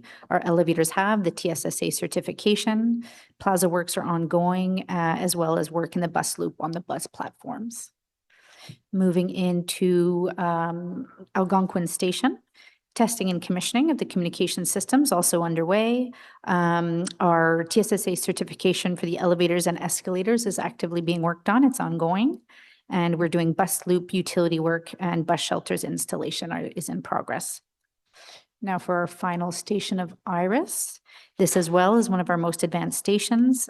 Testing and commissioning of the communication systems is underway, along with work at the plaza. Now, if we move into our light maintenance storage facility at Corkstown, here activities currently include finalization of the track work. The overhead catenary system, or the OCS, has been complete, and the yard is energized. Train testing is underway. The yard includes 5 separate buildings, and 2 of these buildings are advancing well towards gaining occupancy. These are the train storage shed buildings, as well as the service and inspection building. Now, if we move on to, we're back at the start. So our next slide will be our West Extension 2026 milestones. And while that comes up on the screen, I'll start walking through. So since our last committee meeting in March, the OCS has been completed in the West Extension. So our next step is going to be to tie that OCS in to existing line 1 at Tunney's Pasture. That will be followed by energization of our final section of OCS, which is between Lincoln Fields and Tunney's Pasture.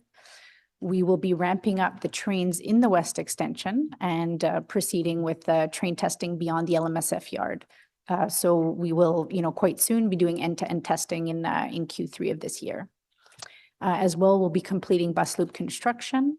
We'll be progressing, as we touched on, those certifications, the TSSA certifications for our elevators as well as escalators.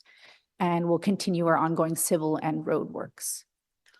And now looking forward to Q4 of this year on our next slide. We will complete cable pulling through the tunnels.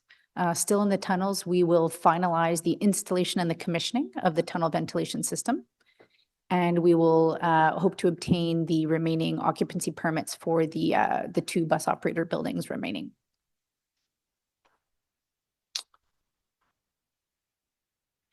Là, je vais passer la parole à Richard. I'm now going to hand over to Richard, who's going to present the effects of the Okay, thank you, Jocelyn. Lots of great progress. Laurier. In terms of the project schedule, it remains unchanged for the West Extension. And so we've made no changes as to what was presented previously in March. Substantial completion continues to be anticipated in 2027. Right now, our team is completing our due diligence, and an independent expert will be doing a detailed review of the project schedule and critical activities that are required to achieve substantial completion. We will provide an update to the committee once this review is complete. Next slide, please. So in terms of traffic and mobility impacts, I want to get into a little bit more detail of the work that we've been doing very recently. In this section of the presentation, we will focus on the traffic and mobility impacts for stage 2. Next slide, please. I want to start by acknowledging that there have been significant construction impacts on communities in our city. We recognize that this has been disruptive and time-consuming for residents and all road users, and we sincerely appreciate everyone's patience. My team is focused on doing better for residents. We are taking a detailed review of our procedures for planning, coordinating, and communicating traffic impacts. Our review will focus on ensuring close coordination with the city's traffic services, internally with other OC Transpo teams, other major city projects, the Ministry of Transportation of Ontario, being mindful of special events in communities, and engaging with local ward councillors. This will ensure a one city, one team approach moving forward. Once this review is complete, we will provide a full update on road works that are planned for the Stage 2 project. Our goal and commitment to every community is to mitigate impacts where possible, provide early notice of work, clearer information, improve coordination, and enhanced communication throughout the remainder of the project. Next slide, please. Preparation is underway to finalize an appropriate plan to do the final paving of Highway 174 between Blair Road and Champlain. This plan will include a focus on minimizing traffic impacts, coordinating with other road and infrastructure projects and community events, and ensuring proper notice is provided to residents before work begins. Beyond the final paving of Highway 174, there will be intermittent and low-impact finishing works such as landscaping, ditching, guardrails, and some municipal infrastructure work such as water main work. Next slide, please. This slide highlights the ongoing impact of several active construction areas along the 417. We fully understand that this work has a tremendous impact on residents, and where possible, we have worked with the contractor to accelerate the schedule of these activities. We have also worked with our colleagues in other city departments to implement traffic management plans to reduce the impacts on the traveling public. Next slide, please. The schedule for the overhead signage foundation construction on Highway 417 between Woodruff and Pinecrest has been accelerated and is now expected to be completed by July the 6th. As well, the southbound Pinecrest Greenbank on-ramp to eastbound on Highway 417 is closed. This closure is currently in place to help mitigate traffic impacts on this section of Highway 417 due to the overhead signage work. This on-ramp will reopen when the lane reductions are lifted. There is also an impact to the northbound Moody on-ramp to westbound Highway 417, which is closed for civil work, flat works, electrical, and drainage work. To complete a number of activities, including traffic and street lighting and the reconstruction of the transitway ramp, the northbound BRT right turn channel and the east side MUP is closed at Holly Acres Road. The east sidewalk on Holly Acres is also closed, but the west sidewalk remains open. The work in this area is to take place until early September.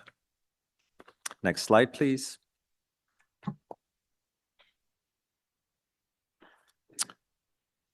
If we could just go back one slide, I think we've advanced too far.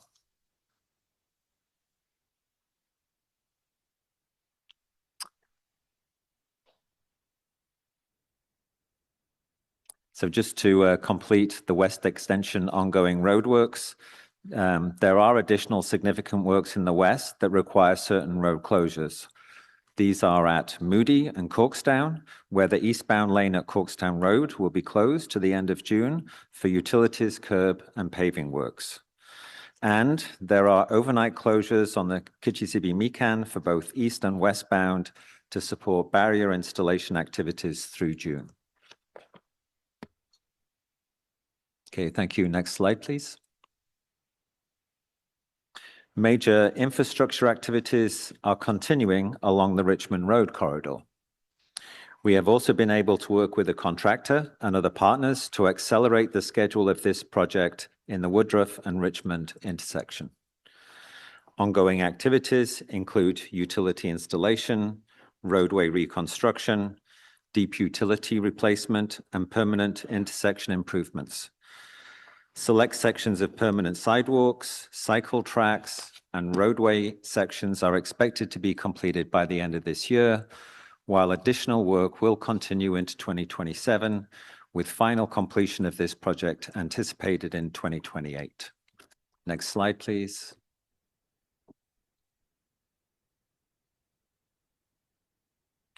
Traffic and mobility impacts for the Richmond Road Revitalization Project involve a closure of Woodruff at Richmond Road, which is needed for utility work and for the building of the upgraded, fully protected intersection. Byron, between Compton and Richardson, is currently closed for utility works.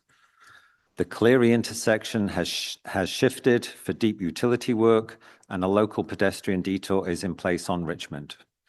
There are also ongoing traffic adjustments during daytime off-peak hours by New Orchard Station for sidewalk and multi-use pathway activities.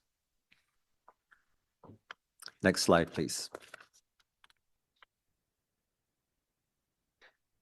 Maintaining accessibility and connectivity remains a priority for transit services throughout the construction of this project. Temporary crossings, route adjustments, reconstructed pathways, cycling detours, accessibility accommodations, and enhanced wayfinding measures have been implemented to help residents travel safely through these construction zones. And the next slide. We're available for any questions. Thank you.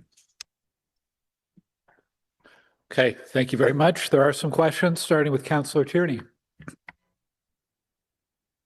Great. Thank you, Chair, and thank you for the presentation today. So I guess there's a few things in there. So on the East End extension, which is obviously my biggest concern, I see the stations, people are excited. They're dusting them, they're cleaning them. I've seen some trains moving around. That's good news. It creates some excitement. At the same time, is there anything we're waiting for at this point? Or is it just to manage about managing getting to the next stage? Because it sounds like we got the trains, which is good.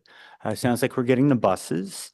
So before we start the 21 days of testing, I'm just kind of concerned what we're actually waiting for at this point.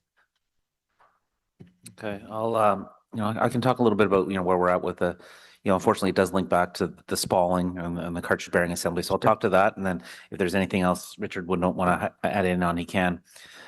So right now, our focus is with regards to the fleet itself. We've returned the double car trains. The cartridge bearing assembly, the axle replacements is ongoing. But as we've talked about here, we're also implementing condition monitoring system, which will allow us to remove that 100,000 kilometer restriction.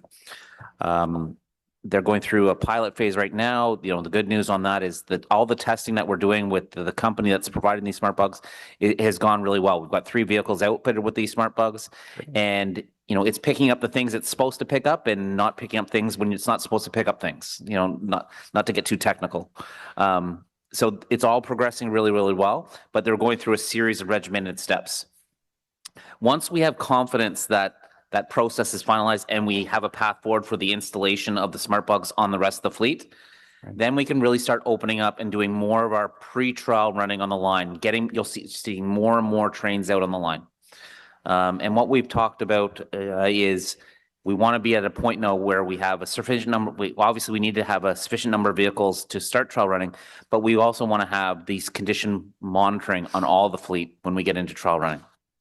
So it's really about unlocking the fleet at this point to get that pre-trial running going. But I said once this trial period on these condition monitoring or the smart bugs is complete and they're in the process of implementing, we don't have to manage the kilometers as much as we are right now. And then you'll start to see more and more activity out on the line.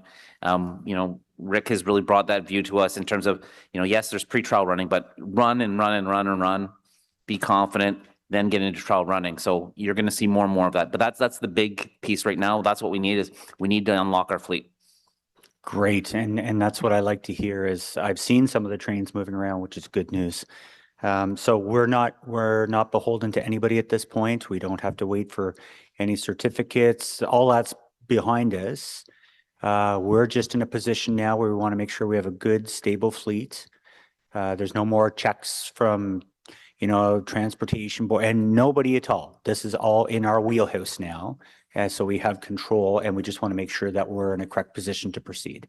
Yeah, Mr. Chair, when, you know, post-trial running, there is a series of final checks and balances, final checks and regulatory approvals and those types of things that need to happen, but that's mapped into our process. Right now, it's in our hands in terms of getting into trial running, being successful in trial running, and then there's that period of time where we do the final handover from, you know, trial running and into revenue service. But that is part of the overall plan, and you know, we've done that, you know, for line 1, line 2, you know, and then for the east and west extensions. Excellent.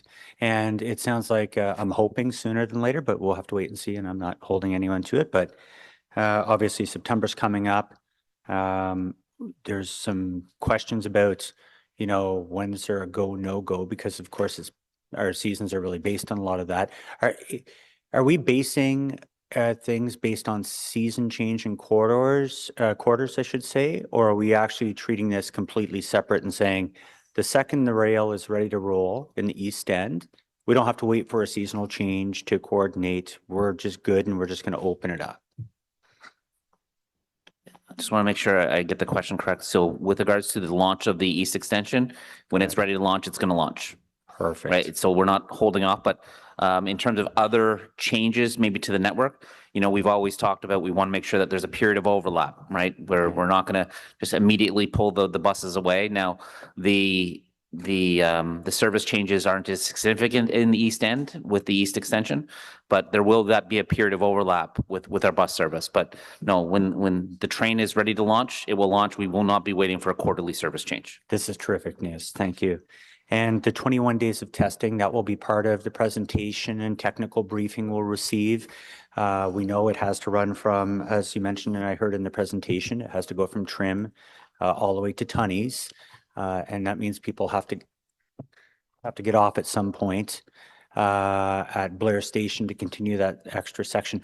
All these details will be contained within what happens during the technical briefing. That is correct. A technical briefing will be held in advance of trial running. We'll get into all those details. That is correct. Great. And last, I guess, how soon? There's got to be a go, no go point in my mind, because of course you're either shifting and saying, yeah, we're going to be good. We're going to have enough trains, and we're going to be able to fulfill that service in September when government workers come back, students come back, or you're planning for the rainy day, which is lots of buses and different possible route changes, again, we're all kind of guessing because we're waiting for you guys just to tell us how that's going to look. At what point do you think what's the latest you can go before you can actually inform the public about what's happening just for planning purposes? At this point, Mr. Chair, we're planning full tilt with regards to our bus service for September. We're not planning to implement any changes to our route network in September. That doesn't mean that things won't be available already at that time, but right now let's plan our bus service, because as I mentioned, there's not a significant change to our route network as there was with the original launch of the line or with the line 2-4. There are some adjustments that would be made, but it's not nearly significant. So we're mapping out our entire bus service, and when the train is ready to launch, we'll launch the train, and the adjustments to the bus service will come later. Right. And again, just want to make sure we have good advance warning that you guys are planning, working with our operators as well. I think that's really critical, because of course, if you have the trains, you need less buses when we come back on. But if the summer's over and we're ramping up that ridership, you're going to need a certain number of operators that will actually make sure that everything keeps moving, because we're going to have crushes of crowds. Like, it's going to be a lot more people, whether it's a train or whether it's a bus. And I just want to make sure that the public is prepared for that. It would be best optimally if we can see the trains. I think everyone's excited about them. But I just want to make sure we get advance notice on that, because I think it's really critical. We even heard today about us providing OC Transpo services, whether it's to high schools or schools. There's a big impact about if that train runs or not. So I just want to make sure it's not like 2 days before kind of thing. Oh, never mind, it's all just buses. I think we need that window. Through the chair, I can assure you, Councillor, that we will give plenty of notice in advance, as you see what we're doing now by our staging, right? 2-car trains, pre-trial running, trial running, when the likelihood, and it'll be an area of time, not a specific date based on the certification that takes place when we're done. That 21 days is 21 consecutive days of, error-free. Right. And historically, you always add a day or two, as you can imagine, because something happens. And so that's why I'm very skeptical in giving a date just yet. Great. Well, I look forward to the techno brief. I think we're all waiting for that, just to see how you're going to manage the people. It's going to be tough at Blair when you're like, hey, this is a very comfortable train. Let's don't keep going. Everyone get off. I still am having great difficulty with that one, because I might be one of those people. I'm like, I'm one more station down. I live near Montreal Road Station. Let me go one more. I'm a counselor, damn it. No. Anyway, all that to say, I think that's going to be the biggest challenge you're going to have is people's excitement. And we look forward to where this goes. So thank you. Councillor Lowe. Thanks, Chair. When the East launches, the changes to the bus network in the East, is that going to free up any resources that we can reallocate perhaps to benefit the West?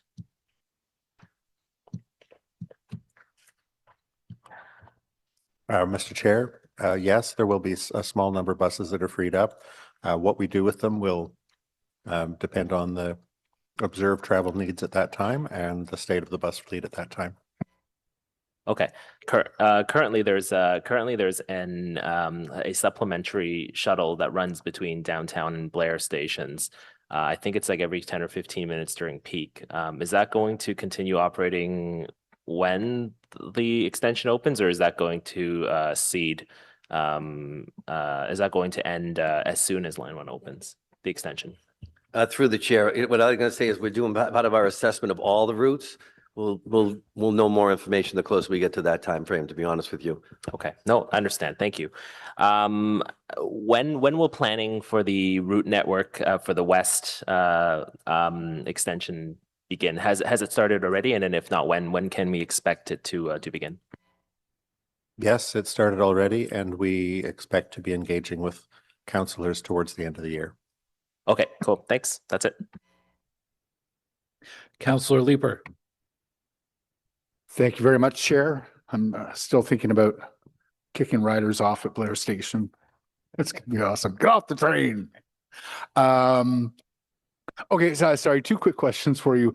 First, what's the deal with the platform edge cameras? Those have been on the to-do list now for months. Why are those not addressed or fixed yet? Yeah, through the chair. Thanks for the question. We're going through an iterative process with the platform edge cameras. We need to be able to move trains to each of the platform edges so that we can confirm that the view that the operator has on their console is giving them clear images of the doors so that they can make sure that there are no cases of entrapment of passengers moving on and off the train. So very much we need to have trains moving. You know, we have had some difficulties in getting trains out there. Our focus very much within OC Transpo has been maintaining service between Tunney's Pasture and Blair. And so we use trains when available during off-peak periods during the day, and then we go and do our testing. If there is a tweak that's required, we do the tweak, and then we have to bring another train back to test that. So it's just been a relatively slow, iterative process, but we're just down now to just do a couple of tweaks of the camera views so that we can feel satisfied that that issue is closed. So at this point, there are a couple of cameras that are angled in such a way that you're not getting the view you want to get. You need to adjust that angle, and then that'll be off the to-do list. Yeah, through the chair, that's correct. Okay. Second question, sorry, this is maybe a bit speculative, but around Cleary Station and around Rochester Field, those are going to be kind of very humid environments. We had a discussion yesterday about the heat trace. Do we need to have an extra level of security or protection against freezing rain in those locations? Through the chair, thank you for the question. We have done a review in the West, and that was undertaken several years ago when we had the experience in the East around the Rideau River. And to date, we don't believe that there's any need for any additional measures or any changes to the design or the implementation of the OCS in the West. What we have as a standby once we get into service is the application of the antifreeze agent, which is currently applied in that section in the east between the University of Ottawa and Herdman. That's something that we could expand should we see that it's necessary. But right now it's not clear to us that there's a single area that may be kind of more susceptible to that kind of freezing rain accretion than any other area. Okay, because you've given us in past a very detailed analysis of the reasons why we're getting so much accretion in that geography, particularly around Herdman Station with the river there and everything. So you don't see that as being obviously similar where we're very close to the Ottawa River in the West. No, we don't see the similar conditions occurring in the West that we've seen in the East. Okay. When we install the heat wire, the heat trace, we're going to have to shut the line down in order to do that work, presumably. So I wonder whether it is worthwhile doing that proactively. But if you don't see the same conditions being applicable, sorry, I don't want to worry, Troy. It may be that you're able to do that work overnight in stages. So we've just recently provided direction to RTG to move forward with the heat trace implementation obviously on the current line. Yeah. So we haven't seen more plans or anything like that yet, but Rick and I are just talking right here. Obviously, our focus is keeping the rail line open, and there's ways to do things without shutting down the rail line. Could be maybe extended engineering hours, single tracking, but it's been clear, and that, that's our communications with RTG is we got to find ways to minimize the impact to our customers and keep service going. That's what railroads do. Okay. My hope would just be that if it's obvious that we're going to need the same kind of protection in that area, that we do it proactively without the need for any kind of rail shutdown. But I accept that what I'm hearing is that you don't see it as obviously similar. So those are my questions. Thank you very much, Chair. Okay, we'll go to Councillor Brockington and then Councillor Kavanaugh. But Councillor Brockington says skip him, so we'll go to Councillor Kavanaugh first. Thank you. Appreciate it. Yes, I'm kept up to date on the Stage 2 West, and I just want to give a shout out to staff, and I want to thank you, Richard, for coming out to the ward and talking to people directly on all the pains they've suffered. It's been a lot, and you can see the impact of the construction. So I appreciate it. I just wanted to let you know that we do need to be kept up to date on everything.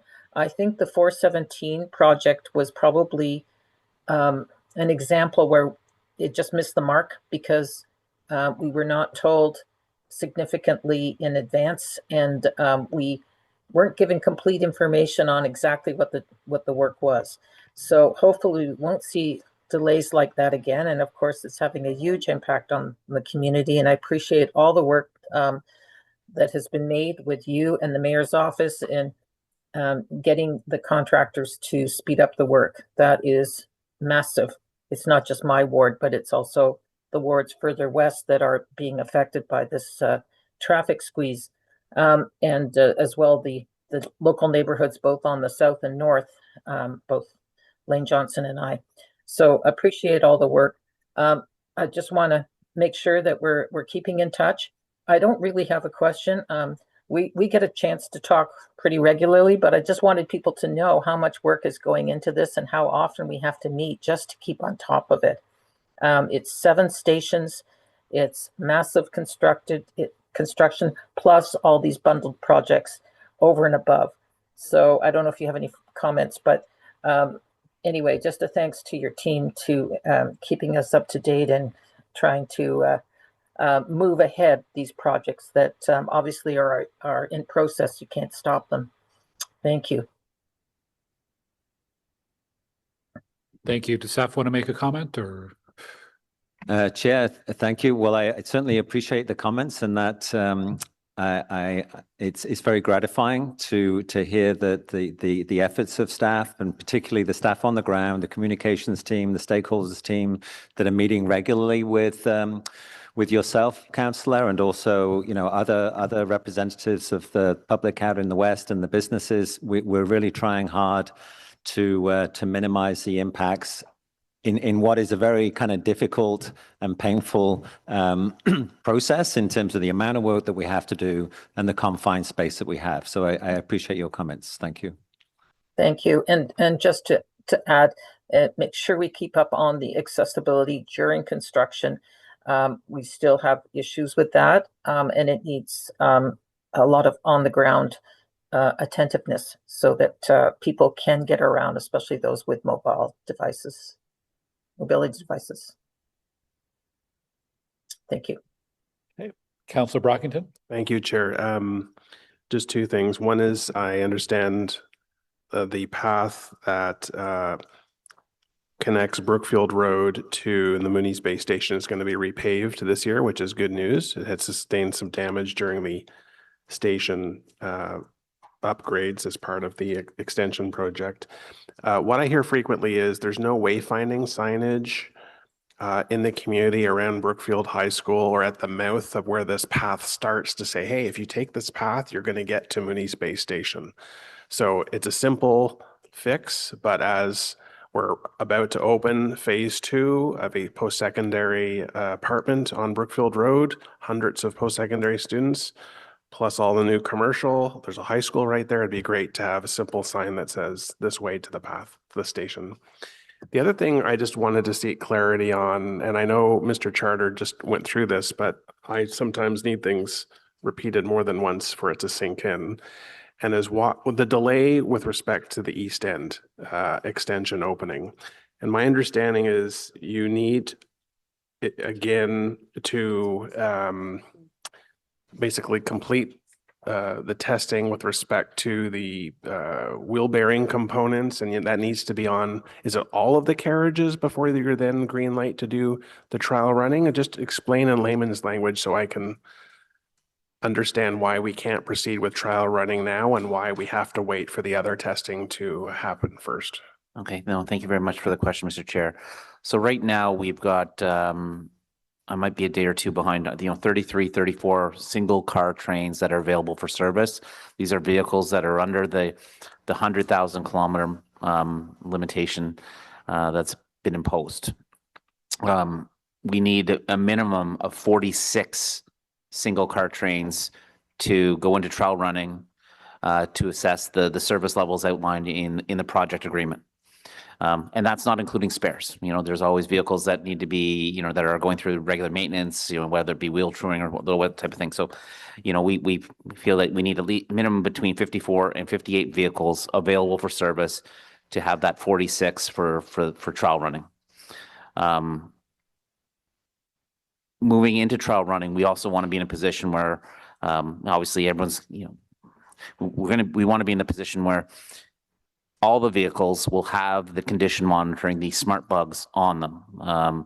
You know, it's about simplifying the maintenance regime, simplifying the operations, having a maintainer maintain certain vehicles, and there's certain inspections that need to require to keep vehicles under the 100,000 kilometers, and then there's certain processes and procedures for vehicles that have the smart bugs.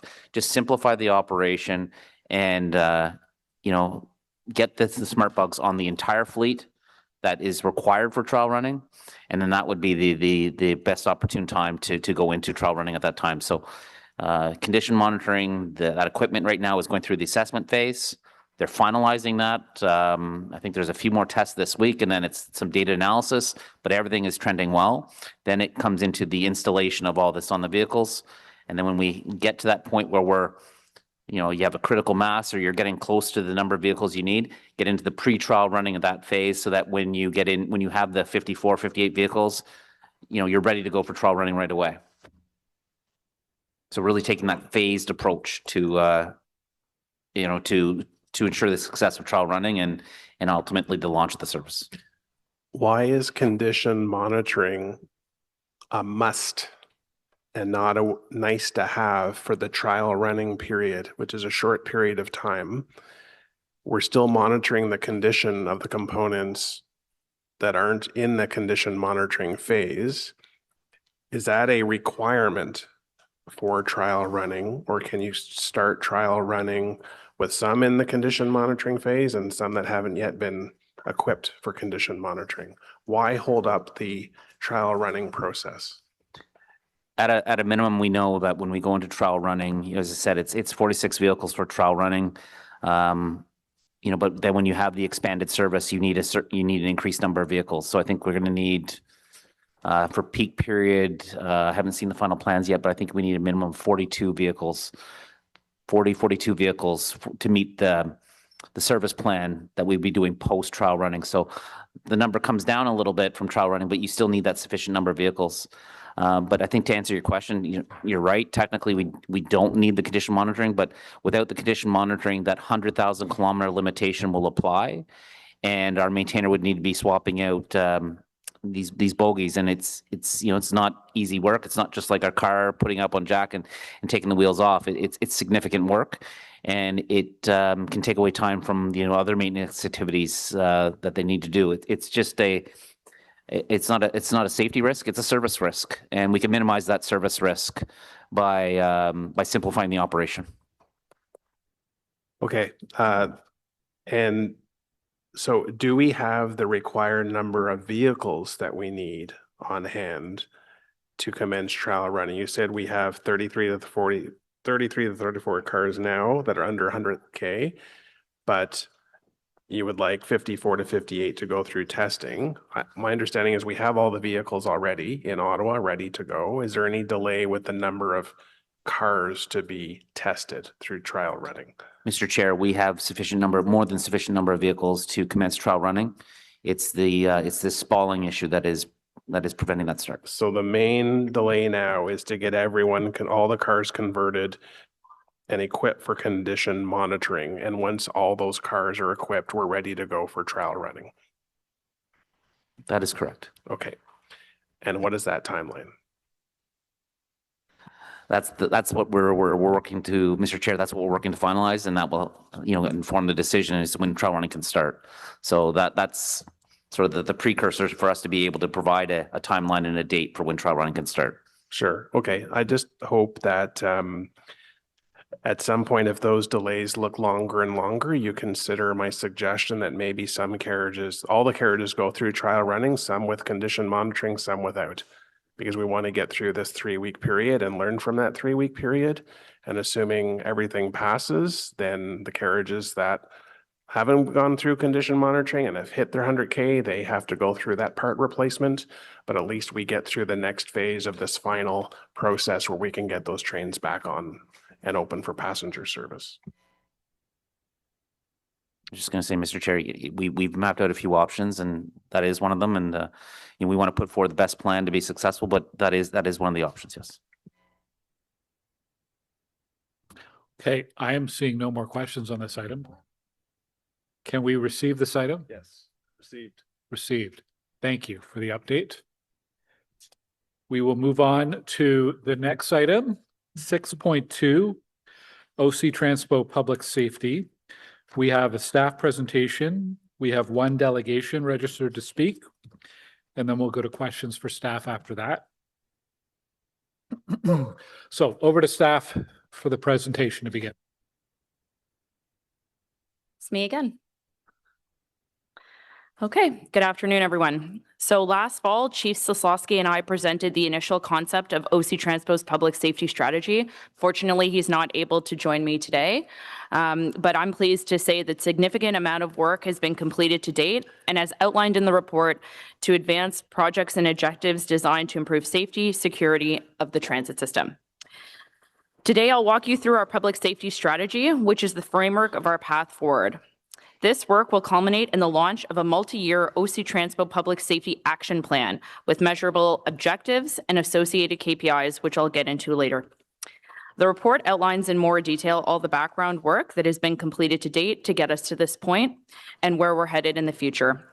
Cette stratégie d'aborde la sécurité publique de manière holistique. We want to actually look at the public safety globally, taking into account every factors to ensure the safety of our users. Safety is not just a box to be checked.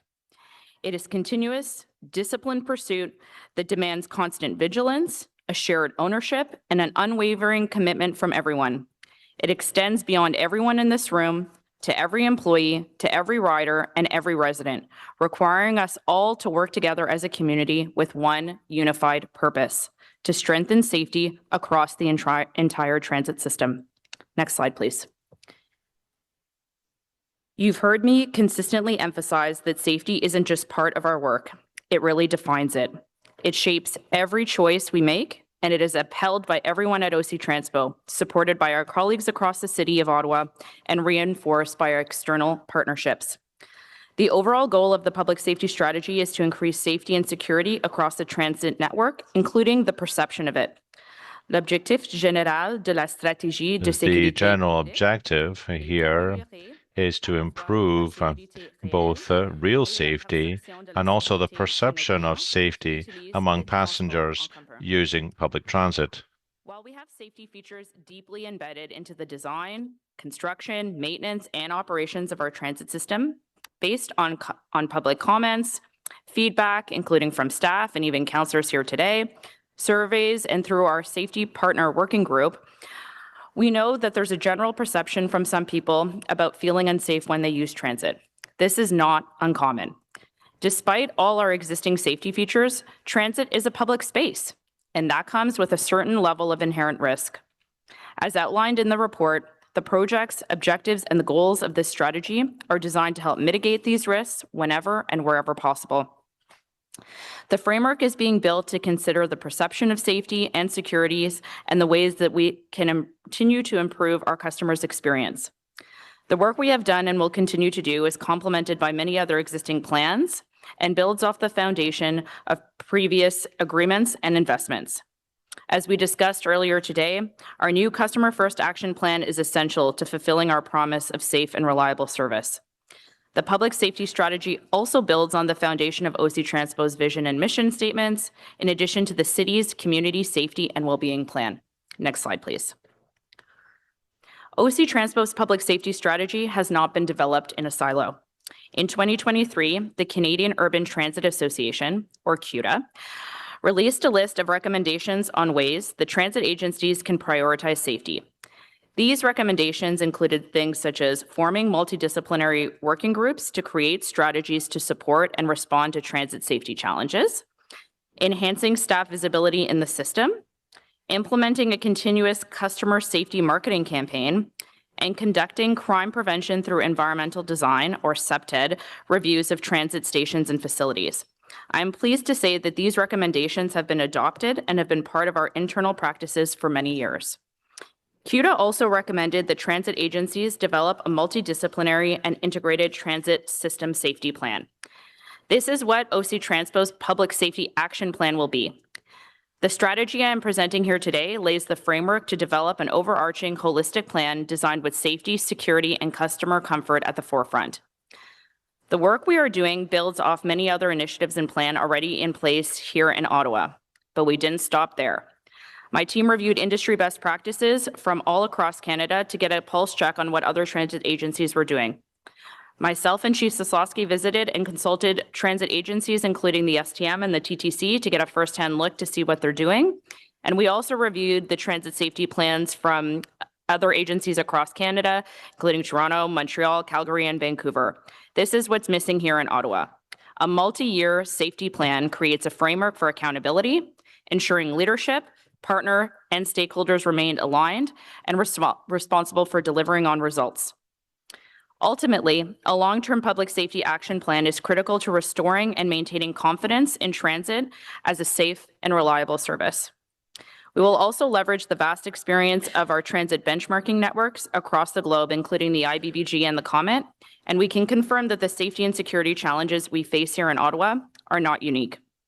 Finally, as the chair of the Ontario Public Transit Association's first ever Safety and Training Committee, and as a member of CUDA's Safety and Security Committee, I am proud to represent OC Transpo on the national stage with other transit agencies as we continue to discuss ways on improving overall public safety in transit and bring that back here to Ottawa.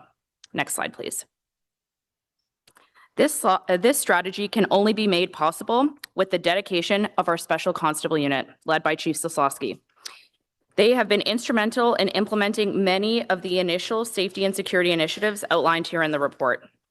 As a brief reminder, all our special constables are appointed as sworn peace officers by the Ottawa Police Services Board, and they have the power of a police officer on and in relation to transit property. Our fare inspectors are appointed by City Council as municipal bylaw enforcement officers, just like our regular bylaw officers, and the entire unit is supported by communication officers, which is co-located in our Integrated Transit Operations Control Center.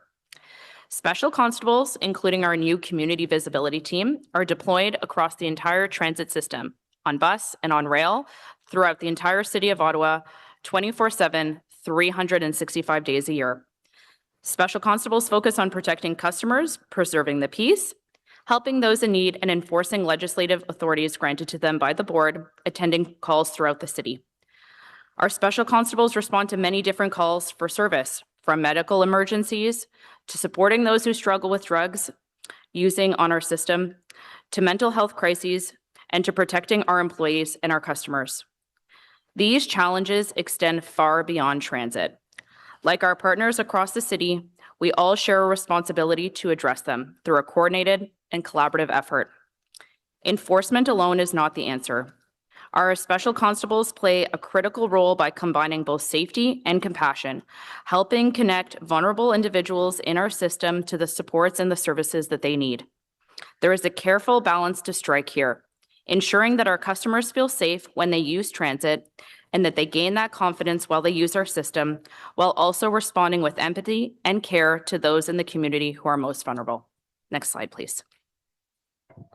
I want to take a moment to highlight some of the incredible things that we've been able to accomplish through the funding that we've received under the Ontario-Ottawa Agreement.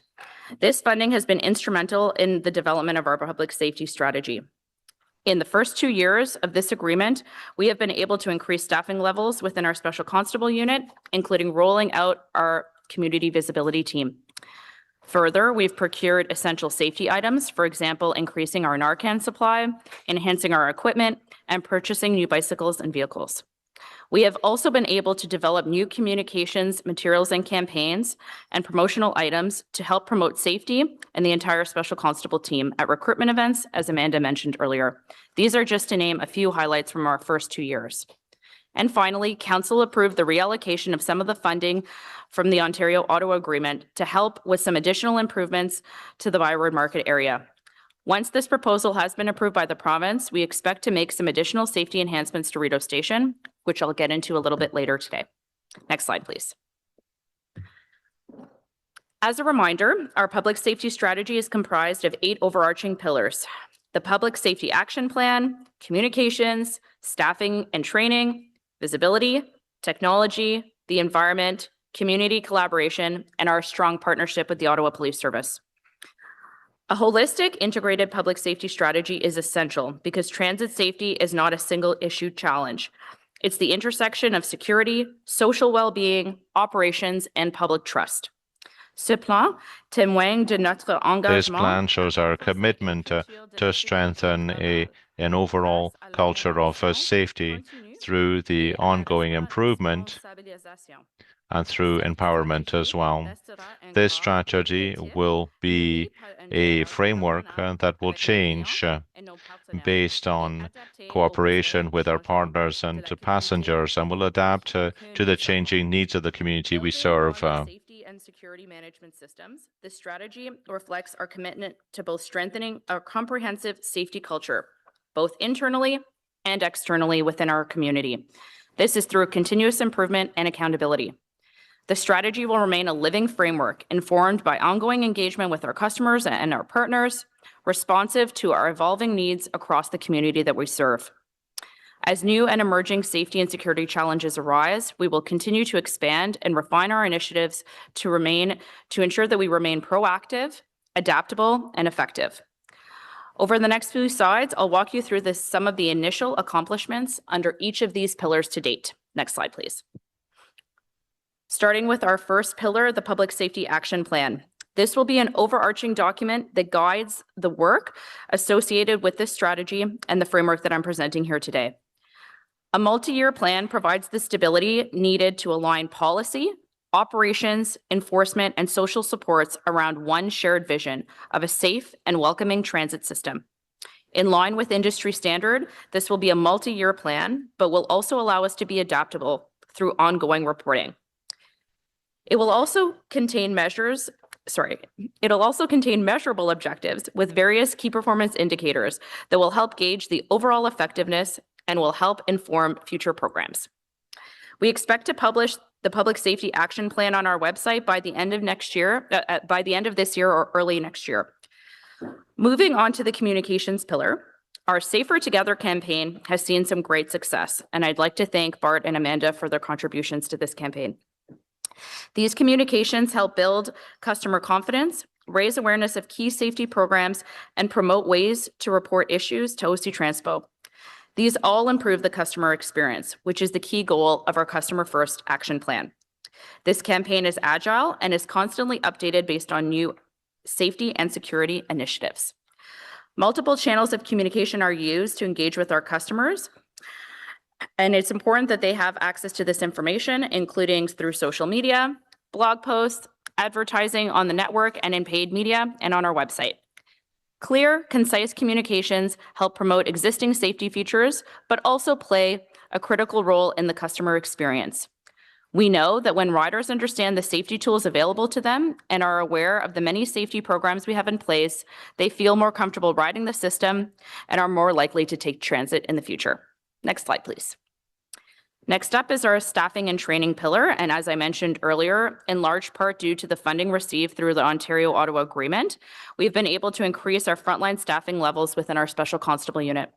With the additional staff, we have a stronger presence across the transit system, and it's essential for staff to ensure compliance with regulatory requirements, safety requirements, and reporting. Additionally, because of this funding, we've been able to provide enhanced training and certify our special constables in a variety of different training courses. With our staff as certified instructors, it empowers them to deliver increased training in-house, which provides our special constables with the tools that they need to safely and compassionately address any incidents that may arise.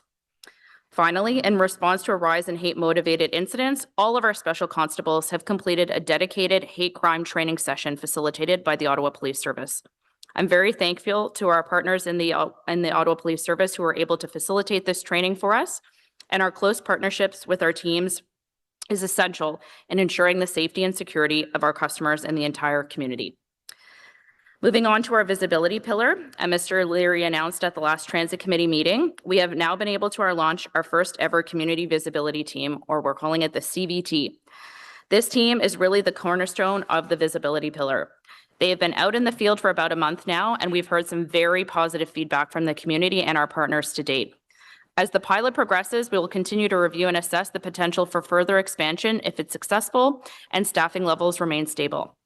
Special constables are not the only OC Transpo staff who are present on the system, as we discussed earlier, and we have many incredible people out in the field every single day from the operations team, from the outreach team, and our safety teams to ensure the safety and security of our customers.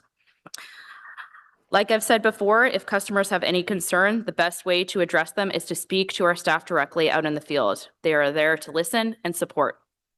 Next slide, please. Our next pillar is focused on physical environment of our transit system. Ottawa's entire transit network has safety and security features embedded in its design, construction, maintenance, and operations.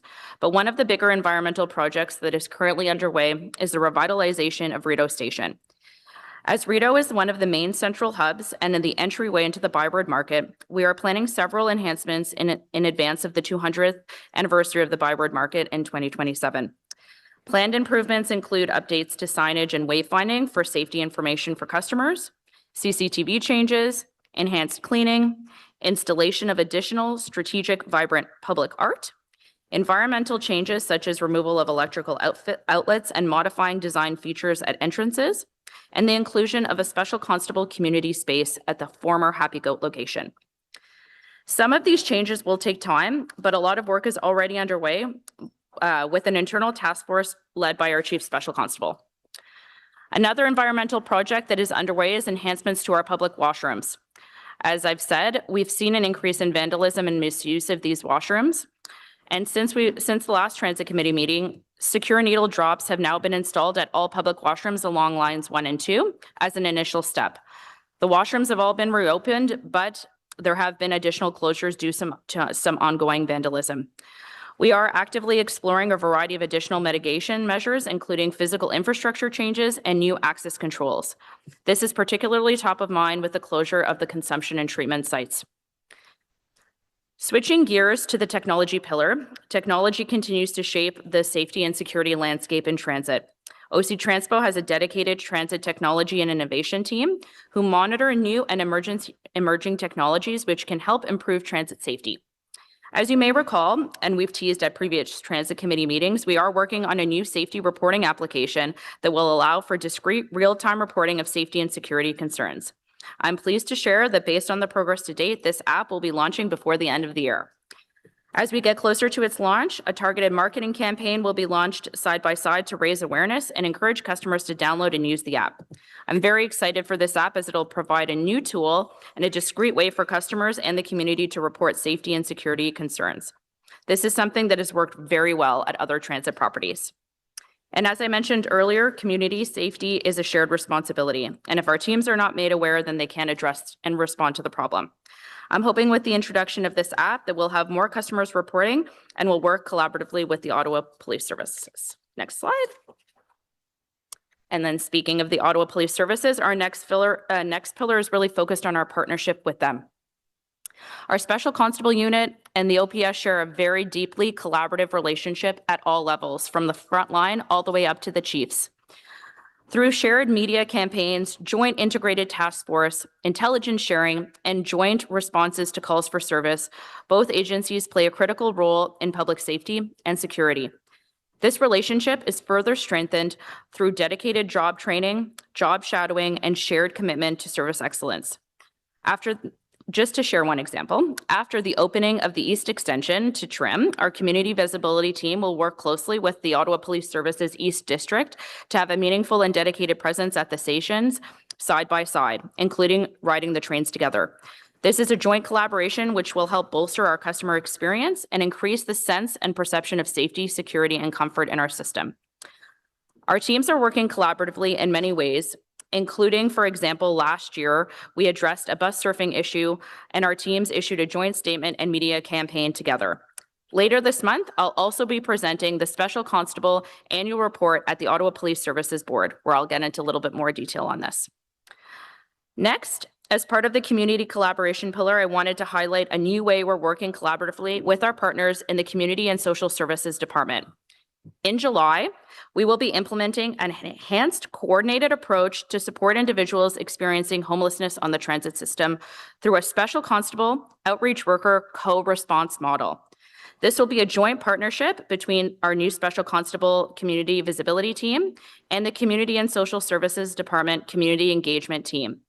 It will consist of 2 outreach workers paired with 2 Special Constable. This co-response model will improve access to services and ensure timely, compassionate interventions for some of the most vulnerable residents in our community. I would like to extend a very heartfelt thank you to Clara and her team who have made this pilot project a possibility. After the launch, our teams will work and meet frequently together to monitor progress, address any challenges, and evaluate the outcomes. This approach has been implemented by other transit agencies such as the TTC and the Vancouver Transit Police, and it was very successful. So I'm very excited to be able to see this here in Ottawa. Currently, this pilot program will be implemented on July 2nd.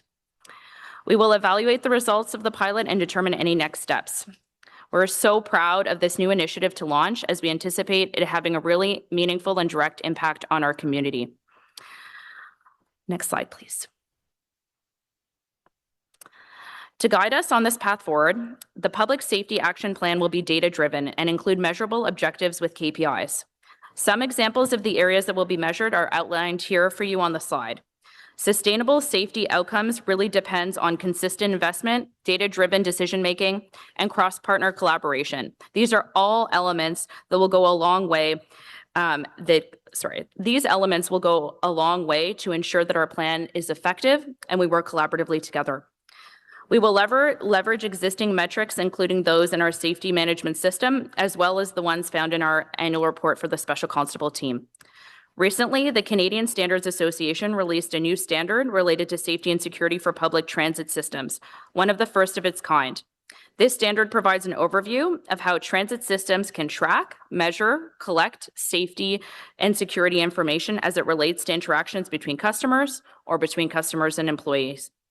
As we strive to align with industry best practices, this includes leveraging new and emerging guidelines to help measure our effectiveness more closely. Next slide, please. The initiatives I just covered under the 8 pillars of the public safety strategy are just some of the items we have accomplished to date.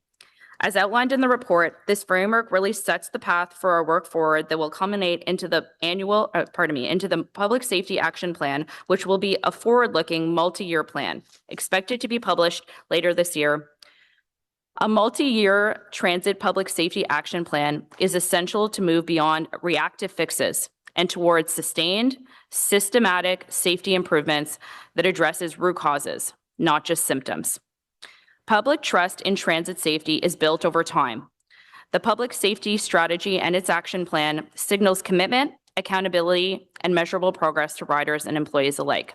Cela conclut ma présentation. And that is the end of my presentation today.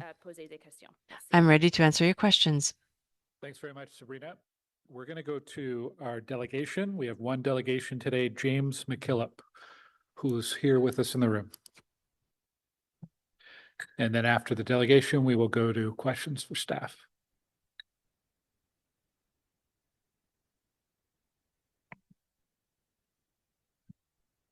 Hi, James. You can turn on the microphone and then begin when you're ready.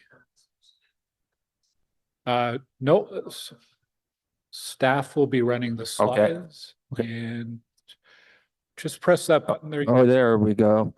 Okay, so I read the agenda item and noticed crime prevention through environmental design, monitoring with CTV cameras, and using new tech with the Ottawa Police. My presentation is regarding the new tech being used and some of the past tech being used that I don't think this transit committee is properly informing people of. Slide 2, please. Slide. OC Transpo was one of the first transit service providers to provide real-time data related to its service, which allowed a whole ecosystem of app developers to create tools for residents to manage their commutes. Slide 3, please. In order to enable the digital client experience, Ottawa continues to leverage its existing IT and IoT infrastructure. The city is deeply invested in deployment of devices in the field, including on roadways, fleets, and transit for the city's digital vision. Slide 4. Meet Francois Collet, a member of the IEC, ISO, and SCC. He's responsible for international standards surrounding the IoT. Slide 6, please. Smart Everything Everywhere includes smart transport. Slide 7. Crime prevention through environmental design. Natural surveillance is a design concept directed primarily at keeping intruders under observation. The primary goal of surveillance strategy is to facilitate observation. It may also help create an increased risk to the offender. Slide 8. Natural access control is a design concept directed at decreasing crime opportunity. The primary goal is to deny access to a crime target and create perception of risk to the offender. Territorial reinforcement is a design strategy that encourages people to take ownership and responsibility for a space. Slide 9. Surveillance systems for transit network access and Privacy Transportation Services Department utilizes surveillance solutions as key tools in the safety and security strategy for the OC Transpo network. Slide 10. This system helps deter unacceptable behavior and acts of violence. Slide 11. Slide 11. CBC, AI to watch Ottawa's transit cameras for crime and emergency. OC Transpo scanning 10,000 cameras to detect anomalies in real time, using AI to alert constables in crimes to emergencies. Slide 12. Staff are reviewing the potential of real-time anomaly detection, AI for crime reduction, and rider safety in transit environments while flagging unusual behavior. Slide 13. Ottawa is looking to follow Montreal, who developed a project to prevent suicide in the city's metro using AI to monitor security cameras to detect people in distress. Slide 14. IEC artificial intelligence, enhancing the trustworthiness of neural networks. A neural network is a type of AI inspired by the structure and functioning of the human brain. This AI has found a wide range of applications that are shaping the way we interact with the world. Slide 15. Neural networks learn from data through a process called training, where they digest weights and biases to make better predictions or decisions over time. They're an essential part of modern AI systems. Slide 16. The joint IEC-ISO Committee on AI, SC42, and ISO-IEC 24029 series allegedly addresses these concerns. Slide 17. Meet Crystal Vanderelst, Director General Policy Horizons, Government of Canada. Slide 18. Policy Horizons foresight on AI. Neurotech could be used to read people's thoughts or anticipate their movements in real time. Could also be used for more ethically in policing. Slide 19. Policy Horizons, neurotech and cognitive tech, neural network computing will lead to a computer vision detecting emotions and move for safety and security. Slide 20. This includes using AI for emotion tracking with sensors and algorithms. Slide 21. Predictive crime prevention uses sensors and AI and neural network computers to determine the probability of crime or other antisocial behavior before it happens. Slide 22. Metascam, Policy Horizons 2014. The latest foresight study examines how digital, bio, nano, and neuroscience tech will shape the economy, society over the next 10 to 15 years, including almost every major piece of infrastructure, including transportation. Slide 23. Constant monitoring and surveillance will become prevalent. Slide 24. James, that is your time today. Thank you for your delegation. We hold the slides on file, and I see no questions from committee members. Thank you. We will move to questions for staff. Councillor Lowe. Okay, I was hoping to Go second. Thanks for the presentation. In terms of these are three questions and one comment. So in terms of the things that you're trying to do at Rideau Station, we have the William Street entrance that has its own reputation. I'm wondering what specific things you may be looking at in there besides the more community aspect for the SCU. In terms of something like that's more permanent there, I guess. Yes, thank you for the question. And through you, Mr. Chair, we are looking at some, I'll say, physical infrastructure changes to help, both at the entrance at Sussex and at William Street, just to help potentially redesign how people engage with the space and really have them flow through down to the platform level to be able to use the trains. So one of the things we are definitely looking at is potentially either adding some new art installations that are strategic in those locations, or actually physically changing some of the infrastructure there.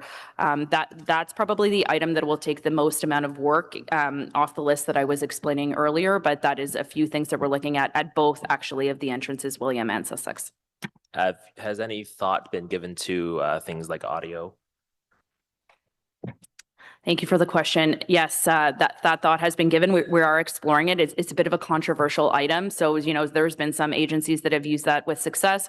There sometimes can be quite a few complaints from customers about that type of approach. So we're trying to find a good balance. But yes, we are considering a potential audio element to that.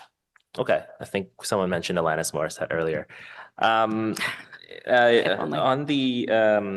In terms of the SCU staffing, are there any patterns or perhaps concerns or patterns of us losing SCU officers to OPS? I know it's sometimes a stepping stone, or is that pipeline sort of healthy enough that it's not really a concern despite the turnover? Thank you for the question, Chair. I think you saw in my earlier presentation, the special constables are definitely on there. And I'd say part of the challenge that we've had with retention is absolutely many special constables go on to be police officers, be it with the Ottawa Police or the OPP or the RCMP. So I would say that it is something that we're always focused on. It's one of the recruitment campaigns that is always open as we do see higher attrition through the special constable team. Okay, and so then further to that, if it does become a concern, are there options such as turning it into I know it's going to be much more costly, but has there been any discussion about turning into a transit district of the OPS or something at all, or is that just not on the table at the moment? Through you, Mr. Chair, no, that's not part of the discussion. It's not built into our MOA that we have with the Ottawa Police. But with Mr. Leary's background and experience, we are looking at different recruitment barriers and things we can change with the job descriptions potentially to attract a wider variety of candidates to the special constable team. Okay, and then just I guess the comment, perhaps you can respond to it as well. You noted that there's going to be an app that's going to be developed for residents, I guess, and passengers to report sort of safety issues. Is that going to be built in as part of any existing app, or is that going to be another standalone app to add to our repertoire? Through you, Mr. Chair, I'm going to say that it is Amanda's sitting on my right-hand side, sorry. Through you, Mr. Chair, it is going to be a standalone app, but I know Amanda's team's working really closely to see whatever linkages we can and putting links to connect the apps together, but it is a standalone app. It is very similar to what other transit agencies use, but also universities. Okay, cool. Great, thanks. Vice Chair DeLush. Thank you very much, Mr. Chairman.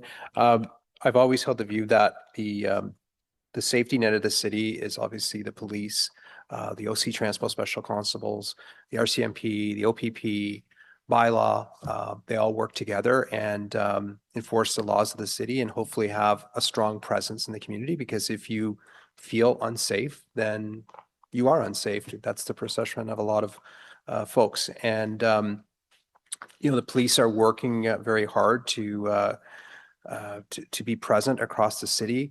Municipalities across the province are finding it challenging, right? Because the cost of policing is very expensive. So I view the special constables as relief in that capacity, that they're much more financially, I think, affordable. And meet our public safety needs in a very profound way. And I will always be a booster of that team. I've raised it here at this table before that presence is critical in the system, on the trains, on the buses, on the platforms. I don't like seeing the vehicles, people in the vehicles and talking to each other in vehicles. If they're going to talk to each other, I'd like to see them talking to them on the platform. And that's perhaps an oversimplistic view of it, since I just see a small portion in time, but we're going to put a strong emphasis on presence. And I think that's important. And how are you going to measure that? That we're tracking the constables are on the platforms or on the buses and not in vehicles or not behind the scenes, where maybe it's important, but again, I think I want to see it on the system. Through you, Mr. Chair, thank you so much for the question, and I absolutely agree, and I know Mr. Laurier will echo that. It was one of the first directions he gave me, is that he really wanted to see special constables visible throughout the system. So our new community visibility teams don't have cars at all, so there's no access to vehicles there.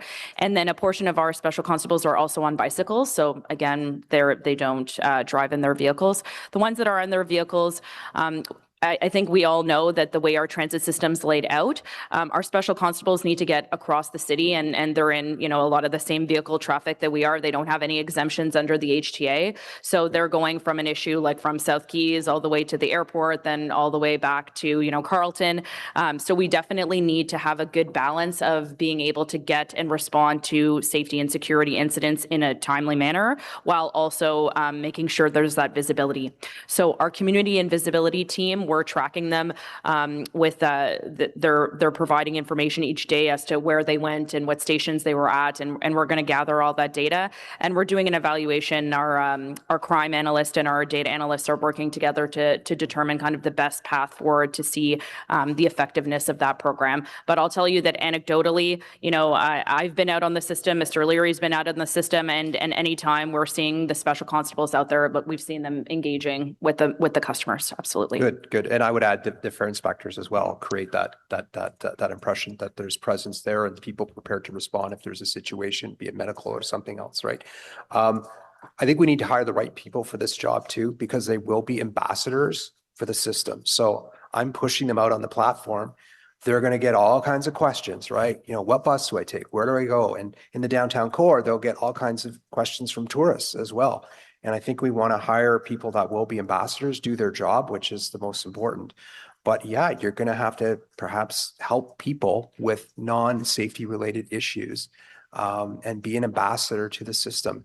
And I wouldn't suggest they could learn the entire system. Like, other than Mr. Scrimger and Mr. Lowe or Councillor Lowe, like, there's not too many people that can give the link route by route in terms of how you get there, but at least provide some level of assistance to basic questions, and not have an attitude or not have a posture that that's not my job, right? Because I think it is part of the job that you're an ambassador of the system when you're out there. Absolutely. Through you, Mr. Chair, and I'll let Mr. Leary jump in here, but that is absolutely our direction to them. They are the ambassadors. When they're out, they'll help, and if they don't know, they have radios, and they'll call in to their colleagues if they need assistance. But they don't know route by route. I think very few people do, but certainly when people have questions about like which platform or which entrance or where's the elevator, they absolutely would help answer those questions. The system's out. I've been at times where it's on the wrong, we moved the tracks, and they're just helping in that regard. And like I said, if they don't want to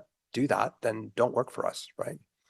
If I may, through the chair, what I really like having that discussion with Peter and a number of the frontline staff is they're very open to doing things differently. It's not always about policing. We do lose people to policing, obviously, but the opportunity to bring people in from health services, education, social services, people with different backgrounds. Peter said we can teach them the policing aspect of it, but he really likes the fact that, they do a lot of wellness checks, for instance, checking on people, interacting with customers, and having been out there and seen it and been with them, I'm very impressed with the staff and the way they look at that and their openness to do things differently. So we're not always losing people to the police services. And I do say that many times in my past, I've welcomed seeing people that I knew that worked for the transit system being with police services, because they always had that little extra care for public transit and would show up and be there. So I see a lot of progress in this area, and I'm thrilled that they are spending more time in stations, because that's what it's all about, the visibility and the deterrence for our customers.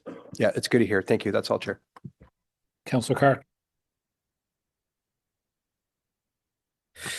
Yeah, thanks very much. Just a couple quick questions. I was happy to hear about the pilot with CSSD, the community collaboration, the outreach pilot. Is this going to be 24/7? Thank you for the question. No, Chair, through you, it is not going to be 24/7. Right now, we're just working out the details in the coming weeks on exactly what that's going to be like. But when the pilot starts, there'll be certain shifts at various times of the day, various days of the month that they're going to be doing this co-response together. Okay, thanks. How was it funded? It is not any additional funding. It is our existing community visibility team with the Special Constable Unit and the existing outreach workers, part of CSSD's community engagement team. So if after the pilot we determine we want to broaden it or expand it, then that would be a time to discuss funding. But it's really on the Special Constable side, largely funded right now through the Ontario-Ottawa Agreement. Okay, thank you. We had some challenges earlier this year with washrooms, and I'm just wondering if there's an update since some of them have been reopened or. Through you, Mr. Chair, what update, sorry, are you looking on like any advancements that have been done to the washrooms? Yeah, since having to shut them down. So since reopening the washrooms, we've installed the needle drop boxes in all the locations. We do anticipate, as I mentioned during the presentation, that need will likely increase with the closure of the consumption sites this week. However, the work is progressing, I'll say internally, looking at what other enhancements we can make from an infrastructure standpoint or from an access standpoint to access the washrooms. That's part of this public safety strategy. Thanks. And when you monitor things on your cameras, from how quickly, can people respond if there's not people on site, whether it be at a station or in like I have that tunnel under the highway from Tremblay to Saint Laurent, which is like, how quickly can people, are you able to respond when you're monitoring incidents on the cameras? Through you, Mr. Chair, if we're made aware of an incident and it's in an accessible location, this is really where the vehicles do sometimes come in, because that will really increase the response time.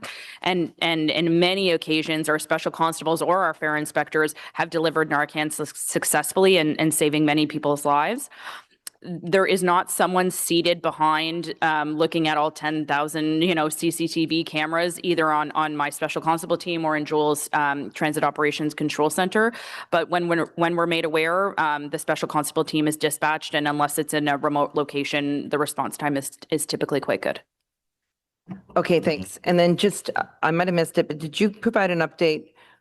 I know previously your team was reviewing the amendments that have been made to the Restricting Public Consumption of Illegal Substances Act.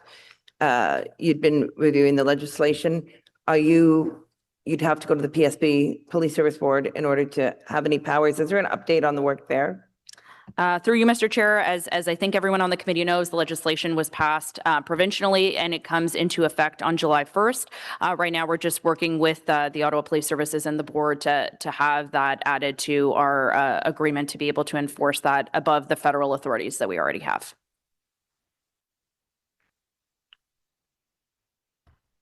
That's good. So I take it you'd be going to the board to have those powers added then? Through you, Mr. Chair, I believe, I don't think it's I don't want to say the incorrect thing, and Chief Sosowski's not here with me, but I believe it's just an agreement. I don't think it's a presentation or report to the board. I think it's just within our agreement. There's a listing of many different charges that we can already enforce right now from the Special Constable team, and that would just be one to be added, just like we already have the federal equivalent. Okay, thank you.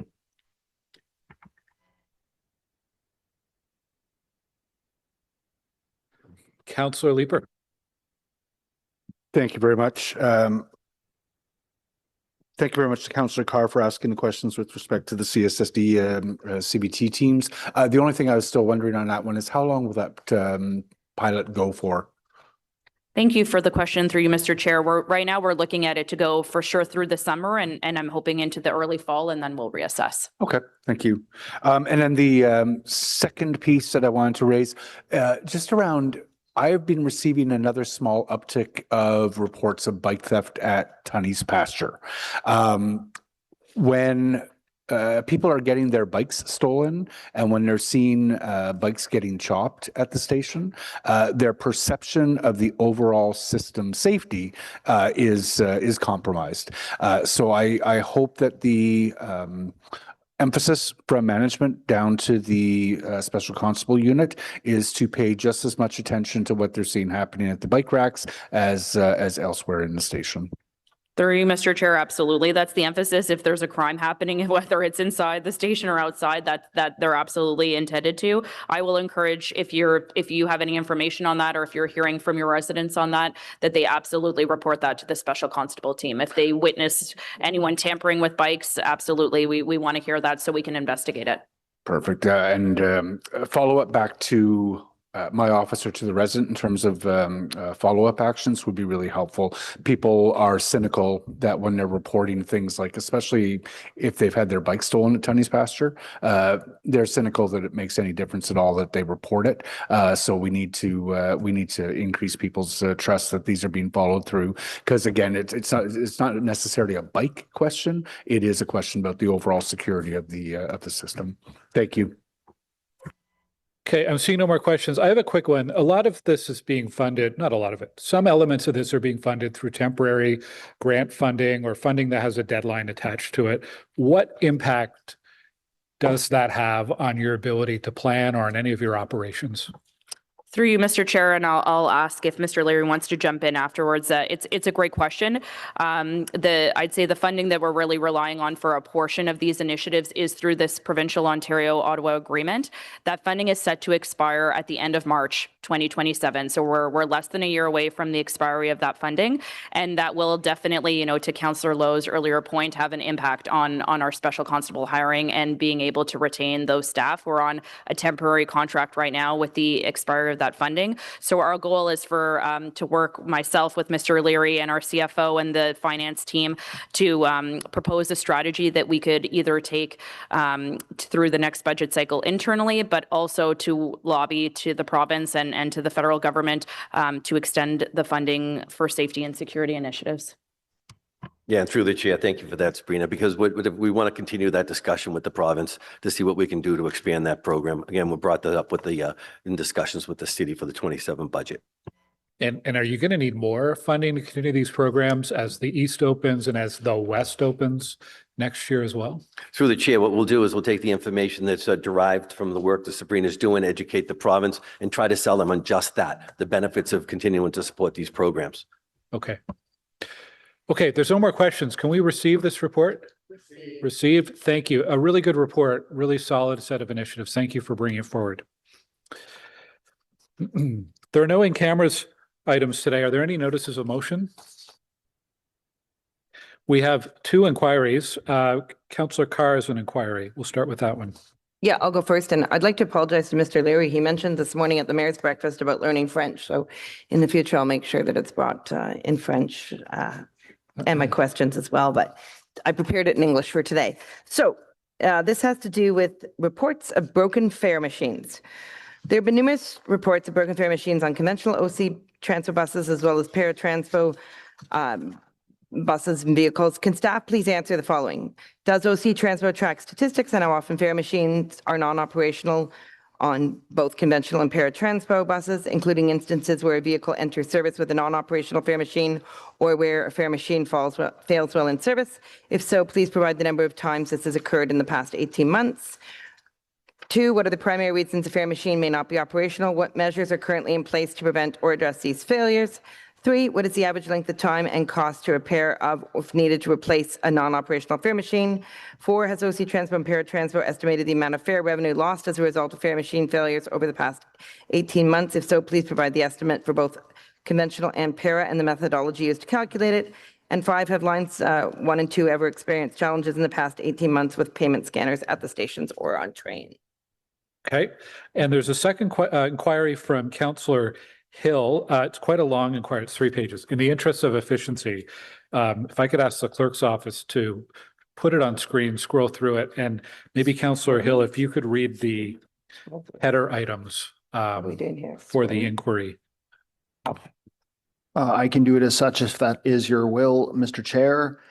This is an inquiry based on the responses we had from our RTG presentation at the last Transit Committee meeting. So to read the headings, Bogie Systems, RTG confirmed the Line 1 LRT vehicles use the Alstom Ipanem bogie system, which is different from the iExedge bogie system that was presented to Council in 2022 as the preferred choice, with 9 questions. Next header would be excess lateral loads and cartridge axle bearing design with 4 questions. Next subheading would be spalling with 4 questions. Next question would be alternate train systems with 2 questions. Comparisons between the cartridge bearing assemblies used in different systems with 2 questions. And then excessive ice on overhead catenary systems with 1 question. Okay, thank you, Councillor Hill. Are there any other inquiries? Okay, we have no other business today, so we are adjourned. Our next meeting is September 10th. Thank you, everyone. Have a great day.